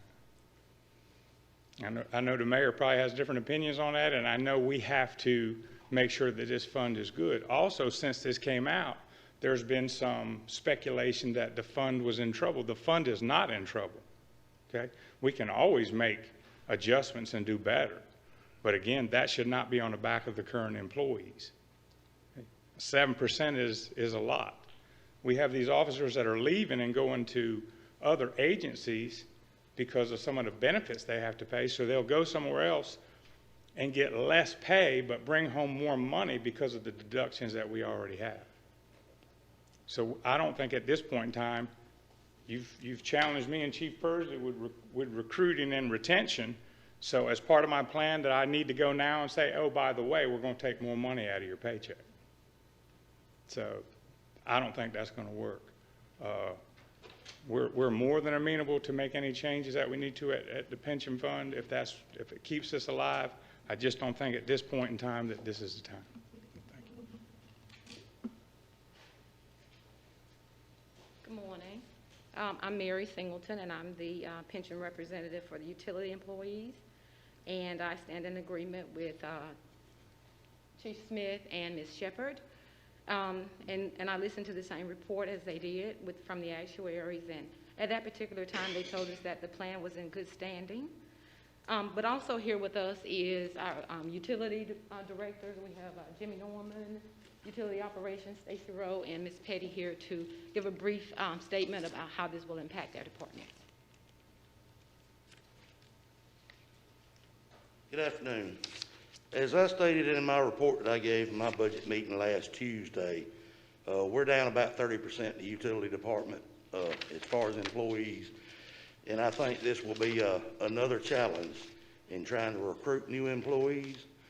And also on the other side, the the tenured employees that are capable of retirement right now, we have several in that category that I'm afraid would take the option to go ahead and retire.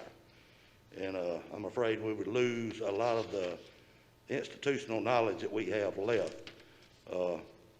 Instead of, if they have to contribute more for the same benefit, I'm afraid it would make some of them decide to leave earlier than they normally would have.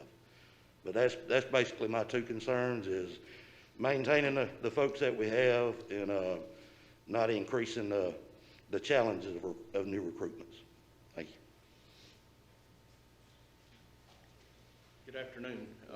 I would just like to echo off of what Jimmy just brought up, his concerns. I have the same concerns. At Public Works, maintenance worker coming in, entry level, starts off at $10.79 an hour. The people that I have, I've got a lot of young people that's just come in the last 4 or 5 years. They're trying to have young families, raise them up, and on that type salary, and then taking more out for benefits that, from what we're told, is not necessary at this time. I think that would just be a bad outlook. I mean, Crystal's Burgers on Slappy and Oglethorpe, I don't know if the sign's still there, but they was advertising starting people off at $11 an hour. So that's actually, about 20 cents more, a little over 20 cents more an hour than what we're paying people to come dig and work in the hole, on sewer lines and, that type work. So it's hard to get people to even come do interviews now, and then on top of that, to take out and increase benefits that right now they're worried about surviving. So that's my concerns today.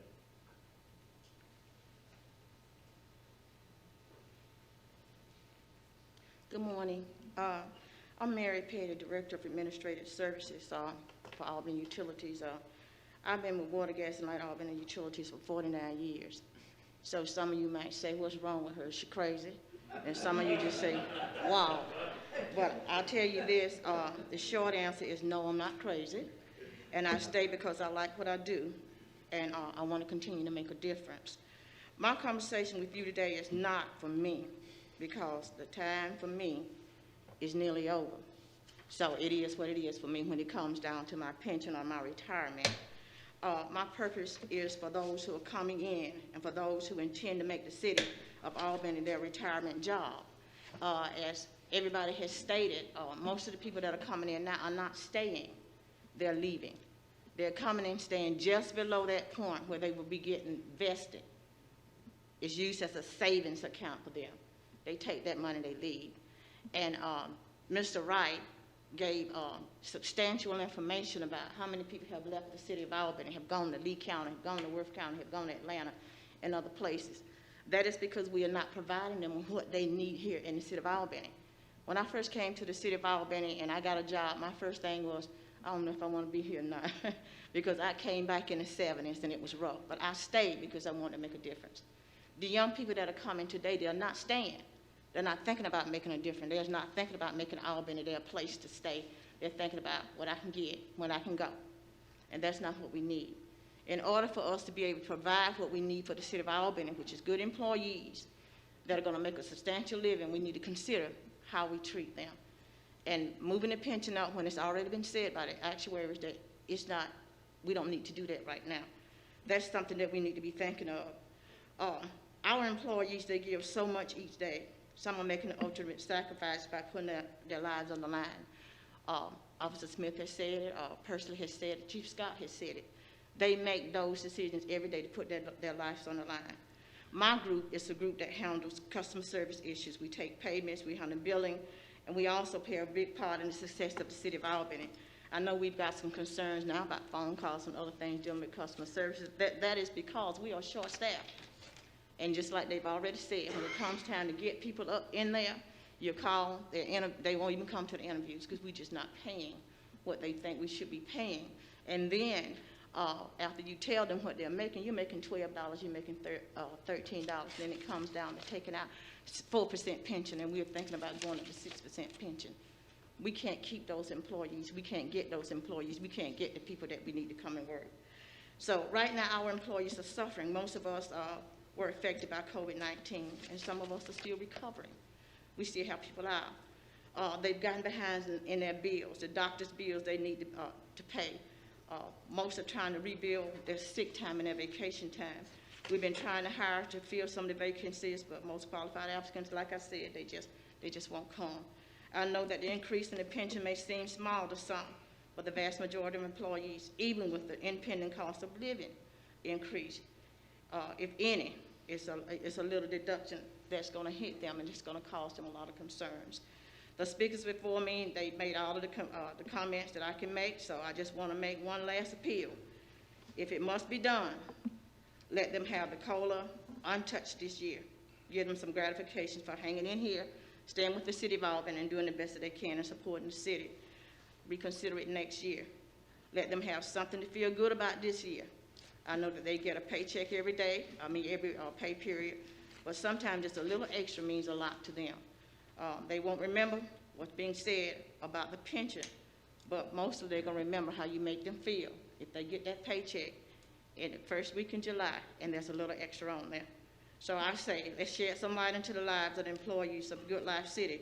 Consider not increasing the pension contribution this year. Let's consider doing something else. Let's make these employees happy, and let's give them opportunity to strive, survive, and stay with the city of Albany. Thank you. Thank you, Ms. Petty. Any questions for any of the presenters? Commissioner Howard. Chief, you'll come back to the, yes, sir, to the microphone. So explain what you said earlier about, you know, the increase, about the way employees in public safety feel about it. Yeah, you know, the younger kids are not really concerned about what's going to happen 30 years from now. They're concerned about this check and next check.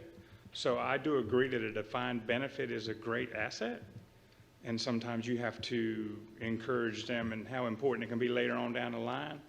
But when they can go to another community, and even though they're making less per hour, that community is paying some of their benefits for them, and we're getting 7% or up to 7.5% taken out. What they're looking at is their take-home pay every week.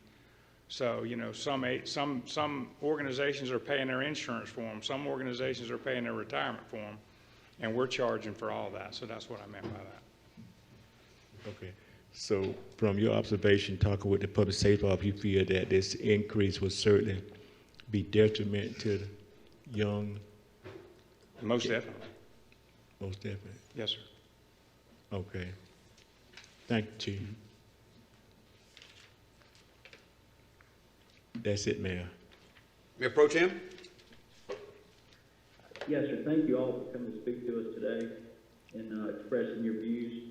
I know we've all heard about the years past of what was done with the pension board and how for many years that the city nor employees made a contribution, and of course that was not the way to do it, and we paid for that or struggled with that. But currently, I think sitting on the pension board that obviously has done very well as years past, most recently. Mr. Brown, could you tell us what in conversations with the actuary on where the actuary's opinion on whether we should increase the city or the employees' contributions at this point?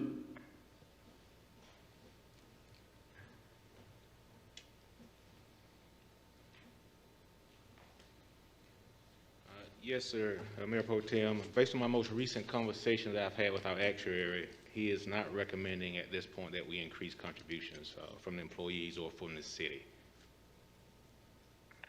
Okay, so he feels like at this point in time we're in pretty good shape. Yes, sir. If we, I'm anxiously trying to hold on or do everything I can to help the pension fund hold on for another 2 weeks when we get to the end of this fiscal year.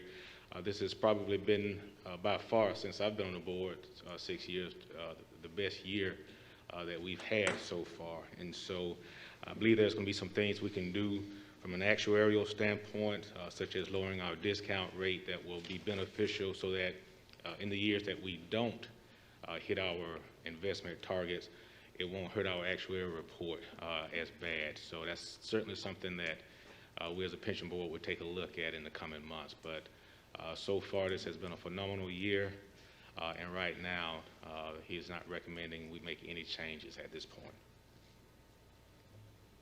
Okay, thank you very much. That's all. Ms. Fletcher? Well, thank all of you, and Ms. Petty, I remember the time when I first got on the board, I didn't think my blood pressure could get as high, but your knowledge is remarkable in what you do for this community. You know, you're one of the people that I look up to. I'm with all of y'all. This surely does not need to be put on the back of people that's already got so much pressure on your back. I will tell you, I watched a documentary Sunday, and it's, you know, I don't want to do to the pension fund what we did with the CSO. Kicking it down the road is why it's shoved down this group right now. And I saw something, and I wrote the stats down, and I was going to mention it, and now's probably a good time to mention it. They said people just aren't having children anymore. I mean, it's remarkable. They said by the year 2055, which I don't know if any of us will be here, but by 2055, there's not even going to be enough employees to even cover this. I mean, it's remarkable. In 34 years, there's going to be nothing. I mean, so this is not the time to discuss it, but I would love to put together a board that can sit down and look into the future of that pension, because y'all deserve what y'all have worked for, what y'all have paid into. And if we're going to continue being a city where we have a pension, we need to take care of them 30 years down the road. But thank y'all for all of your service. Thank you for your very honest stance on this, and just thank you. Mr. Warburton? Yeah, thank y'all so much for coming. The thing I do realize is, even though 6 of you came to speak, there's hundreds of people that you come to represent, and you're speaking on their behalf. So thank y'all for coming to speak to us and sharing today. Thank you. Commissioner Langstaff? No questions. Ms. Young? Thank you all for coming. And I really do hear exactly what your plight is, and that's not a whole lot different from what's happening in the country. We're having to deal with a lot of workers, people going into careers that they're now, probably because of the shutdown with COVID, have had time to think about, you know, exactly what they want to do, especially young people, in terms of their worth and their employment. And again, I've asked the city manager, you know, about how many of our employees that we have under $15 an hour. There's been a lot of discussion about that minimum wage and how that's affecting our community, and all of the things that you were talking about in terms of keeping people here, keeping a better quality of life. So I would do my best as a commissioner to always make decisions based on quality of life, and making sure employees, you know, and that's their decision. If they want to put more money in their pension and want to take more home, we should be listening to that and figuring out how that could definitely keep them wanting to be here for as long as they want to. One thing that was told to me is if you want people to do a good job, you give them a good job, and they'll do a good job. So hopefully we can do that by, you know, making sure they're taken care of, and think that their city, their employer cares about them, because we do. I know we do as a board. So we'll make sure we make those decisions. Thank you. Thank you, Ms. Young. I just want to say to everybody, I personally appreciate what you and all city employees do. But Mr. Brown says the actuary doesn't recommend it this time. Here's what we know. This fund is grossly underfunded. It's at 60%. It should be at 80%. So all this about being in good standing, I don't necessarily accept. You know, it's scary to me being on the pension board. Of all the appointments I have, that's the last one. If I could choose to get out of it, that's it. Because I'm handling other people's money. And we're listening to people who are investment counselors. And they are competent at what they do. But they are also motivated to invest money that's not theirs. Now, we know what happened in 2007, 2008. This stock market is volatile. Mr. Brown just said, this is the best year we've had in the 6 years I've been on. Well, what goes up can come down. The other thing that we need to think about is this. We've all heard that people come into the workforce today much differently than when we were young. They don't plan on staying here 10, 20, 50 years. What does that do to your pension fund? Well, if I'm correct, you have to be 10 years to be vested. Is that right? We're going to have more and more employees coming to work for the city who are going to work 4, 6, 8 years, and they're going to get the money out.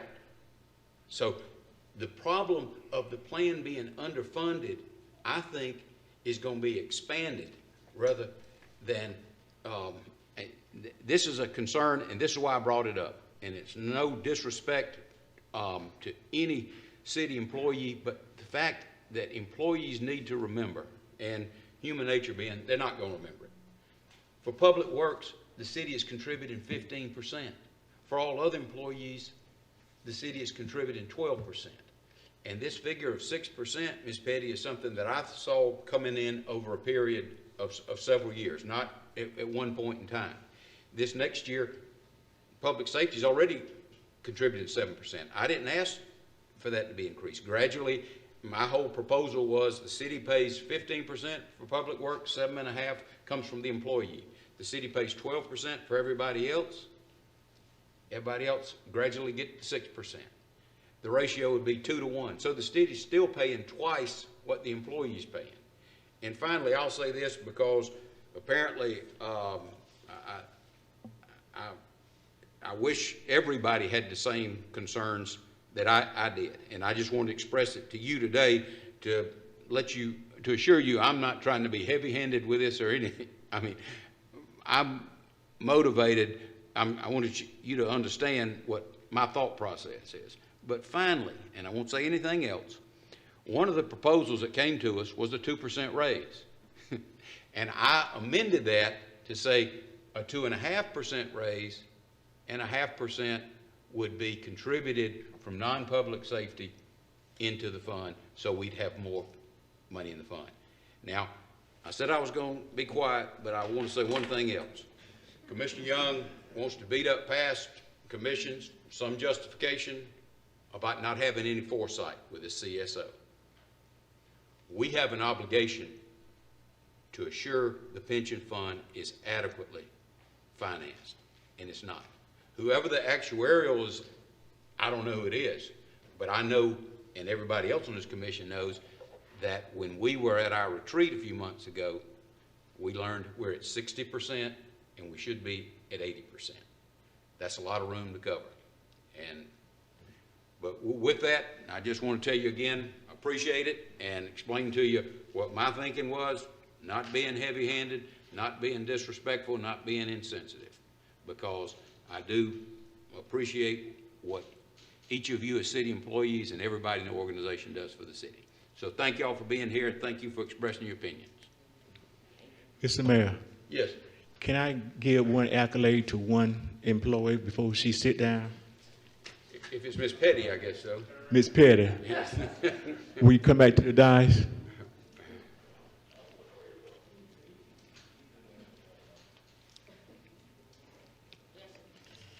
Mr. Mayor, to the Board of Commission, which you're looking at an employee that have been here almost 50-some years, which that may be a record in the city or the county as a long-term employee. I'm not going to say that you are a little off, but I will tell you this. When you go back to Tallahassee again, and when you visit FAMU campus, it's FAMU, and you know what that stands for? Food's always mixed up. Thank you very much. I'll get my gold watch next year. Okay. Right? Thank you, Petty. Okay, Mr. Carter, is there some hors d'oeuvres or something upstairs? Do y'all want to take a break for about 10 minutes? I mean, there was some discussion about having lunch. I guess we're not going to have lunch, so. Let's take a break. Okay. It is now 12:50. Can we reconvene at 1 o'clock, is that agreeable? Okay, thank you.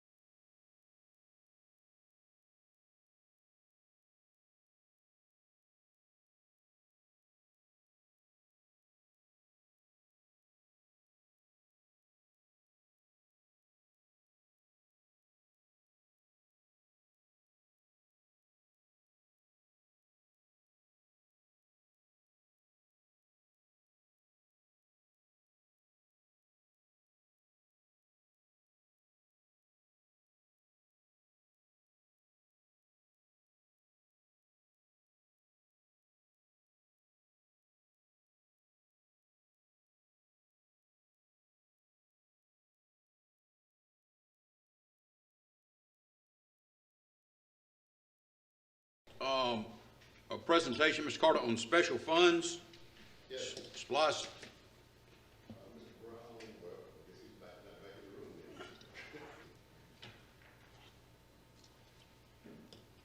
Okay. He's got to be here for the salary and pay options too, doesn't he? Say again? The next item, salary and pay options, we need him, don't we? Right.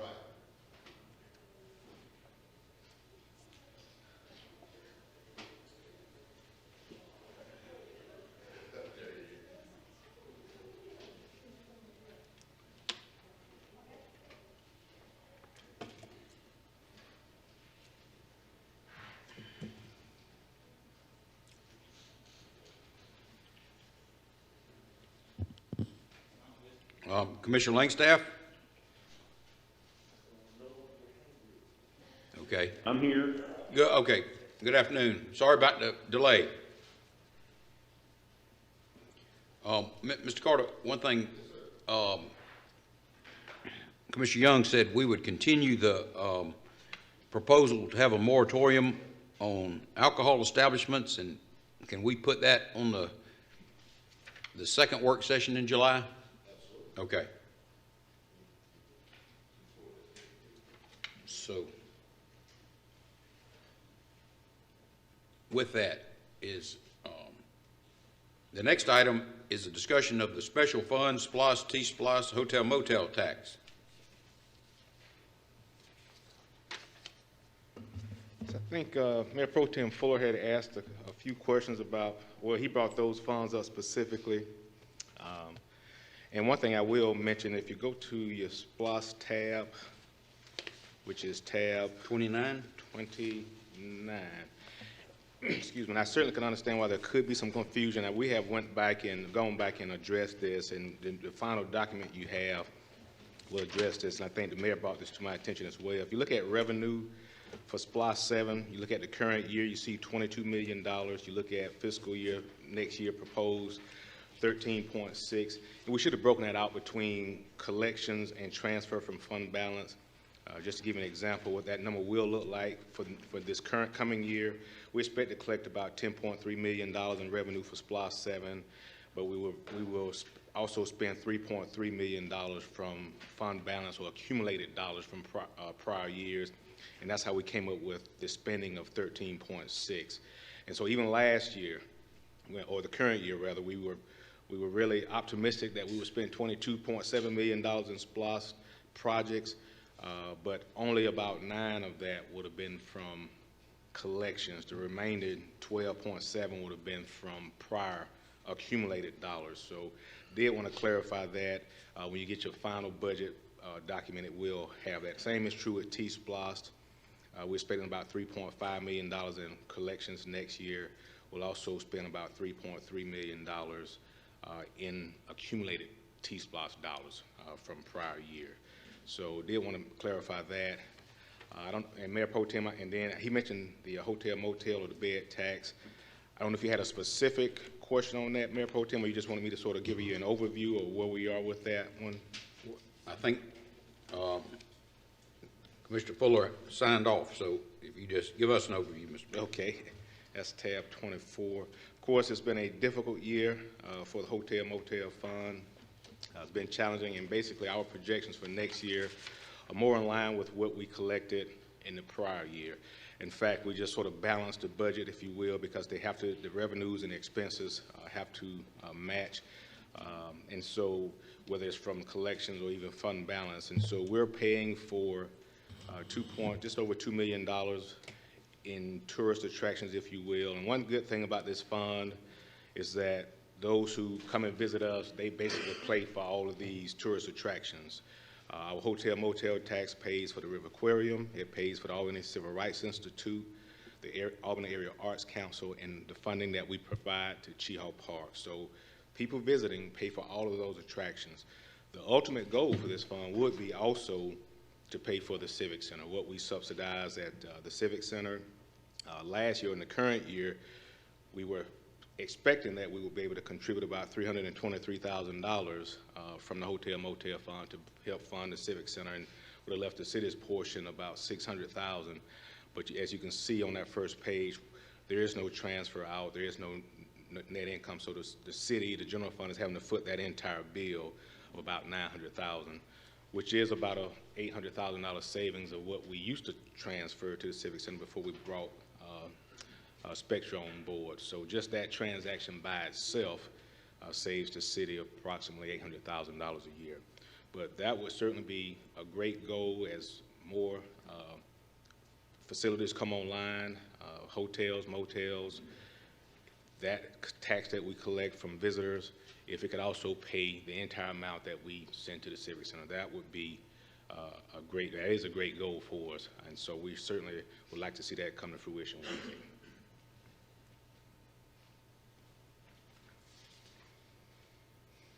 Any questions, Mr. Brown, about hotel motel tax or either of the SPLOST funds? Commissioner Howard. Mr. Brown, Yes, sir. you mentioned about the Civil Rights Institute. Yes, sir. Is it open or what? That's a very good question. I'm not sure. I'm not sure if they've opened. They were not in the second quarter. I was reviewing a quarterly report just this week, and I don't know if they have opened back up as of this moment. I'm not sure about that. I can find out for you, though. And they're on the budget for to receive $100,000. Yes, sir.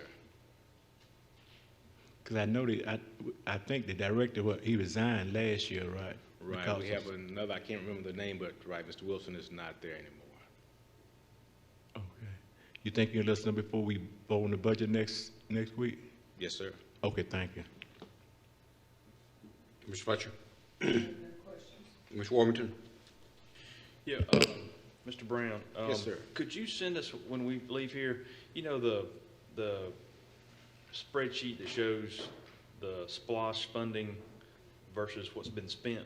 Yes. Because I know these are like annual numbers, but that would give us of what was in the referendum versus what we have spent. You know, isn't it like an annual report you have to put out? Right. By we have law. to put that out in December. Now, Yeah. we have that one that we published, but we can't update that. As a matter of fact, in those financials, it's probably the last 3 pages. It does show that referendum dollar amount and what's been spent, not only year to date, but inception to date. But That's right, that's in that financial report you But I sent can us. get that to you. I think we're reviewing April's right now, Okay. and so it'll be included in that. Okay.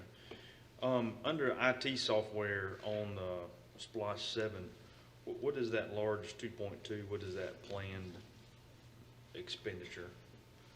That is part of our move to 207. From 207 to 401. That is a big part of that move, the cost that we're going to incur for that. Are you talking about the data center, the relocation from okay. 207 to 401.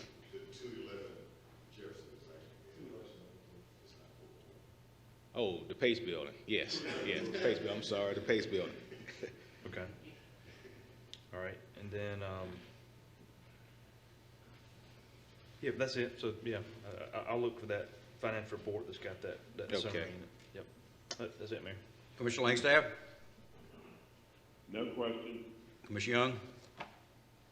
I don't have anything at this time. Okay. Ms. Brown, I know you just writing the check, so you might not know all these answers, but the stormwater improvements, we spent $2 million this fiscal year, and we're allocating nothing next year out of SPLOST. Is that right? Stormwater It's going to be on.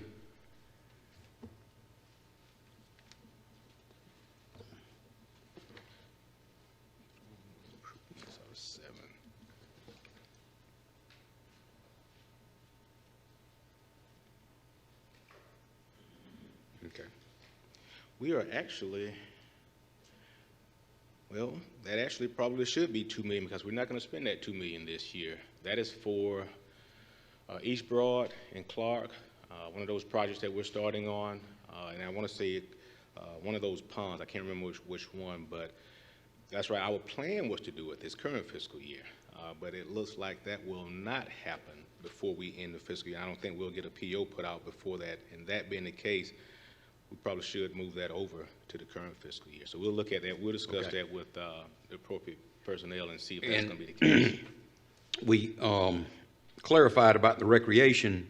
The last year we had $4.4 million, but since we didn't spend it predominant, I guess, on the Driscoll Park project, that's rolling over there.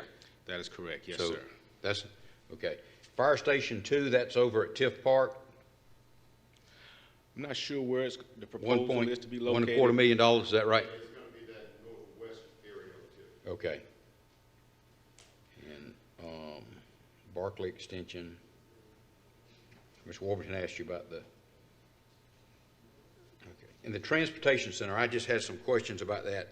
Did we spend, $900,000 last year? Or is that 700 going to be carried over on the Transportation Center? We have spent a fair amount on that. What did we spend it on? The acquisition of it, and most of that was in fiscal 20. Now, that was the budget. And so this is what was proposed for fiscal 21, and this is really what's left over, the 703,000. So we were just planning on spending the remaining SPLOST monies on the Transportation Center. I have to look and see if we spent that entire 909, and so there could be a little bit more left over than the 703, but Okay. that's what we proposed. And can we find out if that's going to be construction cost or is it acquisition or design, or how we're going to spend that? We can, Ms. Carter? Yes. And then, on the T-Splost, the roadway improvements, that's it's a lot of money.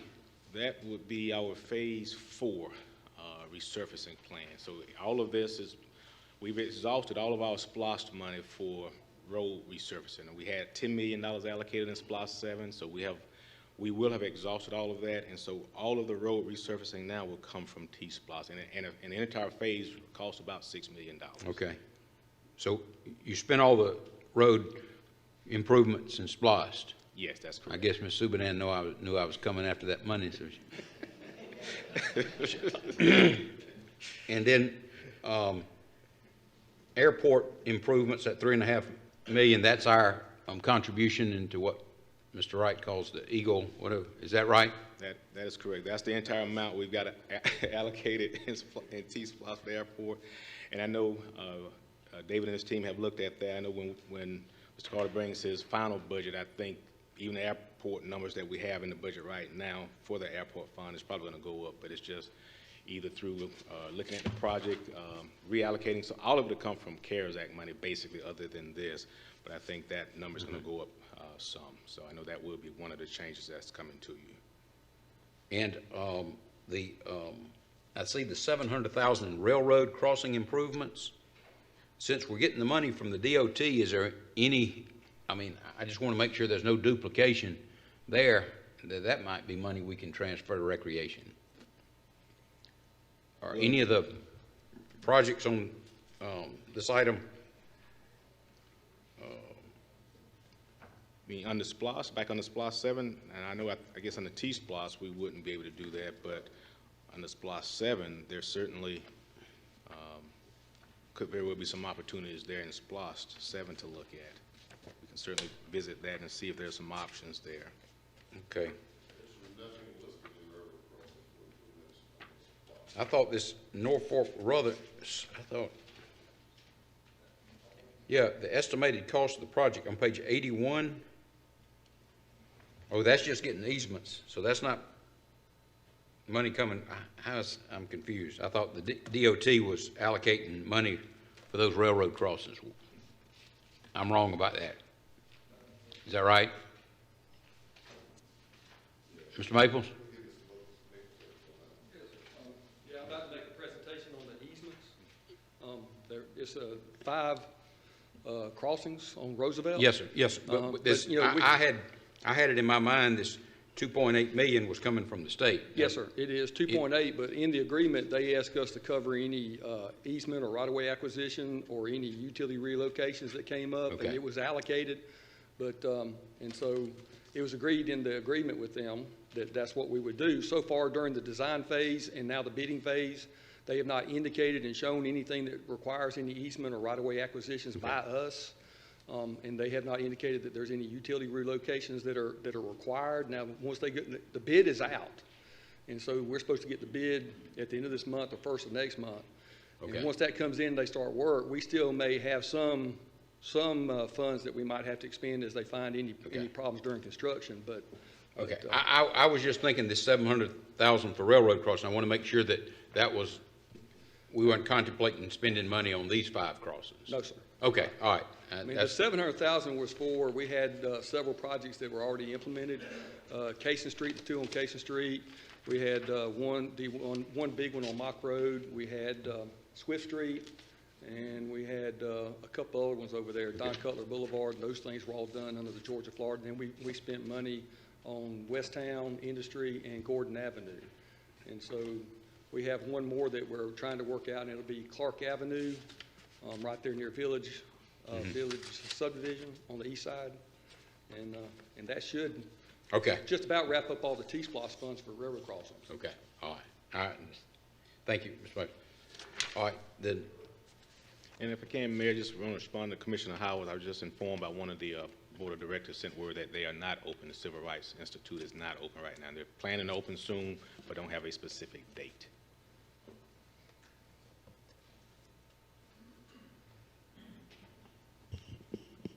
Mr. Mayor? Yes, sir. Can I ask a question? You said they are not open, right? That's correct. No, it's not open. That's correct. They are not open right now. So would they need the money since they're not open? What? That's a good question, but I certainly don't know. I can't answer that. But I mean, they're planning to open soon, so I don't know I can't define soon for you. If you would need us to try to get a more defined date, I can certainly ask them for a more specific date so that they can justify their funding. Mr. Mayor, I hope we can get an answer before we vote next Tuesday on the budget. Not saying, I'm pretty sure they need the money, but at the same time, we also need it too. So if we can get a date that, an estimate date when they're going to open. Okay. We'll get that. I'll follow up on that. Okay. Next, Mr. Brown, salary and pay options. Hey, Mayor, can I ask one more question about SPLOST? So SPLOST 7 ends next year, is that right, Mr. Brown? Is it a 5-year SPLOST? Yes, SPLOST 8 will be voted on next November, and collections typically start, if I'm not mistaken, in April after that referendum. So this one was voted on in 2016, start collections in April of 17, 18, 19, 20. 23. 20. So it'll go through after that other referendum is voted on this. We will still be collecting on this one until, I want to say, through March of 2023. But the key thing is it'll be voted on next fall.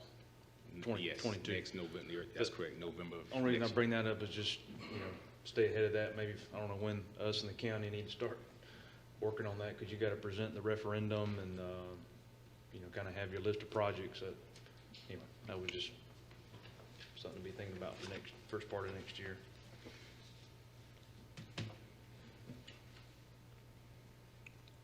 Mr. Brown, are you going to handle that salary and pay options? I think that may be Mr. Carter.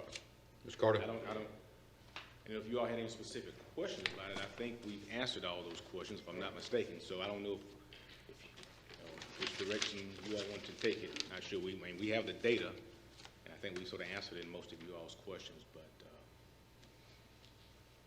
Yeah, our proposal, again, is the 2.5% and to address the supervisor subordinate issue across the city.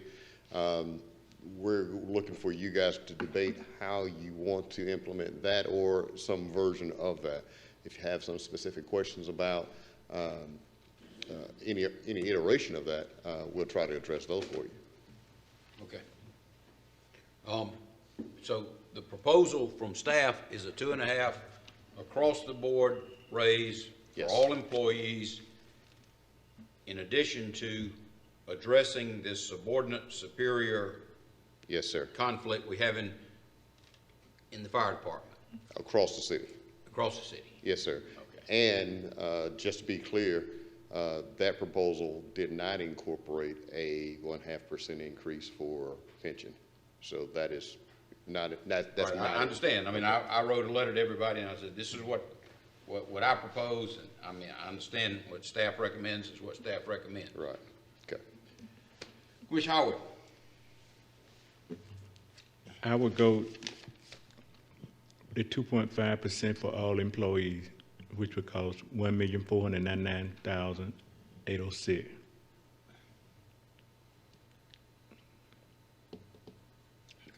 questions for Ms. Carter?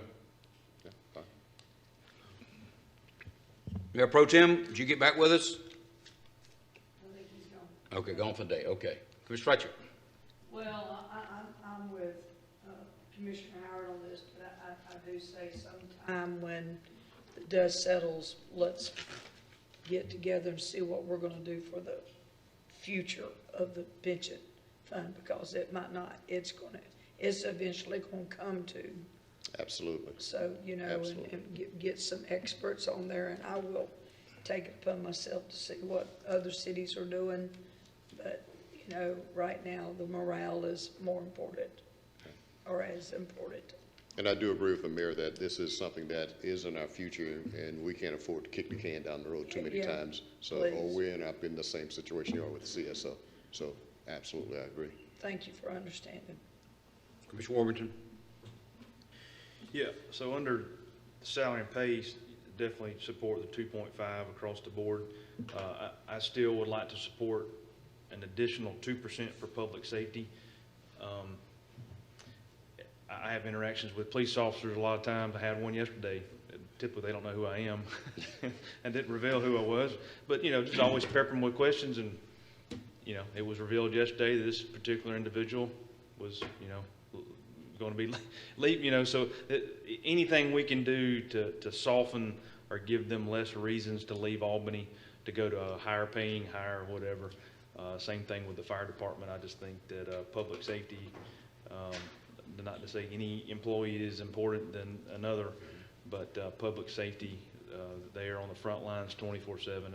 I just believe it would send a strong message to that department, both of those public safety departments, that an additional 2% for them. And I think when Mr. Brown sent the numbers out, that was in the 470, 500,000 I have to go back and range. get my notes. I can't remember off the top of my head. And, you know, the budget you presented us had a 1.2 surplus. So definitely it would just reduce that surplus if That we. 1.2 wasn't all in the general fund, so we have to be careful of that. But we can definitely bring the numbers back to you, see what the budget looks like. Just depends on the, you know, the voice of the board here. Whatever direction you guys give, we'll make it work and bring you a budget back that proposes that. Okay, all right. Okay, that's it, Mayor. Commissioner Langstaff? I agree with Chad. Okay, that's 2 commissioners. Commissioner Young? 4? Yeah, 4. I think we got 2 with a 2.5 across the board. Oh, that's right. We need some others to get on board with the extra 2%. Yeah. Okay. Yeah, I'd like to just see the numbers of that. Yeah, Okay. If I could. We can do that for you. I guess I'm on the same mind frame. I'd like to see the numbers with the extra 2.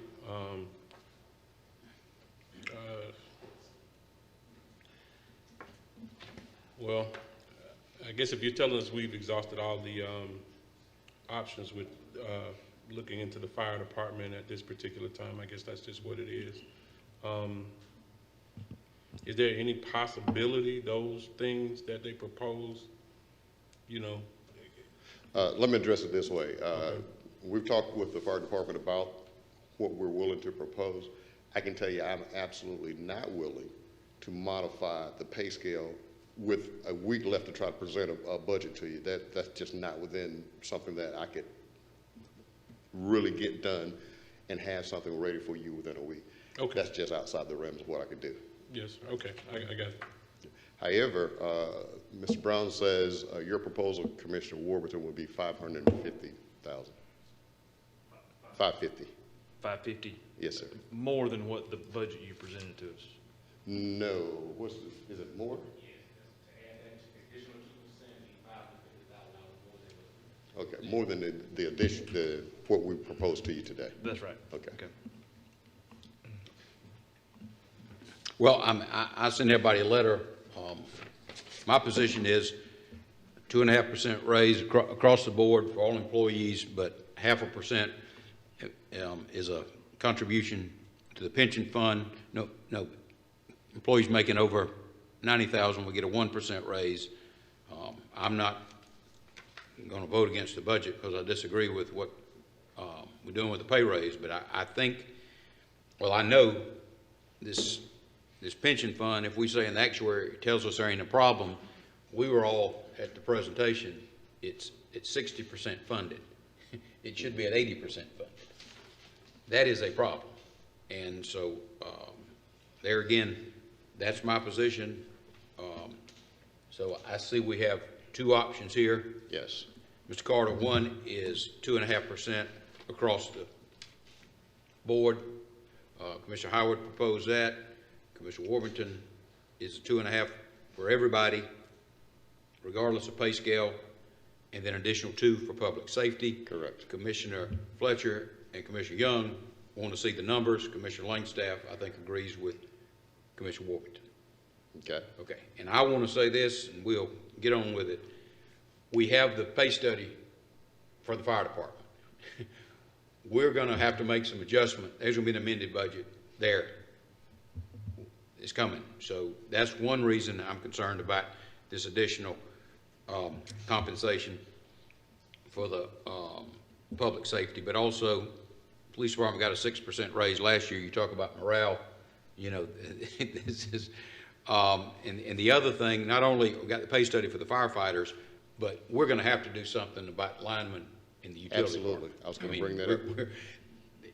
We're talking several hundreds of thousands of dollars.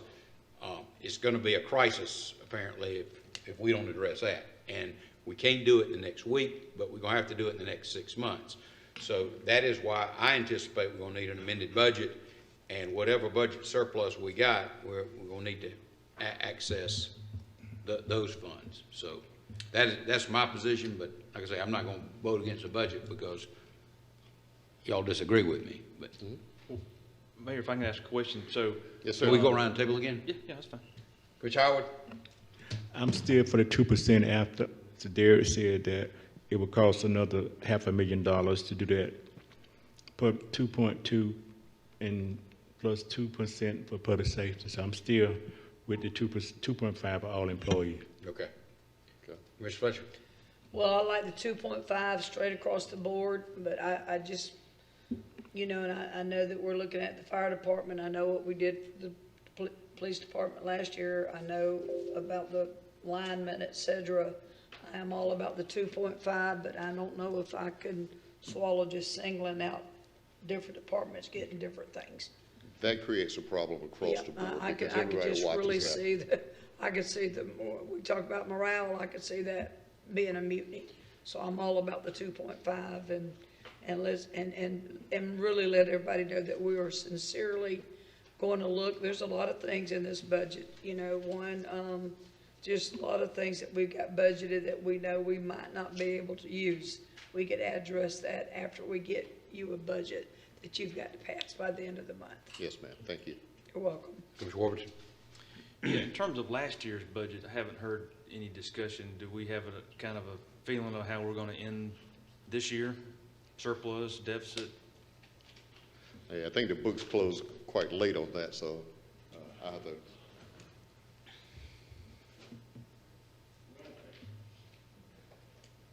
I think we're on pace. We're doing quite well, I believe, by the end of the fiscal year. I would be disappointed if we did not have a surplus in the general fund of about $3.5 to $4 million. So that's my expectation today. Yes. Okay. All right. And then, so if we funded the 500 and something thousand for the 2% proposal, how would you program that into the budget if we decided to do that? We'll have to take a look at the entire fact because that is the additional 2% that you're talking about is strictly general fund, but the rest of it kind of fits in multiple funds. So we'll have to take a look at where we can move things around to make that work. But I'm confident we can make it work if that's the desire of the board. That's not, I don't foresee that to be a hurdle that we can't surpass, is what I'm saying. Okay. All right. Okay. That's it, Mayor. Commissioner Langstaff? Nothing further. Commissioner Young? I guess in light of the fact, I guess the extra additional, I could go with Commissioner Warburton's suggestion.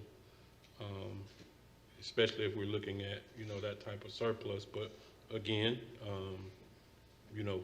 it's my opinion that, we pat ourselves on the back a lot when we get surpluses, and we supposedly are being very fiscally responsible, but we still have conditions on the street where everybody's not feeling like that's affecting them, and it's a quality of life issue. We could feel good with budget surpluses. We could feel good with, any of the numbers that come out when we do budgets. But if it's not being felt by our citizens, especially with the enormous issues that we have with poverty and blight, all of which are economic issues, we're not doing what I consider the best with our money. And I'll leave it at that. Thank you, Mr. Mayor. Okay, thank you, Commissioner.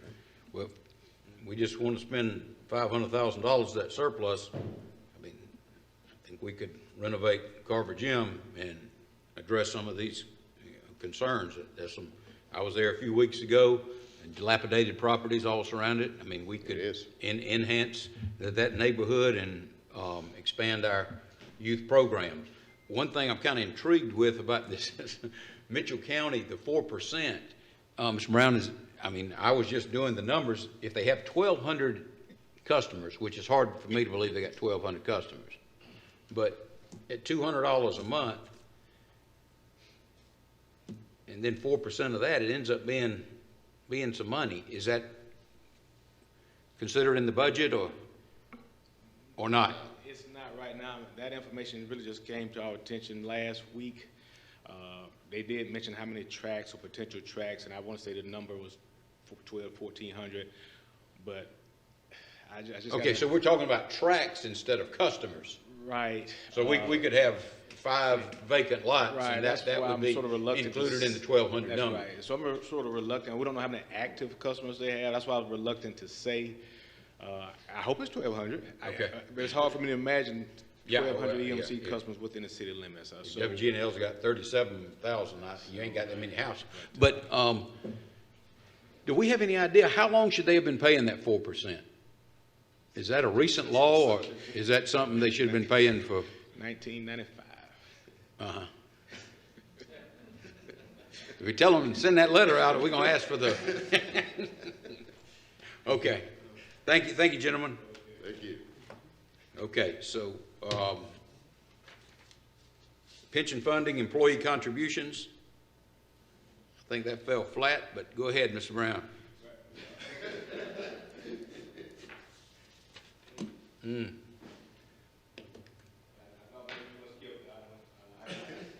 think, well, So again, who was the actuary that told you we were in, as they said, good standing? Well, it's the Kavanaugh McDonald, the gentleman that presented. And you're right, he did mention, and just going back and looking, that the national average is about 75% funded. And no one would deny, I think even the people that were here, no one's going to deny that any additional money from whatever source it comes from would be a benefit. And looking at the city, being responsible for the city's finances, the pension board, I certainly take that seriously. And I would be the first one to come to you all and say, we need more money from some source.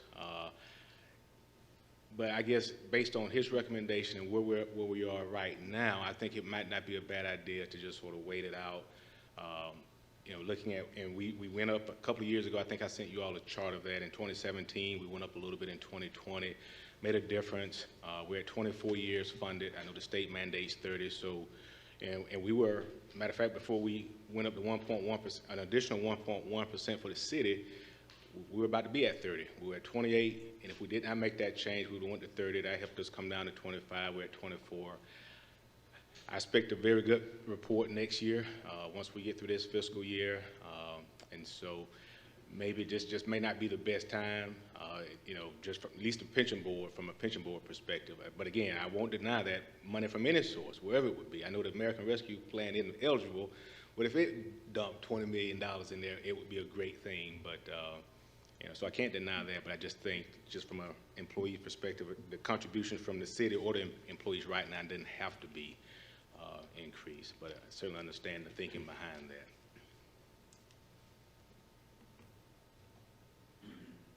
So we have any questions about the pension funding? Commissioner Howard? No further question about it. Commissioner Fletcher? No questions. Commissioner Warrington? Yeah, so the idea of the 0.5% total, that's 300,000, 400,000? About I think maybe 252, I think the mayor's proposing 0.5% for public safety. And No, additionally there's 1%. nothing for public safety at this time.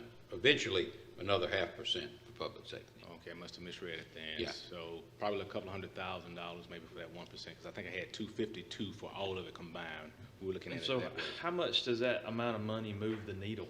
I mean, we're at 60%, Mayor Sanford's supposed to be at 80. Does that move the needle? Not an awful At lot. all, or? When we did 1.1% for the city in fiscal '20, that was about 460,000, and so we went from 58.7% funded, went up to 60.3% funded for the most current valuation. So I'm not sure we're moving an awful lot. Probably would move it a little bit, but probably not a huge number. I would just say that. But I mean, I don't know for sure. But the number's about probably 200,000 for just a 1% for all employees. So, I mean, has the city ever just made one-time contributions or just a? Not that I'm aware of, at least not in the past 10 years anyway. But certainly it's something that could be done, but we haven't done that I'm aware of. I was just thinking in terms of our surplus, you know, if we finish the fiscal year with a surplus, you know, would it behoove us to think about making a one-time contribution of some amount to the pension fund? Again, it would certainly be beneficial. I mean, money from any source would certainly benefit it. I mean, it just would. I mean, it just would benefit it. So now it would, because you're actually just paying, it's not as beneficial as plan changes, increased contributions, because it's just a one-time payment. It doesn't change our assumptions of the plan. The biggest thing I think we can do, and I think it won't be an issue, is, you know, like the mayor said, we're not going to always have these great returns. So when we don't hit our target, it won't hurt us as bad if we lower our assumptions. And so I think looking at it this year, probably the best thing we could do is look at all of our assumptions. We did that a couple of years ago, and we changed. We were at 8%. You know, we probably one of the few municipalities or pension plans in the state that number started with an 8. And so we came down a little bit because it's just not reasonable to expect 8%. And so I think lowering it some more would be in our best interest. So the one-time payment, again, would help, but it just didn't help as much as changing some of these other assumptions. Mm-hmm. Okay. All right. That's it, Mayor. Commissioner Langstaff? Nothing further. Commissioner Young? Nothing further. Okay, thank you. I just speak to Commissioner Warrington's point that, as Mr. Brown was explaining, the contribution is an annual increase, and you know that's the benefit. Benefits there, yeah, obviously.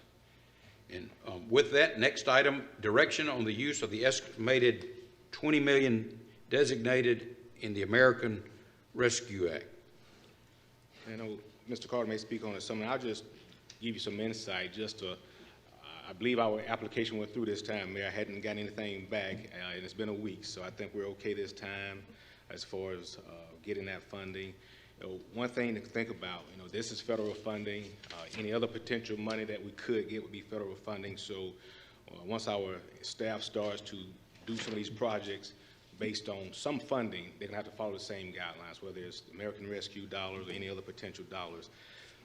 One thing that we're going to have to do, if things stay as they are, our plan is to, I think the blue that you saw is operating capital and debt. If nothing changes, the plan right now calls for us to borrow $53 million to get to this $105 million, to pay for this $105 million plan.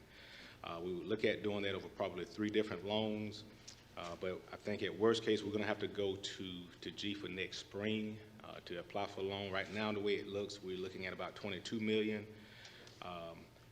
is what our plan is as it stands right now. And let's just say if we got $16 million in infrastructure dollars, the amount that we would have to borrow would be reduced to $44 million. there's about $5 million in SPOS that we would not have to use. A 5% rate increase would be reduced to 4%. And so if we got $16 million later this year, that would be the impact. Let's just say they were very generous and we got $40 million from an infrastructure bill. We would not have to borrow, we would only have to borrow about $14 million. Rates would only have to go up 2.5%, so it'd be cut in half for 5 years. We would not have to use any SPOS money. We would not have to use any SPOS money for debt.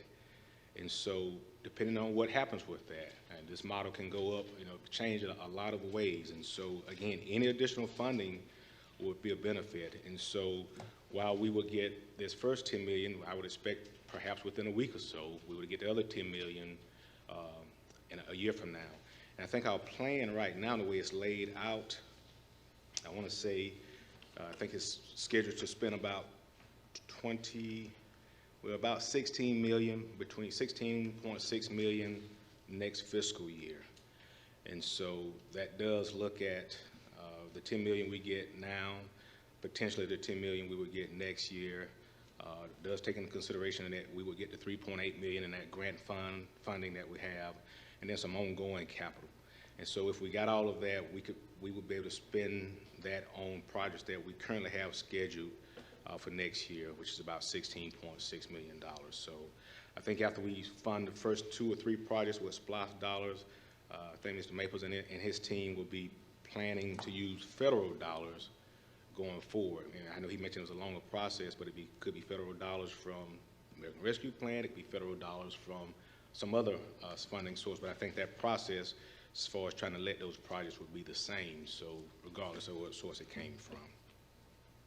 But that is, unless something changes, we will be back, I'm sure, at the latest next spring to get your approval to apply for a GFA loan. We're going to have to, if nothing changes, we're going to have to borrow about $53 million if nothing changes. If we don't get any other grant funding, if there's no other bills passed, of course, we're all anticipating and hoping that we get additional funding, but that's sort of how it would affect other things. Rate increases, the percentages of the rate increases, the amount of money we would spend on SPOS. Right now, we're anticipating 10% of SPOS dollars going forward as far as perhaps using to fund debt, which is about $1 million a year. And I think, which is about 10% of the SPOS. And I think Commissioner Young had asked the question, what if we never got this American Rescue dollar money? We'd probably have to spend about 25% of SPOS dollars or allocate that to this CSO project if we didn't have this $20 million. So that 10% in SPOS money would become 25% in SPOS money that we would have to allocate for this project. Thank you, Mr. Brown. Yes, sir. Question, Commissioner Howard? Mr. Brown, let me ask you another question. Yes, sir. Like you said, I was referring to what Commissioner Young said from the 6th Ward. If we have not gotten this $20 million from American Rescue Act, and the option is that we can either raise fees or get a GFA loan, right? Is there a cap what we can get from the GFA loan, or is it done, you can only get so much within so many years? Well, there is an annual cap. You can borrow up to $25 million a year, but there's no cap on the number of loans that you can have outstanding. And so as long as our sewer fund shows the capacity to pay the debt, because they will certainly go through it and look at that, then in all likelihood we would be approved for the loan. But $25 million a year, but no cap on how many loans you can have outstanding. Okay, so it's $25 million per year. Yes, They just say next year we decide we want to borrow like 25, 22, 23, and 24 will be like $75 million. Could it be done like that in increments or what? Yes, as long as we demonstrate the capacity to pay it back, I don't believe it'll be an issue. So if we could borrow 25 in 3 consecutive years, that is allowable for them. It's allowable, right? Yes. Okay. And you did say that per year you can have multiple loans, right? Yes. But not to exceed that $25 million. Right. Not multiple. Yeah, you can have multiple outstanding, but only one per year. Only one per year. Just one per year, right. Mm-hmm. Mr. Mayor, to the Board of Commissioners, which we are aware that now we do not have that $10 million in the bank as of yet, right? Not yet, not yet. I anticipated, I think when I submitted it the first time was on a Friday. By that Wednesday, I had gotten an email back saying, hey, there's an issue here. And they say it takes about 4 days for them to review it. Well, after last Tuesday's meeting, the mayor signed it again. I submitted it that day. So now we're a week away, and I haven't heard back. When I checked this morning, it just says, you know, that it had been submitted.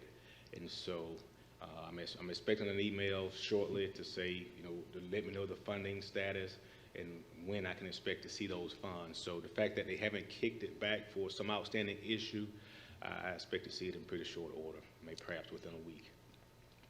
And so next year, we will be allowed to, we will be allowed to get the other $10 million. Right, my understanding right now is pretty much automatic. Now, we're gonna have to submit reports quarterly, but that other $10 million isn't contingent on something special with this first $10 million. It's just that they're just sort of breaking it out, giving us a chance to formulate a plan. But my understanding is that there's nothing that we would do that would forfeit that at this time. That's my understanding. They're just spreading it out over a year like that. Okay. And then there is a bill in DC is talking about the infrastructure bill, and we will get, if it passes the Senate, we will get some funds from that, but we don't know exactly how much that would be from the infrastructure bill. Right. I know there's a lot of proposals out there, so you know, I just sort of threw some numbers out there just to sort of let you see what the impact of additional funds could have on rates, how much we may have to borrow. You know, the $40 million scenario is a nice scenario. I mean, you go from borrowing $53 million to only having to borrow $14 million and not have to use any SPLOST dollars. I mean, that would be nice, but you know, that's $40 million. I don't know if we get that, but that would be nice. Okay. Mr. Mayor, I did receive your letter, and then other individuals received your letter as well. I feel just a little uncomfortable putting this $20 million of American Rescue Act money toward the infrastructure. I'm well aware we got to do something with our infrastructure, but I would be of the opinion if we're going to receive this money, and let's try to follow the guidelines, what the money was actually for, is to go in communities or neighborhoods or blighted areas and to help those individuals rather than putting the whole $20 million toward the infrastructure that would deal with the CSO project. So I think that I would be inclined to say we use this $10 million and the other 10 would go toward helping those areas or communities that are shovel ready to bring forth their proposal, if they're a 501c3 or whatever, that they got a business permit to do things.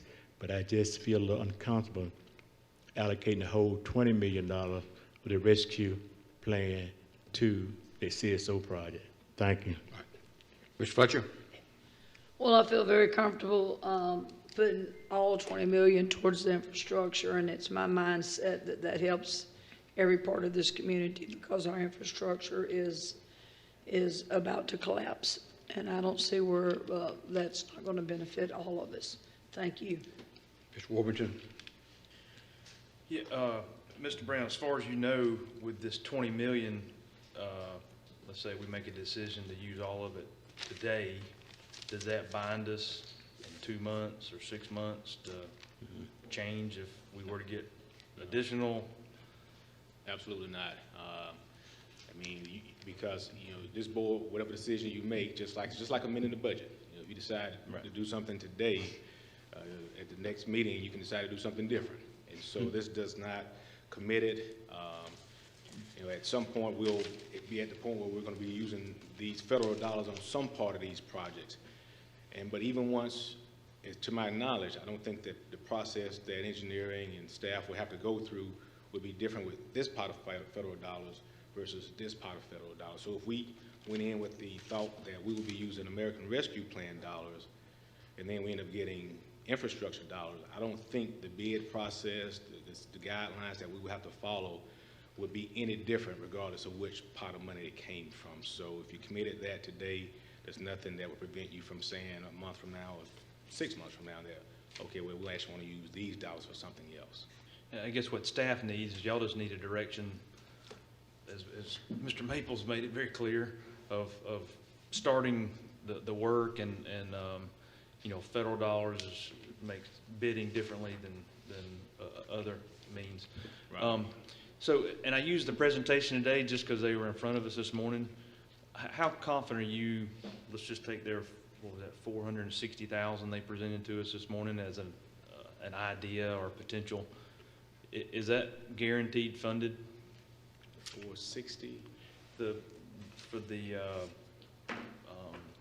community garden presentation this morning, is that 100% fundable that they presented to us? I think to Commissioner Young's point, I think he might have mentioned the flexibility. The guidelines are, well, now we're certainly gonna be responsible. We're gonna have to track it, because if something goes awry, and we're on the hook, you know, even if there's a sub-recipient, then we gotta make sure they're following the guidelines, whatever those may be. So, but yes, the guidelines are very broad, and I think that's on purpose. It's intentionally broad because there are so many different things that need funding, and so I certainly, based on what I have read, I believe that would be an acceptable use of those funds. So on face value, it's fundable?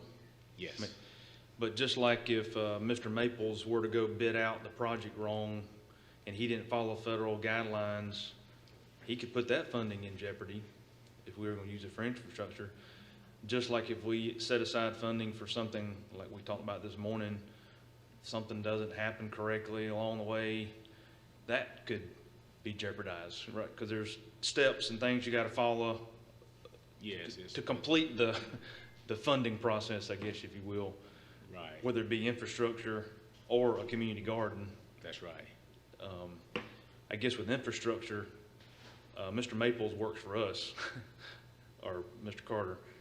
So we have direct control over step 1, step 2, step 3. The other way, we don't really have as much control because they don't, you know, not just the group this morning, but any group.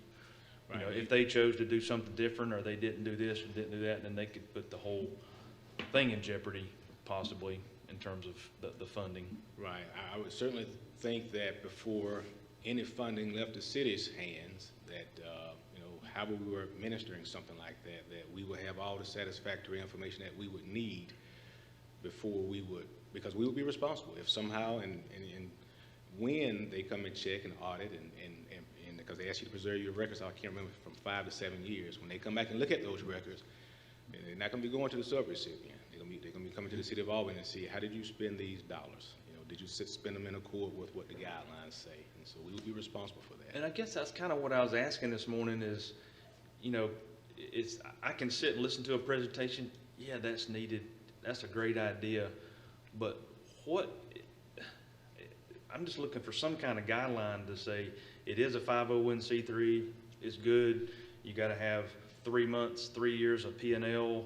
You got to, you know, I don't know what all they're going to require to take an idea to use funding. I guess that's kind of, I haven't seen what those requirements are. Yeah, it's real broad. I mean, they're very open,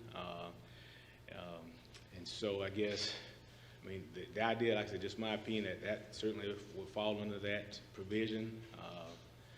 And so, but I guess, of course, we couldn't, you know, give 400 and whatever it is, and we don't see anything. You know, there's nothing to show for it. You couldn't, you know, so you got to have something to demonstrate that the money was spent in good faith, and you know, so I don't know how much detail they would want, but there certainly would need probably be enough detail that satisfies this board to say, okay, yes, we're going to fund that project. And so, like, my mind's going even to the point of, do they have to go spend the money? Do they have to be able to cash flow it, and then we give a reimbursement? Is that the way it works? Because then an entity has got to be able to go do it, show they built it, show they've done this, and then they get a reimbursement check. That changes the whole, versus just giving the check and say, here's the money, let us know when you're done. That changes the whole way of how a group could come together, or funding, or do a little bit, get reimbursed, do a little bit, those are the things in my mind. If I were on that side of the podium and I was making the presentation, those are the things I would be thinking about is, how does the money come? How long? Do you have to cash flow it before you get reimbursed? Commissioner Worthington, if I could jump in here real quick. Let me finish my point here, Commissioner Young. Okay. So I guess the way I was just sitting here thinking, I know the mayor brought up, he made a very good point a minute ago about Carver Gym. Money's available, why don't we go do Carver Gym? I guess the way I think about it is as I think about entities presenting to us, my method of deciding whether to spend money on something doesn't change based on where it comes from. If my Aunt Sally donates, or from her estate, I get $1 million, that's not going to change who I am. It's not going to change the way versus if it comes from this pot. And so it feels like we're getting confused with the source of the money versus should we be doing it anyway. So if we wanted to go fund a $460,000 community garden, could we do that right now out of general fund? Do we have the principles and guidelines to use city funds for that? I mean, does the American Rescue Plan have different principles for funding a community garden than this just allocating that money out of the general fund? Their stipulations I would say yes, are very broad. I mean, things that we probably couldn't do. That funding is available. If for instance, if we decided we were going to pay an actual direct cash payment for someone to say pay a utility bill, as long as they provide the documentation, the proof that they haven't been able to pay their bill, this is why, that is an acceptable use of those funds. Of the American Rescue Yes, funds. whereas the city couldn't city- do that. So I think the guidelines that are in place for this program are very broad, and I think by design, and so that you have all have these dollars and can't administer it because there's so much red tape, if you will. I don't think that exists, but at the same time, the city will be responsible though for how these. You can't just say, well, we gave this away and people paid their bills with it. You don't have any documentation. You don't have any proof people were behind on their bills. You couldn't do that without being responsible for paying that money back, I'm sure. But if you've got a documented plan, and this is what you did to prove this, and then this is why we gave the person these funds, then I'm sure that's acceptable. But you can't just, just hand it out willy-nilly and don't have a documentation and don't expect that we're gonna have to pay that money back. Okay, so there are different standards for that pot of money versus general fund. Yes, there's money that money can be spent on things that we couldn't do. I'm sure Mr. Davis said, no, you can't do that. I'm certain of that. Yes, Yeah, sir. I would think whatever you write a check, and I guess your name goes on all the checks, or Mr. Carter. Both of ours. I would think whoever's name goes on the check should be the same standard, but maybe I'm thinking about it. I guess with all that being said, and I'll let Commissioner Young speak, but as far as I'm concerned, at this point, I'm on the side of earmarking the 20 million towards infrastructure, knowing that 2 months, 3 months, 6 months, we can change when a new idea comes, a new program comes, it can all, but at this point, giving y'all direction between now and next week with a week's worth of time, because another idea may come up in 2 months that's not even considered today. But as far as what's in front of me and what's on the table, all I can do is consider the 20 million going to infrastructure as it sits. So that's it. Thank you. Commissioner Langstaff? Nothing further. Commissioner Young? Yes, sir. Thank you for your outline of these funds. And what I was speaking to Commissioner Worthington is, when you allocate these types of funds, as Mr. Brown said, they're very discretionary, but they are not without they're not without any type of accountability. And I know that because I've done a lot of work in that nonprofit sector and community work That's one of the reasons I wanted Ms. Brown here from Community Economic Development. There is a scenario where these monies that come down, and they do it every day, they've been doing it every day since their existence, in holding nonprofits and groups that get money accountable for the funds that they get.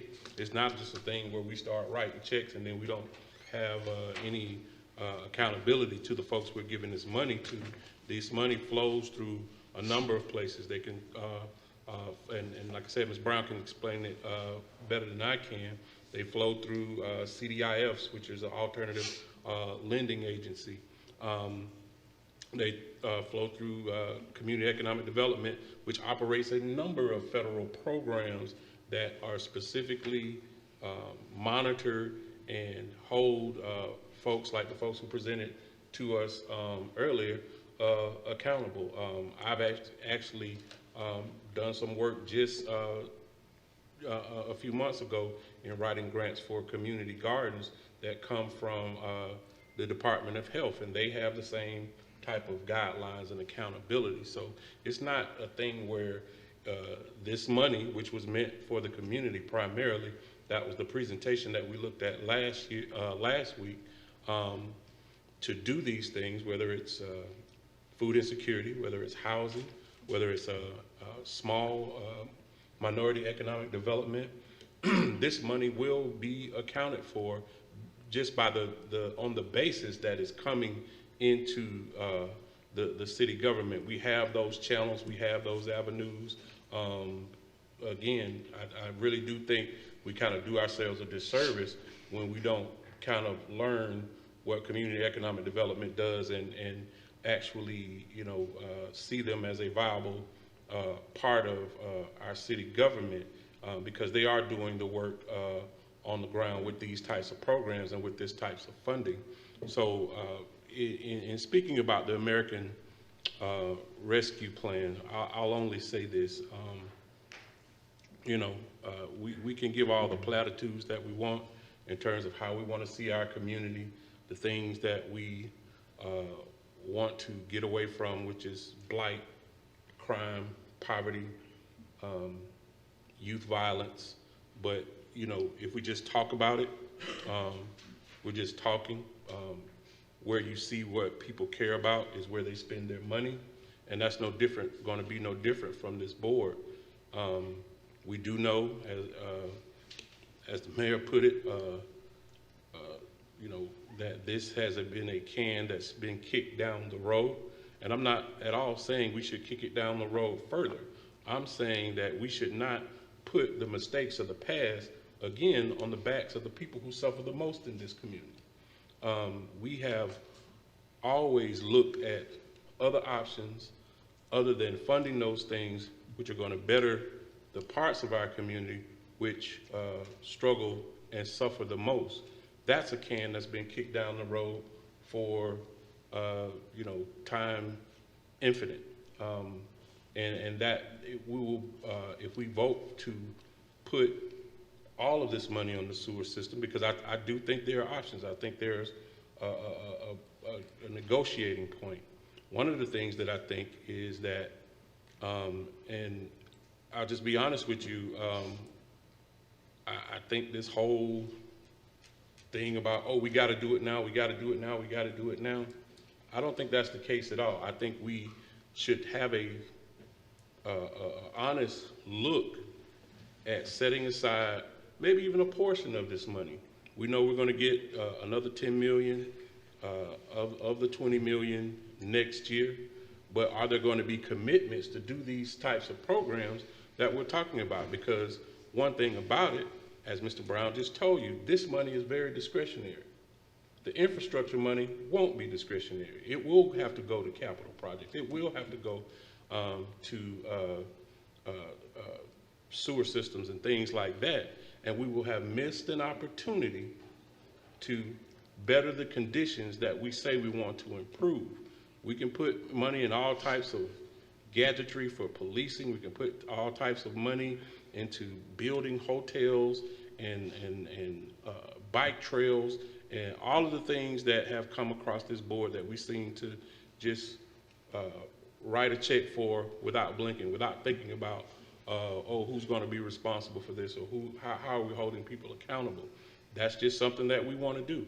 So that's what it really gets down to. What do we want to do in terms of healing this community from COVID and all of the things, not Demetrius Young, not pastors in the community, not nonprofits or advocates or activists. This is what the Biden administration says in the American Rescue Plan. Communities of color, communities that have been disproportionately affected by COVID, communities that suffer from poverty, marginalized communities. That's the language in this bill. That's the language that gives guidance to what we are really supposed to be putting these funds to. And if we do that, we haven't done what we were supposed to do. Thank you, Mr. Mayor. Thank you, Mr. One thing, I mean, getting back to this 4%, I mean, that money could be allocated to the people who are in the Mitchell EMC service district, many of whom are living at or below the poverty level. But this is just sort of a false choice. We need to remember this. We're not committing $20 million at this time. We're committing $10 million.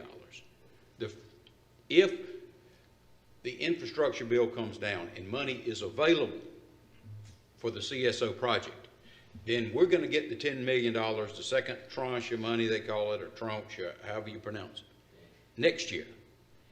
And we will have the flexibility. I mean, I am concerned about food insecurity, but we need to address this thing responsibly.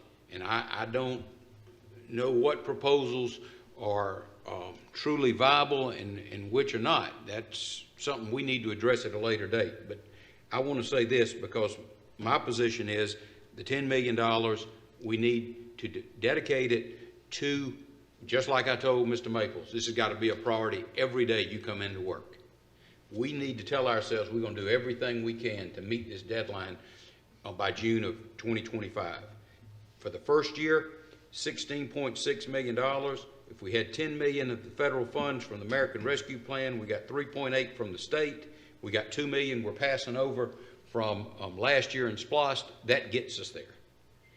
And if this infrastructure bill comes down, then we have the funds, we have the second allocation of the $10 million, and we have time then to really look at our options for addressing these issues, including food insecurity. But I'll say this, and I'll close because we've all been here a long time. Mr. Brown says we either incur bonded indebtedness or we get a loan from GFA. Well, you know, my dad used to always say, who's that? My dad used to always tell me, son, all you worried about is making your down payment. You know, you don't understand what it is to pay the whole loan, to pay the note every month. Either way, the GFA loan or the bonded indebtedness has got to be paid back. And the way it would be paid back would be by rate increases. And those who are living at or below the poverty level, that rate increase is going to impact them hardest because they're spending a higher percentage of their household income on utilities. So I just, like I say, I appreciate the opposing views, but in view of the predicament we're in, I think the best thing to do is allocate the $10 million, and we have the money we're fortunate to receive from the state. We have the $2 million. That gets us financed through the first year. The other thing, is if you start talking about spending the lion's share of your SPLOST money on the separation, that's money that we don't have for recreation improvements and other opportunities we could to address some of the generational disparities in our community. But that's my thought on it, and I think we have is that sufficient, Mr. Carter? So the direction is,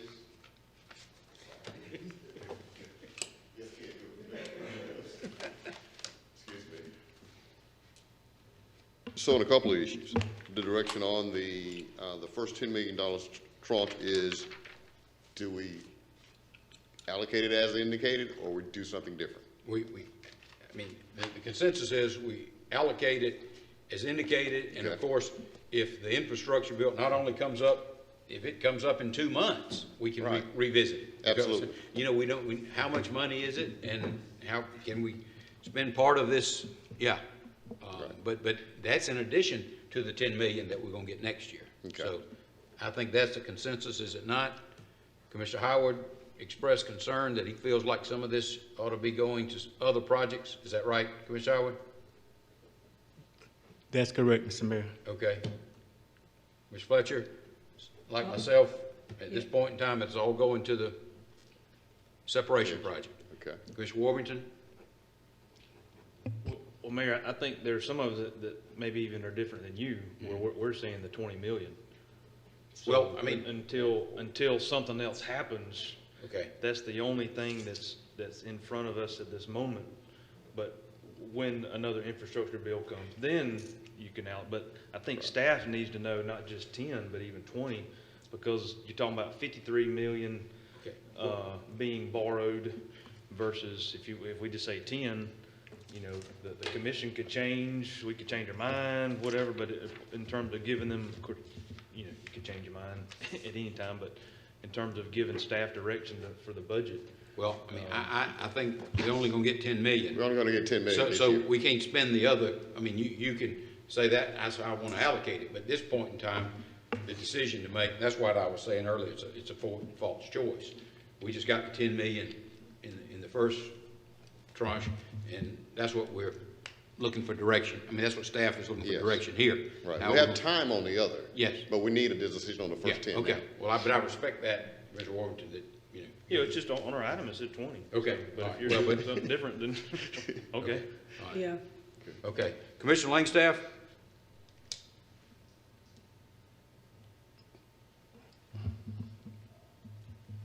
Is Commissioner Langstaff not with us anymore? Okay. So we don't have I guess we need to poll the commissioners who aren't here.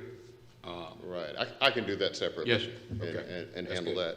that. The other thing, there Well, I was didn't get a several chance things to that speak came. yet. I'm sorry, sir. Before we move on, I think you went around the horn. I didn't get a chance to speak yet. You Okay, did speak. okay, all right, okay. So, yeah, I don't, yeah, I'm not on board with putting the 20 million up. And I think in your letter, Mayor, you were also supporting putting the whole 20 million. And that's pretty much what I'm saying. We don't have any guarantee that if infrastructure money comes, that's going to be the will of the commission anyway. So I think, you know, we just need to kind of say what it is and not try to say, okay, well, we might, you know, change my mind if the 10 million comes in. I'm saying make a commitment, make a $5 million commitment, set aside, make a $8 million set aside of some money that we can, you know, start to repair ourselves from COVID. That's what this money is for. COVID relief. If you go look at the bill and read it, that's what it's talking about, COVID relief. So again, we can do what we want to do. Our hands are not as tied as we're talking about they are. We can kind of make a decision and you know, give ourselves a little bit of room to see what we actually have. Mr. Brown laid out a number of ways we could, you know, fund this project, and I'll agree. I was there at the beginning of the retreat when this was first suggested, but understanding what we're going through right now, I just can't, you know, I just can't do that with the instructions from President Biden. It says this is a whole of government approach, whole of government. That means from his office all the way down to us in terms of recovering from COVID. And thank you. All right, thank you. Well, I mean, the letter, I mean, I expressed my position today. The letter I sent out to Commissioner Young was sort of kind of identifying what the issues are, and here's what so, but with that, starting any further direction? More questions? Yes. One is concerning the pay increase. you wanting us to bring back a couple of proposals or a proposal? One, I know one's on the table for 2.5, and let that be it. The other one's 2.5 plus an additional 2% for No, I public think safety. both Commissioner Fletcher and Commissioner Young said, I don't want to commit either way till I see the numbers. Okay. So can we have both those options? Isn't that right? Well, now I'm gonna commit on the 2.5. Yeah, no, I Yeah, mean, yeah, I think. Yeah, I think everybody's And I cool on think 2.5, Commissioner but Young- was there? I think I probably said I agree with Chad with the $500,000. It wouldn't Yeah, the actual, about the surplus. the actual cost is 5.5 if we're going to go with the 2.5 plus the additional 2%. That's the cost. So in addition to what you see on your budget, we'll add 5.5 to it. Okay. If that's what. Well, no, no. We're gonna have to meet again, and we don't even made a decision today, because I've expressed my opinion, and 2.5% I'll live with. That's not what I proposed, but I can accept that. But some members of the commission would like to see 2.5% for all employees and 4% for public safety. Or 2% more. 4.5%. Yeah, be 4.5%. Yeah, that's right, isn't it? If I can just suggest, Mayor, it sounds like there might be, it's kind of iffy, is maybe if we can know how it will be funded. I know Commissioner Fuller's not here as well to weigh in, so you can maybe get his perspective, and you know, if that is an option for us to consider to vote on, you know, maybe you could come back with your proposal of how to fund that 2%. Right. My situation is, I have 1 week to bring back a budget that you stand in, so I think we need to meet Friday afternoon, you know. Okay. Then that works for me. Yeah. That works for me. And clean this thing up, I mean. Well, no, if that's the only thing, Mayor, I mean, if you want to consult with Commissioner Fuller, maybe you send an email to us and we respond back. If that's the only topic we're discussing, I don't see a reason to come back. Well, there is one more. How we're going to treat the EDC? Did we ever make a decision on that? Oh, yeah, we hadn't gone through that one. You finished? I mean, what we have here with the extra 2% raise for public safety is the converse of what we had with the contribution to the plan, because this is an extra staff expense you're going to be dealing with every year. I mean, that's the floor we're dealing with, and so, but I guess everybody understands that. So next, you want to talk about the EDC? Yes, sir. Yes, sir. So there is a proposal for the EDC to get an additional $100,000 increase from what we traditionally pay. So that decision is, again, up to this board if we're going to support that. I think they've also made that same request to the county. Okay. And the rationale is that the private industry or the chamber had not been living up to their portion of that. So in order to solidify their budgets, they're asking both the city and the county to increase their donations. Okay. Did you want to speak to that, Commissioner Warburton? Yeah, and so that's a good explanation. The benefit to the city is it puts the city and the county now in the driver's seat, you know, instead of having a third party, third group. And so I don't think they fleshed out the bylaws and how that's going to work, but, you know, I've even insinuated maybe the city fills the chairman's seat for a year or two and the county fills the chairman's seat. That way there's some back and forth. The county, you know, whereas before that chairman's seat, you know, was just one person all the time. You know? Yeah, And, really. So it really, in my opinion, it puts the city and the county, and so you're gonna have 4 seats that the chamber will give up. And we haven't decided. I mean, obviously, it could be evenly split between the city and the county, but I've even talked about maybe you just have a standing seat for the president of Albany Tech, that whoever's the president of Albany Tech always is, you know, that way you're not, is it a county, you know, or a city, whoever's in that seat, that's a key economic development, you know, or maybe you have a seat that'll always be one of our major 5 industries, P&G, Miller, M&M, between them, you know, that way there's just a couple of standing seats based on positions in the community, and then between the city and county, we would fill the other seats. But all that would have to be fleshed out because we can't flesh it out until we determine the funding, and once the funding's determined, then we can kind of figure out possibly the way that we want to, have the governing body of the EDC. But overall, the EDC is with our new president. I mean, we got some great news that has just come out, some more that's pending coming out. I mean, they're really doing a great job. I really feel like they have ratcheted down more into the small business versus always just focusing on the large business. So the 50 jobs, 25 job companies, 100 jobs, those are kind of the bread and butter to be able to come in a small community and get the workforce to back that up. And I just think this would be a great move for us to have more involvement directly with the EDC along with the county. And the county, I believe the county supported it yesterday. I don't think they officially voted on their budget, but I think there was support for it on the county side. That's what I've heard. I think, Mr. Carter, just by explanation, we'll go around the horn, but we all need to understand this is we're taking over another $100,000 Yes, sir. a year obligation, but. This is not a one-time funding. Yes, This yes. is annual funding. And then, as Commissioner Warburton said, we're talking about totally revising the bylaws and the EDC. Any questions, Commissioner Howard? No question, but I'm not in favor of increasing to $100,000. Okay. Opposed? Commissioner Fletcher? I'm fine, because I see us pulling the chamber out completely where it Yes. can focus on what it needs to be focusing on, and then we give 100,000 more with the county, and and I think that the new lady it seems like she really is focusing on business. She's laser focused on businesses, regional. She's reaching out to regional, Yes. so I'm with that. Commissioner Langstaff? Commissioner Warburton? I figured you'd do my, but yeah, obviously I support it. And I do think the key thing is we're partnering with the county. So we're not doing this alone. It's both city and the county that's looking at doing it. Commissioner Langstaff, you with us? Nothing further. What do you think about the $100,000 to the EDC?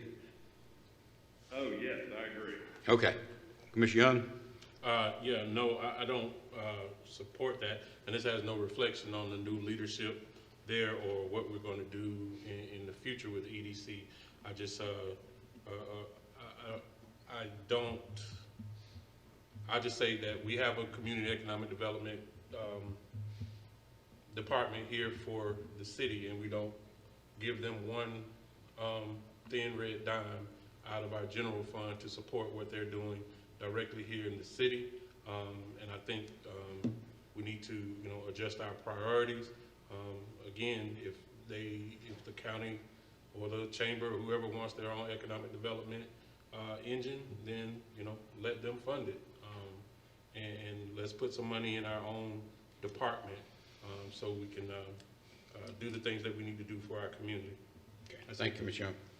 My vote's yes, so let's put the $100,000. And this issue that Commissioner Young brings up about community economic development, it's too late, I think, at this point in time, but I forget, in what year was it that the city discontinued allocating anything to community and economic development? Yeah, I don't know that year off the top of my head, Okay, but that is a choice that has been made. Okay, but we can revisit that certainly next Yes, year. absolutely. And if Ms. Brown, you can get us some, a proposal, like I say, but I think that's certainly, we're not foreclosing anything there. Is that everything we need, Mr. Carter? Last thing was, and maybe I just didn't understand, did we settle on yes or no for the half a percent pension increase?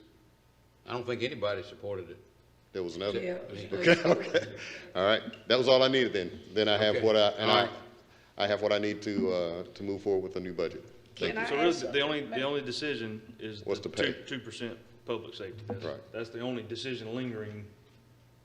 And I was going to reach out individually and see can I get a consensus now. on that. So let's get this. Commissioner Howard is 2.5% across the board. Commissioner Fletcher is 2.5% across the board. I am 2.5% across the board. Okay. And Commissioner Langstaff, Commissioner Warrington, and Commissioner Young, is this correct, Commissioner Young, are all 2.5% across the board, an additional 2% for public safety. So. Does anybody disagree with that? So it's 3-3. Right. So Commissioner Fuller would be the deciding factor. Yes, sir. All right. And I'm not going to vote against the budget but I don't So the next item on the agenda is the appointments. I think Ms. Talbert's on the phone.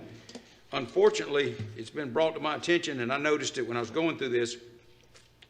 We don't have applications. Ms. Talbert, why don't we have applications for the people who are interested in serving on these entities? Mayor, can you hear me? Yes, ma'am. Okay, well, since I've been with the city for over 20 years, and I did serve with Joanne Pope back in the 80s, we've never had an application process. We've talked about it. That is a standard procedure that a lot of cities have. I know that from talking with other city clerks when I go for training. So that is something that we can consider. But all we have in place is to do advertisements and ask anyone interested to submit a letter stating that they're interested in what board and to submit a resume. Okay, thank you. What I'll try to do is expedite this. If anybody wants to interrupt, you can. First is the Power Supply Committee. We talked about that. Some members of the commission said, why we need a Power Supply Committee. So is anybody interested in serving on the Power Supply Committee, or does somebody want to? I nominate Chad. Okay, you willing to do it, Mr. Worthington? Sure, yes. Okay. Does anybody take issue with that? Mayor, Yes. excuse me. So we're taking a vote in the work session, or are we doing a vote for the regular meeting on Tuesday? No, we're just gonna go ahead and, so we'll nominate Commissioner Worthington. Okay. And the other thing I'm gonna do, I'm getting some letters from some cities wanting us to support applicants to the MEAG board. I'm gonna write everybody the same letter, basically. I'll send a copy to Mr. Logue and Commissioner Worthington saying that next year we want their support if we're gonna support them this year. The Albany Housing Authority,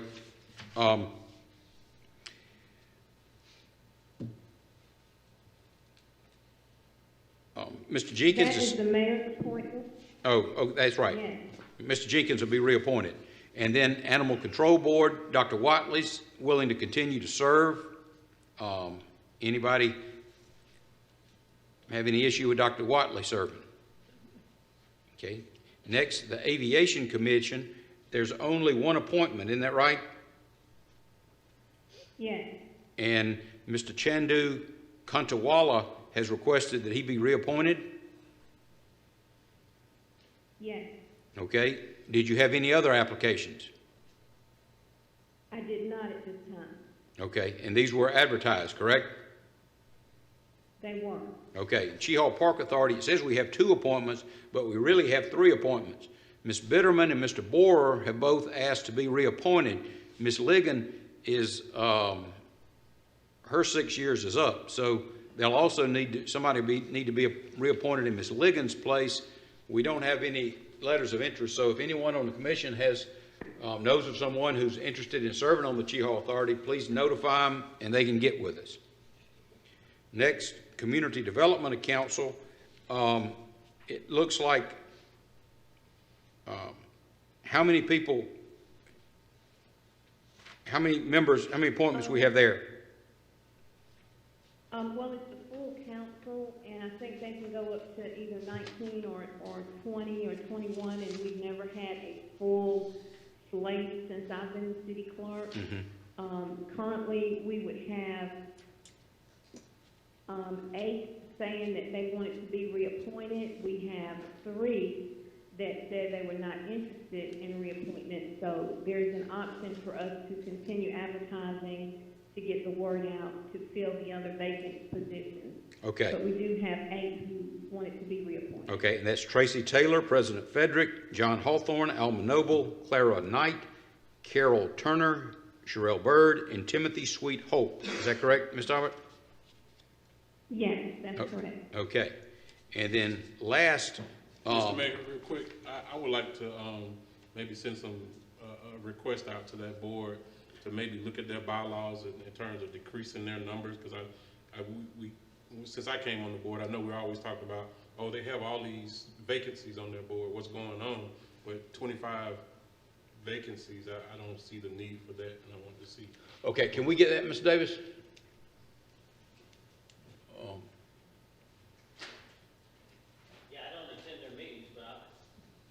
Yeah, but I mean, just the bylaws, I mean, I think would be a city ordinance, wouldn't it? We don't, that's not something the state authority, so we could change the membership by vote, couldn't we? Is this a housing authority? No, sir. Community Development Council. Yeah, it should be, I don't know off the top of my head, I'll just check and get back with it. Yeah, let's get that, and if, then last is the Downtown Development Authority. Ms. Thelma Johnson, Omar Salam, Stan Logue, all have asked to be reappointed. And is that Reverend White? Carl White has no interest in serving. So we would have an extra vacancy there. Is that right, Ms. Talbot? Yes, that's correct. Okay, so if we can continue to advertise, and if anyone knows of someone who's interested in serving on the Downtown Development Authority, please have them submit an application. Next item on the agenda. Ma'am? I'm sorry, Mayor, but regarding the community development bylaws, I'm not quite sure, and I could be speaking out of order, but last year or year before last, community development, I don't know if it's within HUD guidelines or how it's done, but they actually wrote their own bylaws and addressed the appointments and all that I have a copy of and can provide, as well as whatever Mr. Davis can come up with. Okay, yeah. But Phyllis Brown knows the process on that. Okay, and anything else? I mean, I don't know if a board appointed by the city commission would have the authority in the absence of express delegation of that authority in the legislation of the ordinance to make its own bylaws, but we'll address that. So the next item on the agenda is the ESG contract adjustments. Mr. Hughes and Mr. Rowe.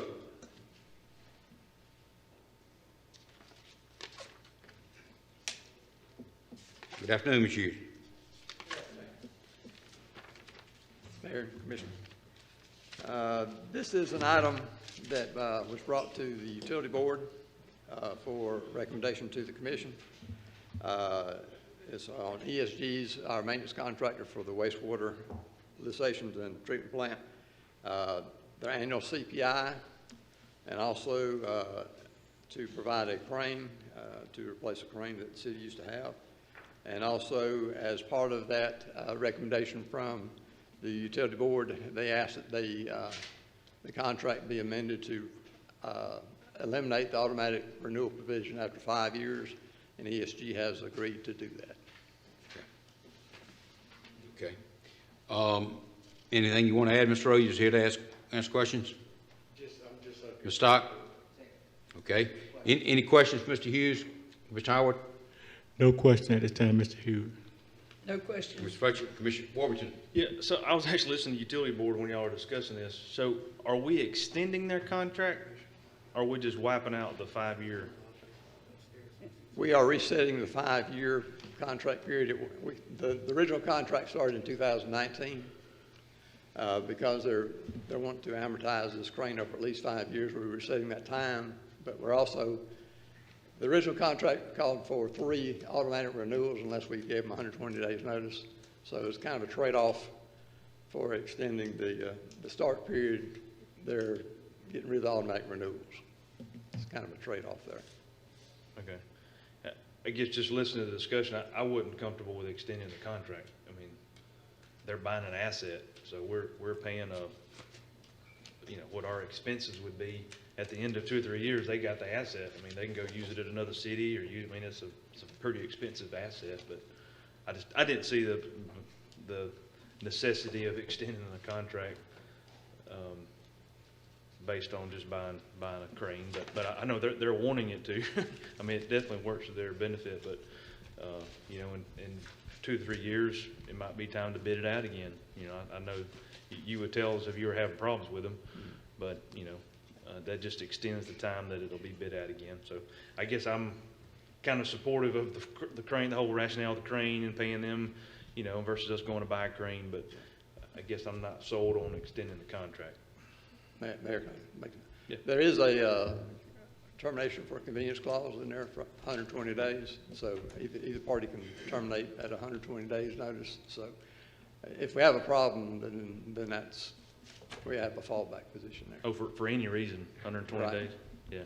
I guess the only trigger is that 5-year mark triggers y'all in purchasing to have the conversation, do we want to go bid it out? If we move the field goal post 2 more years, there's just 2 more years before we have the conversation. But yeah, that's my only input. Commissioner Langstaff? No question. Okay, we'll call this for a vote then at the meeting next Tuesday. Thank you, Mr. Hughes. Thank you. Next item on the agenda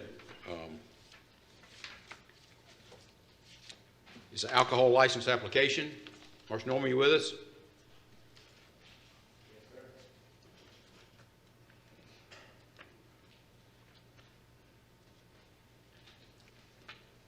Good afternoon. Good afternoon. We have IAV Consulting LLC doing business as Brothers Pizza. I'm sorry. All right, here we go. Doing business as Brother Pizza at 2820 Meredith Drive, Suites 4 and 5. Has submitted an application for a liquor, beer, and wine consumption. The applicant is Ivan Vega from 4408 North Creek Court, Albany, Georgia 31721. This is a restaurant. The planning department identified this location zoned in C2C on the local street and in Ward 5. The distance requirement, the nearest school is Deerfield Windsor at 2500 Nottingham Way. The nearest church is Free Will Baptist at 420 North Westover Road. This establishment was previously licensed as Lemongrass from 2012 to 2015, Mayo Restaurant from 2015 to 2016, Peacock Grill from Indian Cuisine from 2017 to 2020. The police department has no open investigations at this location. Police calls over the past 12 months, there were 3 building checks and 4 miscellaneous. The applicant placed an article in the Albany Herald at least 10 days prior to this meeting to notify the general public that the application would be considered. The applicant and the location meet the criteria for approval. Okay. Any questions for Mr. Norman? Ms. Howard? No question. Ms. Fletcher? No questions. Ms. Warmington? No question. Mr. Langstaff? No question. I think Commissioner Young, you with us? Okay. Commissioner Young had to take a call, and he's going to get back remotely with us when he finishes his call. Thank you. I have one more, sir. And the next item on the agenda is a request for a license at 814 North Jefferson Street, beer and wine package. Yes, sir.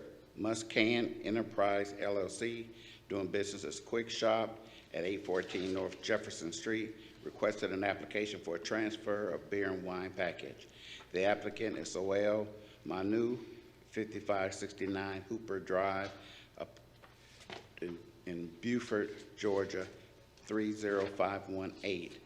His agent is Lester Smith at 210 West 4th Avenue, apartment 14, 31701. The type of business is a convenience store.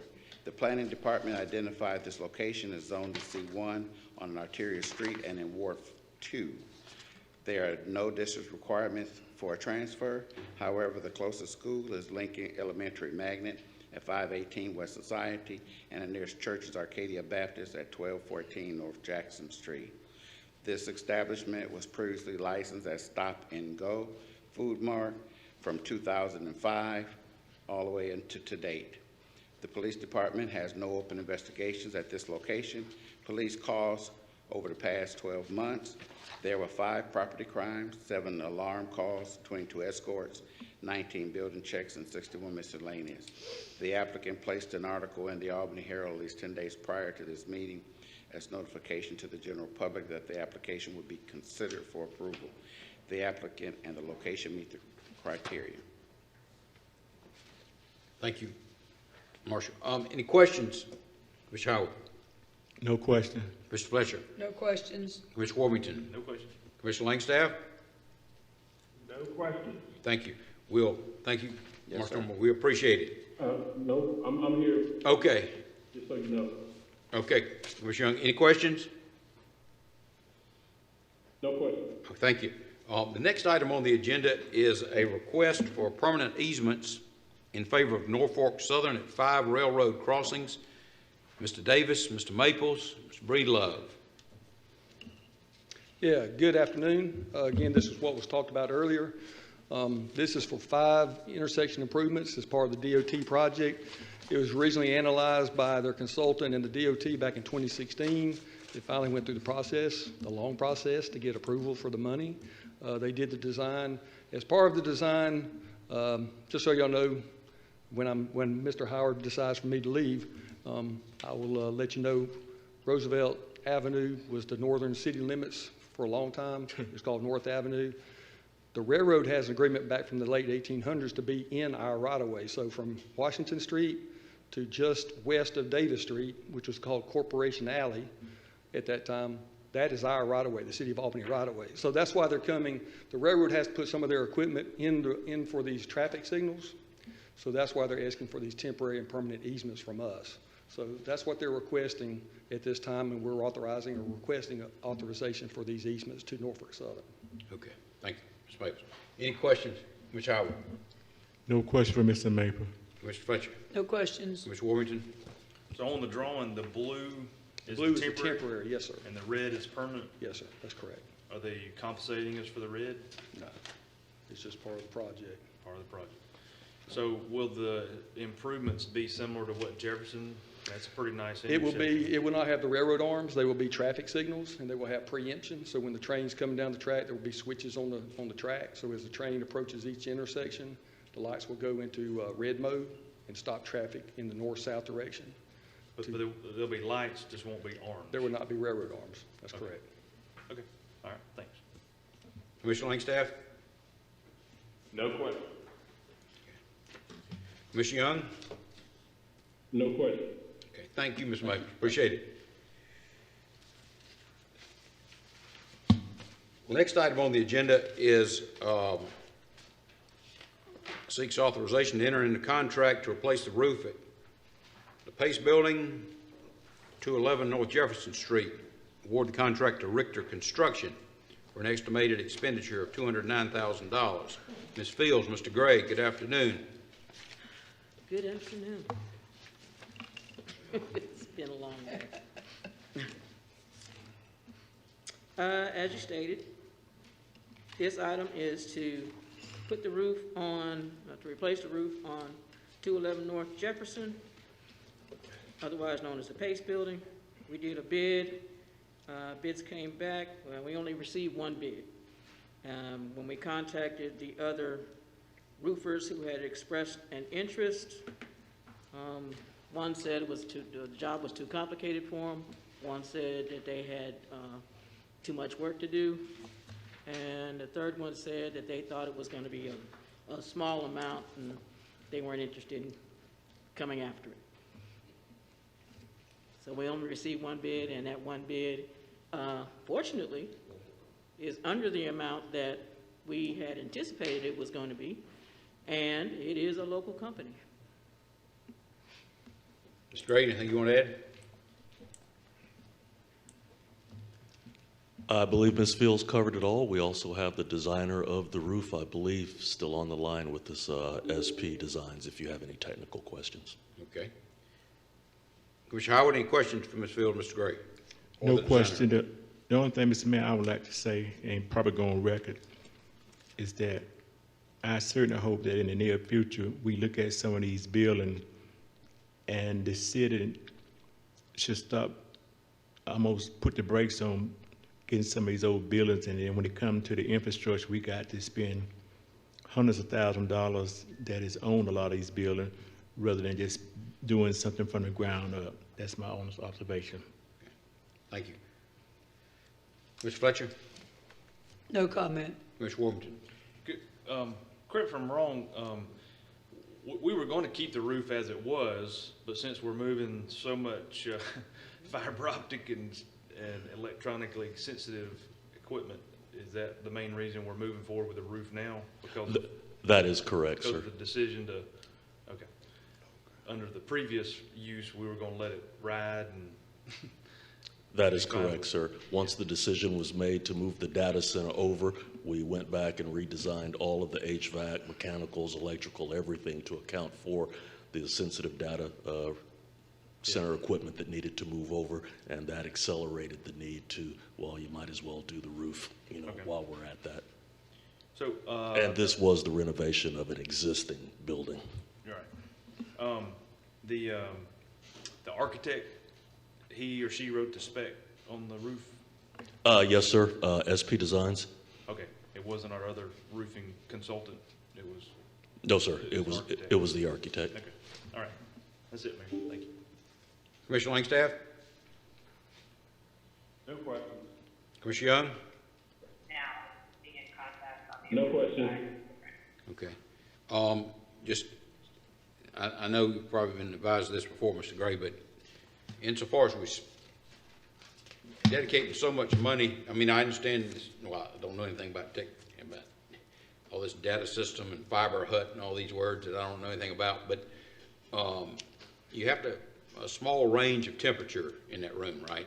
That is correct, sir. So do you have a generator or backup in the event we have a electrical outage or a problem? That has absolutely been designed into the specifications, sir. Okay.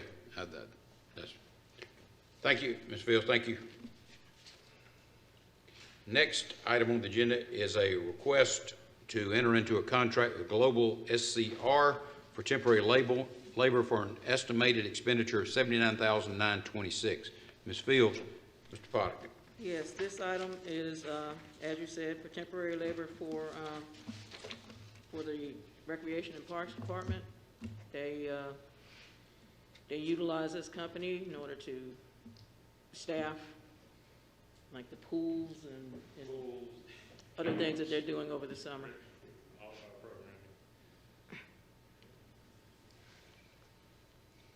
Is that all? Is it? Okay. Commissioner Howard? Is it, Ms. Fields, the pool at the Boys and Girls Club, is it in operation this year or it's not? I don't know. From my last understanding, they are open, but I do not know that for a fact. You're talking about the Boys and Girls Club in Tiff Park, correct? The pool Right. there? Yes. Thornton or Tiff, which one? Both of them. I know Thornton is open. I know Mr. Laster had said that their plans were for them to open the 1st of June, but to actually say yes or no whether they're open, I have not seen it, so. Okay, so you're not too sure about one on North Jefferson, right? The Boys and... No, sir. Not positive, but I will check that as soon as I go back to the office and I can get back with you on that. I appreciate it. Yes, sir. Well, I know this is needed because I remembered you last week. I was floored at how many employees you don't have and how many programs that you were trying to implement or are going to implement for the summer, which is a good amount, especially if we can get a handle on, getting word out. So I'm all for this. I think it's well spent for really the youth of this community. Thank you. Commissioner Warburton? Nothing further. Commissioner Langstaff? Commissioner Young? No further questions. I'd mentioned this before. When I was running, I think the city of Athens and Savannah both have a youth job program in the summer, primarily at-risk youth. And I've mentioned it before, but kind of hadn't kept my eye on the ball. Between now and next year, I would think we'd like to look at that. The city employs, I think in Athens, these kids work for 30 hours a week for maybe the summer isn't, but 8 or 10 weeks. And they work for 8 of the 10 weeks or something like that. But that is something I think we need to look at. And obviously, this Global SCR, they screen the temporary employees and know where they're working and what kind of environment. Okay.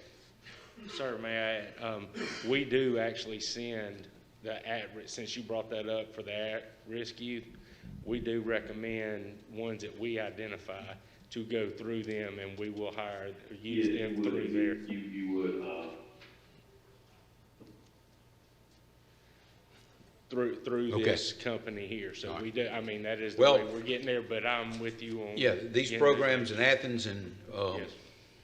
Savannah, the city actually hires the kids, and it could make a difference in somebody's life, give them an opportunity to earn a check and know what it is to get up and have to be at work at 8 o'clock in the morning. Yes, sir.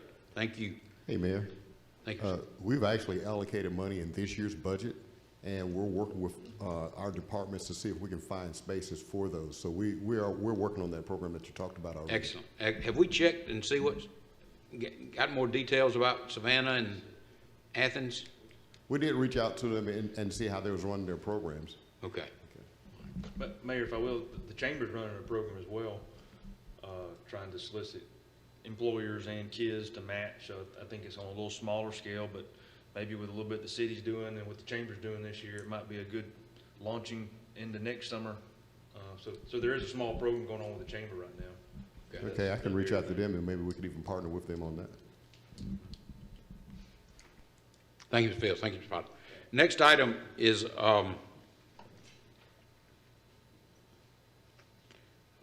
accepting a LMIG grant. The city's contribution is 30%.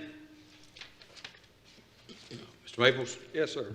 In March, the mayor got a letter from the DOT stating there were some safety action grant funds available as part of the LMIG program. You authorized us in April to submit a grant for those funds. At that time, we were going to be, we submitted for $350,000 with a 30% match. The commissioner of DOT saw fit to give us $150,000. It was approved in your authorization to use T-SPLOST funds as our match. We're recommending that we accept these funds. Okay. Which Howard, any question, Mr. Maples? For it. Mr. Fletcher? I'm with Commissioner Howard. Go for it. Mr. Warmington? Yeah, certainly go for it. My question is, we applied for 350, got 150, so what's going to get next? Well, we had them in order. In the information they provided, they gave us a listing of what they saw as the priorities. And that's how we submitted, so we'll pursue them in the order of the priority that the DOT evaluated them based on. And even with the 150, we're going to have to scale some of them back. So, but we'll utilize the full amount to make sure we meet the grant requirements. So in your letter here, is that the order of? That's the list, yes, sir. No, but is that the order of priority? Yes, sir. Okay. Because in their evaluation, they gave a priority and a scale as to what the severity was of what they considered to be the safety issues. And so we're attacking the safety issues in that priority.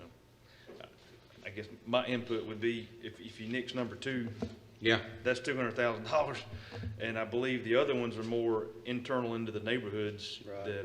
That's right. You know, my opinion would be our neighborhood citizens would get more direct safety effect versus, Westover's a big 4-lane median. And if you look at Gordon is on the west end of Gordon going toward Westover, the striping is about obliterated. It's basically just there's no so striping at all. Gordon is going to be one of them that we're going to look at. So, but okay, we're going to hit the major ones that we see that need to be taken care of. So I'll support the 150. You're duly noted. If we can nix number 2, I'll support the 150.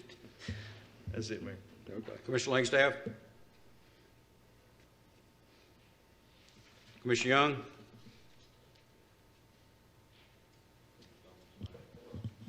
Okay. My thinking were the same thing, Mr. Maples. If you just took out the Westover Boulevard, we fund it all, and then the Westover Boulevard, if year or two we come back and we handle that as a T-SPLOST project, but if we have the discretion, that would, I guess that's a decision staff's got to make, but we could knock out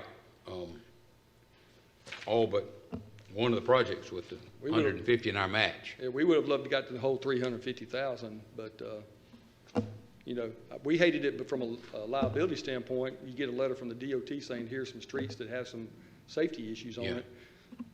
You know, now you've got Fair and Ken Nugent all pulling they're calling us up and say, why didn't you take care of these? So. Well, that, All that's all. okay. Appreciate it, Mr. Wright. Thanks, Thank sir. you. Next item, Mr. Forgy. We have been awarded a brownfield grant, and we got to make the decision now to accept it or reject it, right?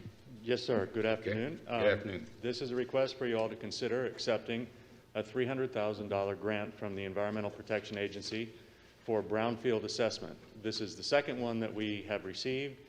The previous one was closed out at the end of last year, and we're one of 4 communities in Georgia to get this. So EPA is looking favorably towards us for our history in working with brownfield issues.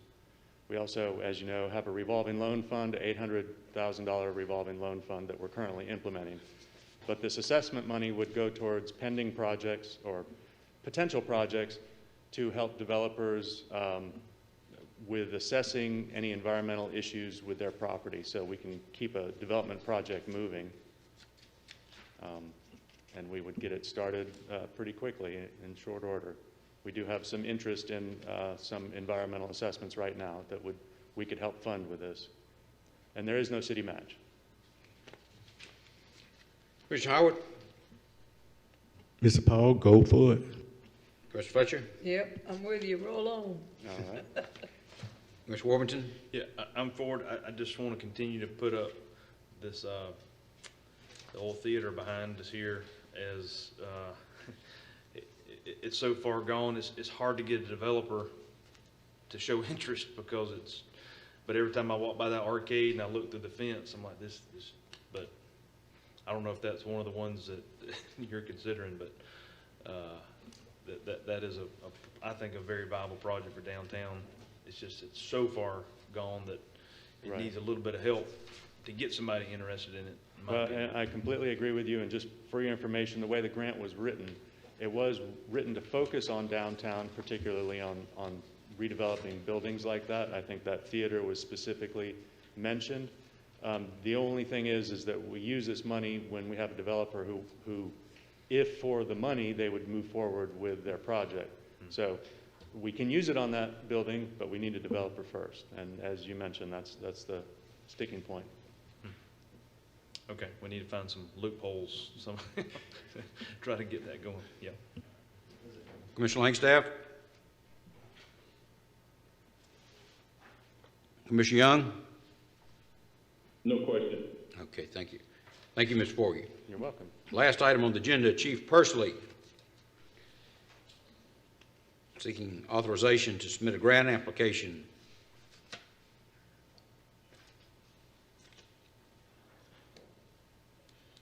Good afternoon.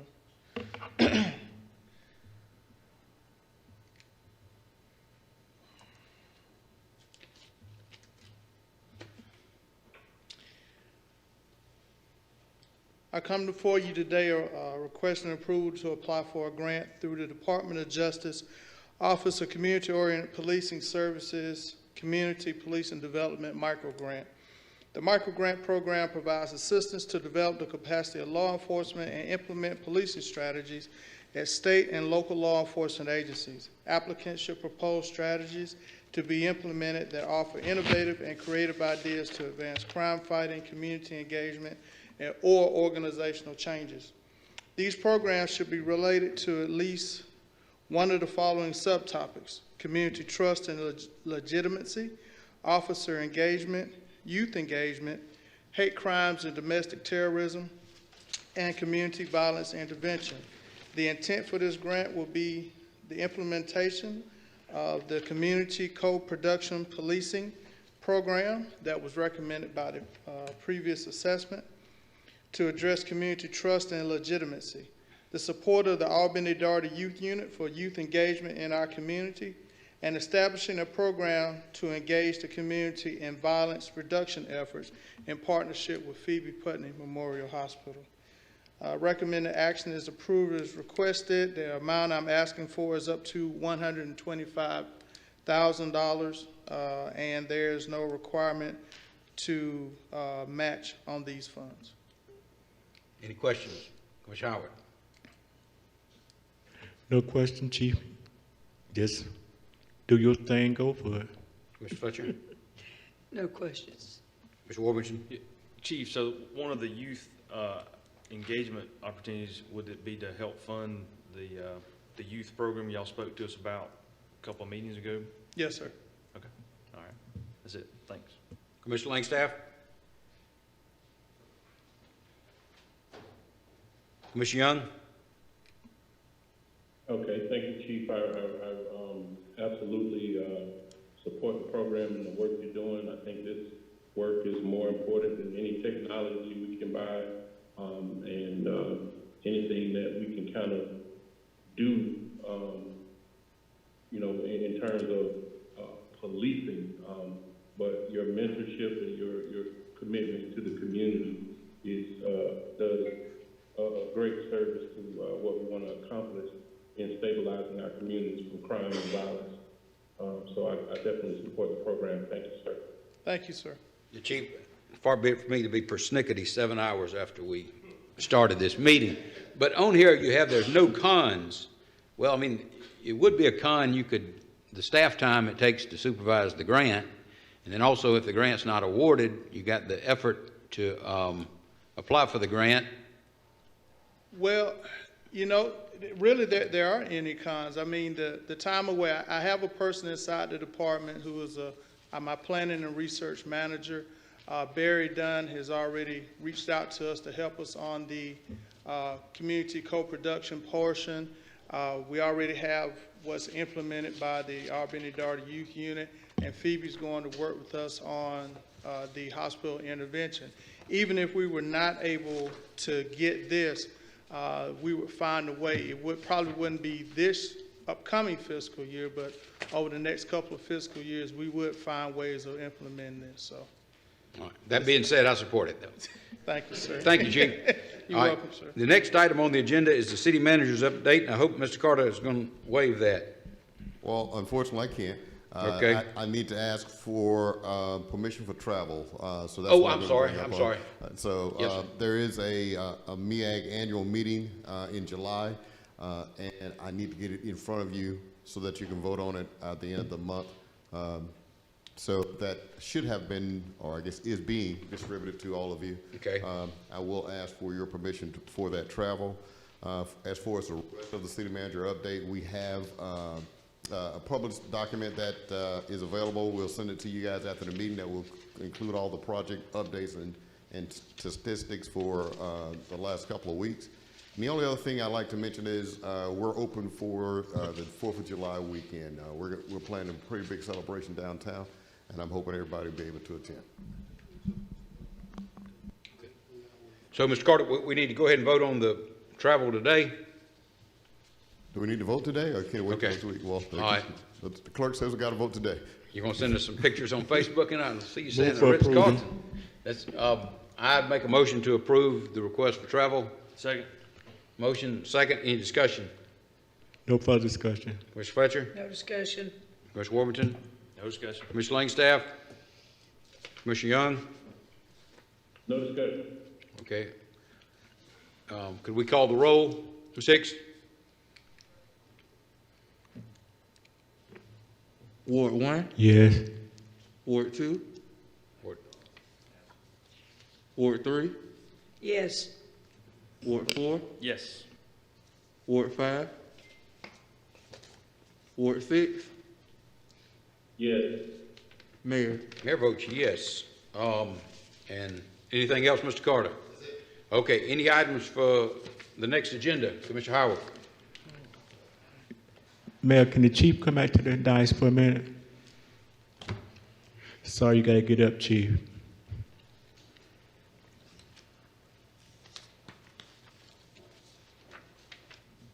Yes, sir. Chief, can you do like, I guess with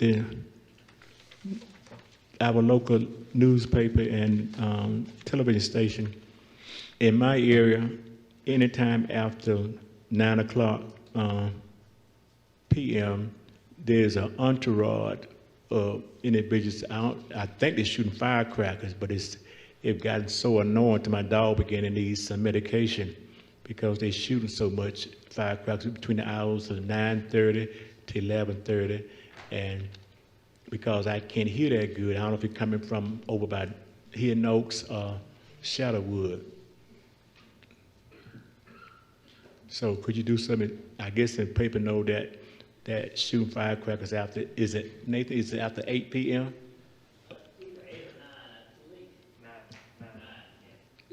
Okay. We'll put something on Facebook and send it out to the media. Okay, thanks. I'm sure that's gonna stop it. Commissioner Fletcher? Never know. Well, really, I meant to say this to Mr. Carter probably, or the Civil Rights Museum.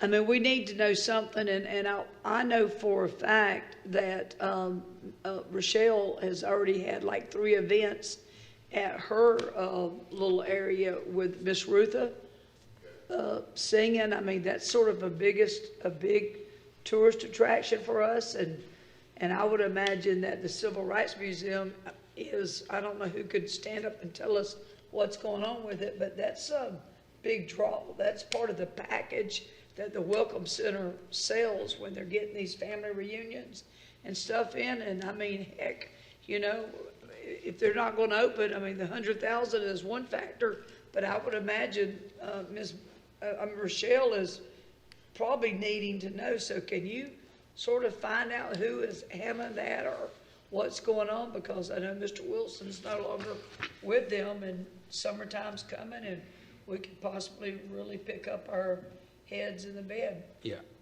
I'm actually gonna meet with Mr. Cutts and Mr. Kraft Friday. Okay, thank you. And, that's one thing I was Yeah, gonna let's add. I do mean, Mr. Benedict is developing the Hotel Gordon. He was, you know, and just like he said about the River Aquarium, maybe enhancing it, he said there's an appetite in Oh, yeah. for tourism for, you know, things like the Civil Rights Museum. Yeah, But them I do buses know, come in and Miss Ruth is Mr. big. Wilson's health problems and his resignation. There was a young man who was the interim director, but since COVID, but I'll have some Yeah, I information. appreciate that. Thank you, Mayor. Mr. Warburton? But Mayor, I guess this is kind of directed towards you, but I just believe as a future agenda item, we need to talk about our meetings. I don't have a solution, but to have a meeting, as long as they're going, I'm getting a lot of comments from people who want to listen, want to participate, but, you know, the general public can't just listen and listen and listen, and a lot of our vendors who are speaking. So I don't know what the solution is, Mayor, but I just say, once we get this budget behind us, I think we need to come up with some standards to be more efficient, to be quicker, to be, say it, let's move on. You know, we've talked about doing a consent agenda.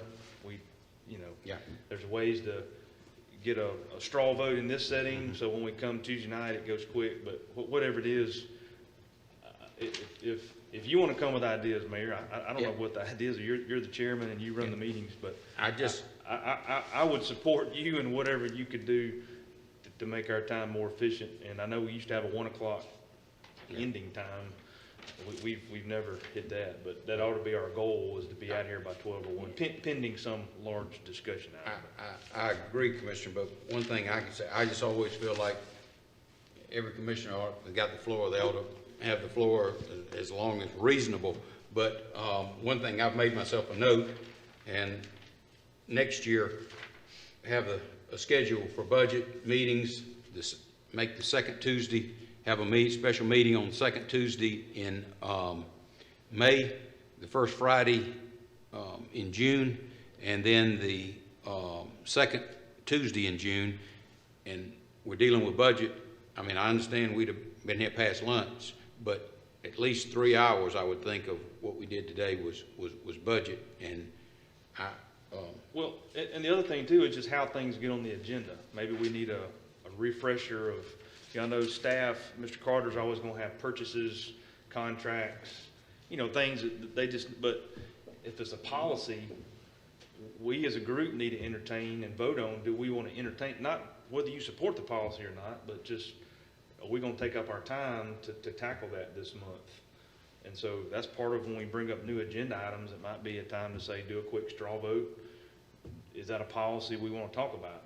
You know, because I could bring up a policy, or any of us, but it just makes, we got to decide what our priorities are. And if we want to tackle a policy, we all need to agree, yep, that let's tackle that policy next month. Or we say, well, that's not important, let's wait for 3 months, you know. So part of that is the 7 of us have got to, you know, decide what we want to entertain, what we want to have on the agenda. I mean, staff has their go-tos that just always be on there for their approval and to keep the city moving and operating, but we have to handle the city's business, and, I mean, we can't, if John Q. Public gets bored after 11 o'clock, we're not here to entertain John Q. Public. That's, I mean, clearly, Commissioner, I concede nobody wants to be here to 3:30, and I don't think we probably is all on our A game at this late time in the afternoon, but I think primarily the situation, predicament we're in today is we included the budget in our regular meeting, so I think, but yeah, let's look at it, and I take that constructively. With that, Commissioner Langstaff. Commissioner Young? Just ask today for residents in the south part of Albany that it is an election day. Please get out and vote. We have a school board election that we are selecting a new school board member, so please go out and vote. Okay. That's it, Mr. Mayor. Thank you. Thank everybody for your attendance, participation, and service. Have a good day.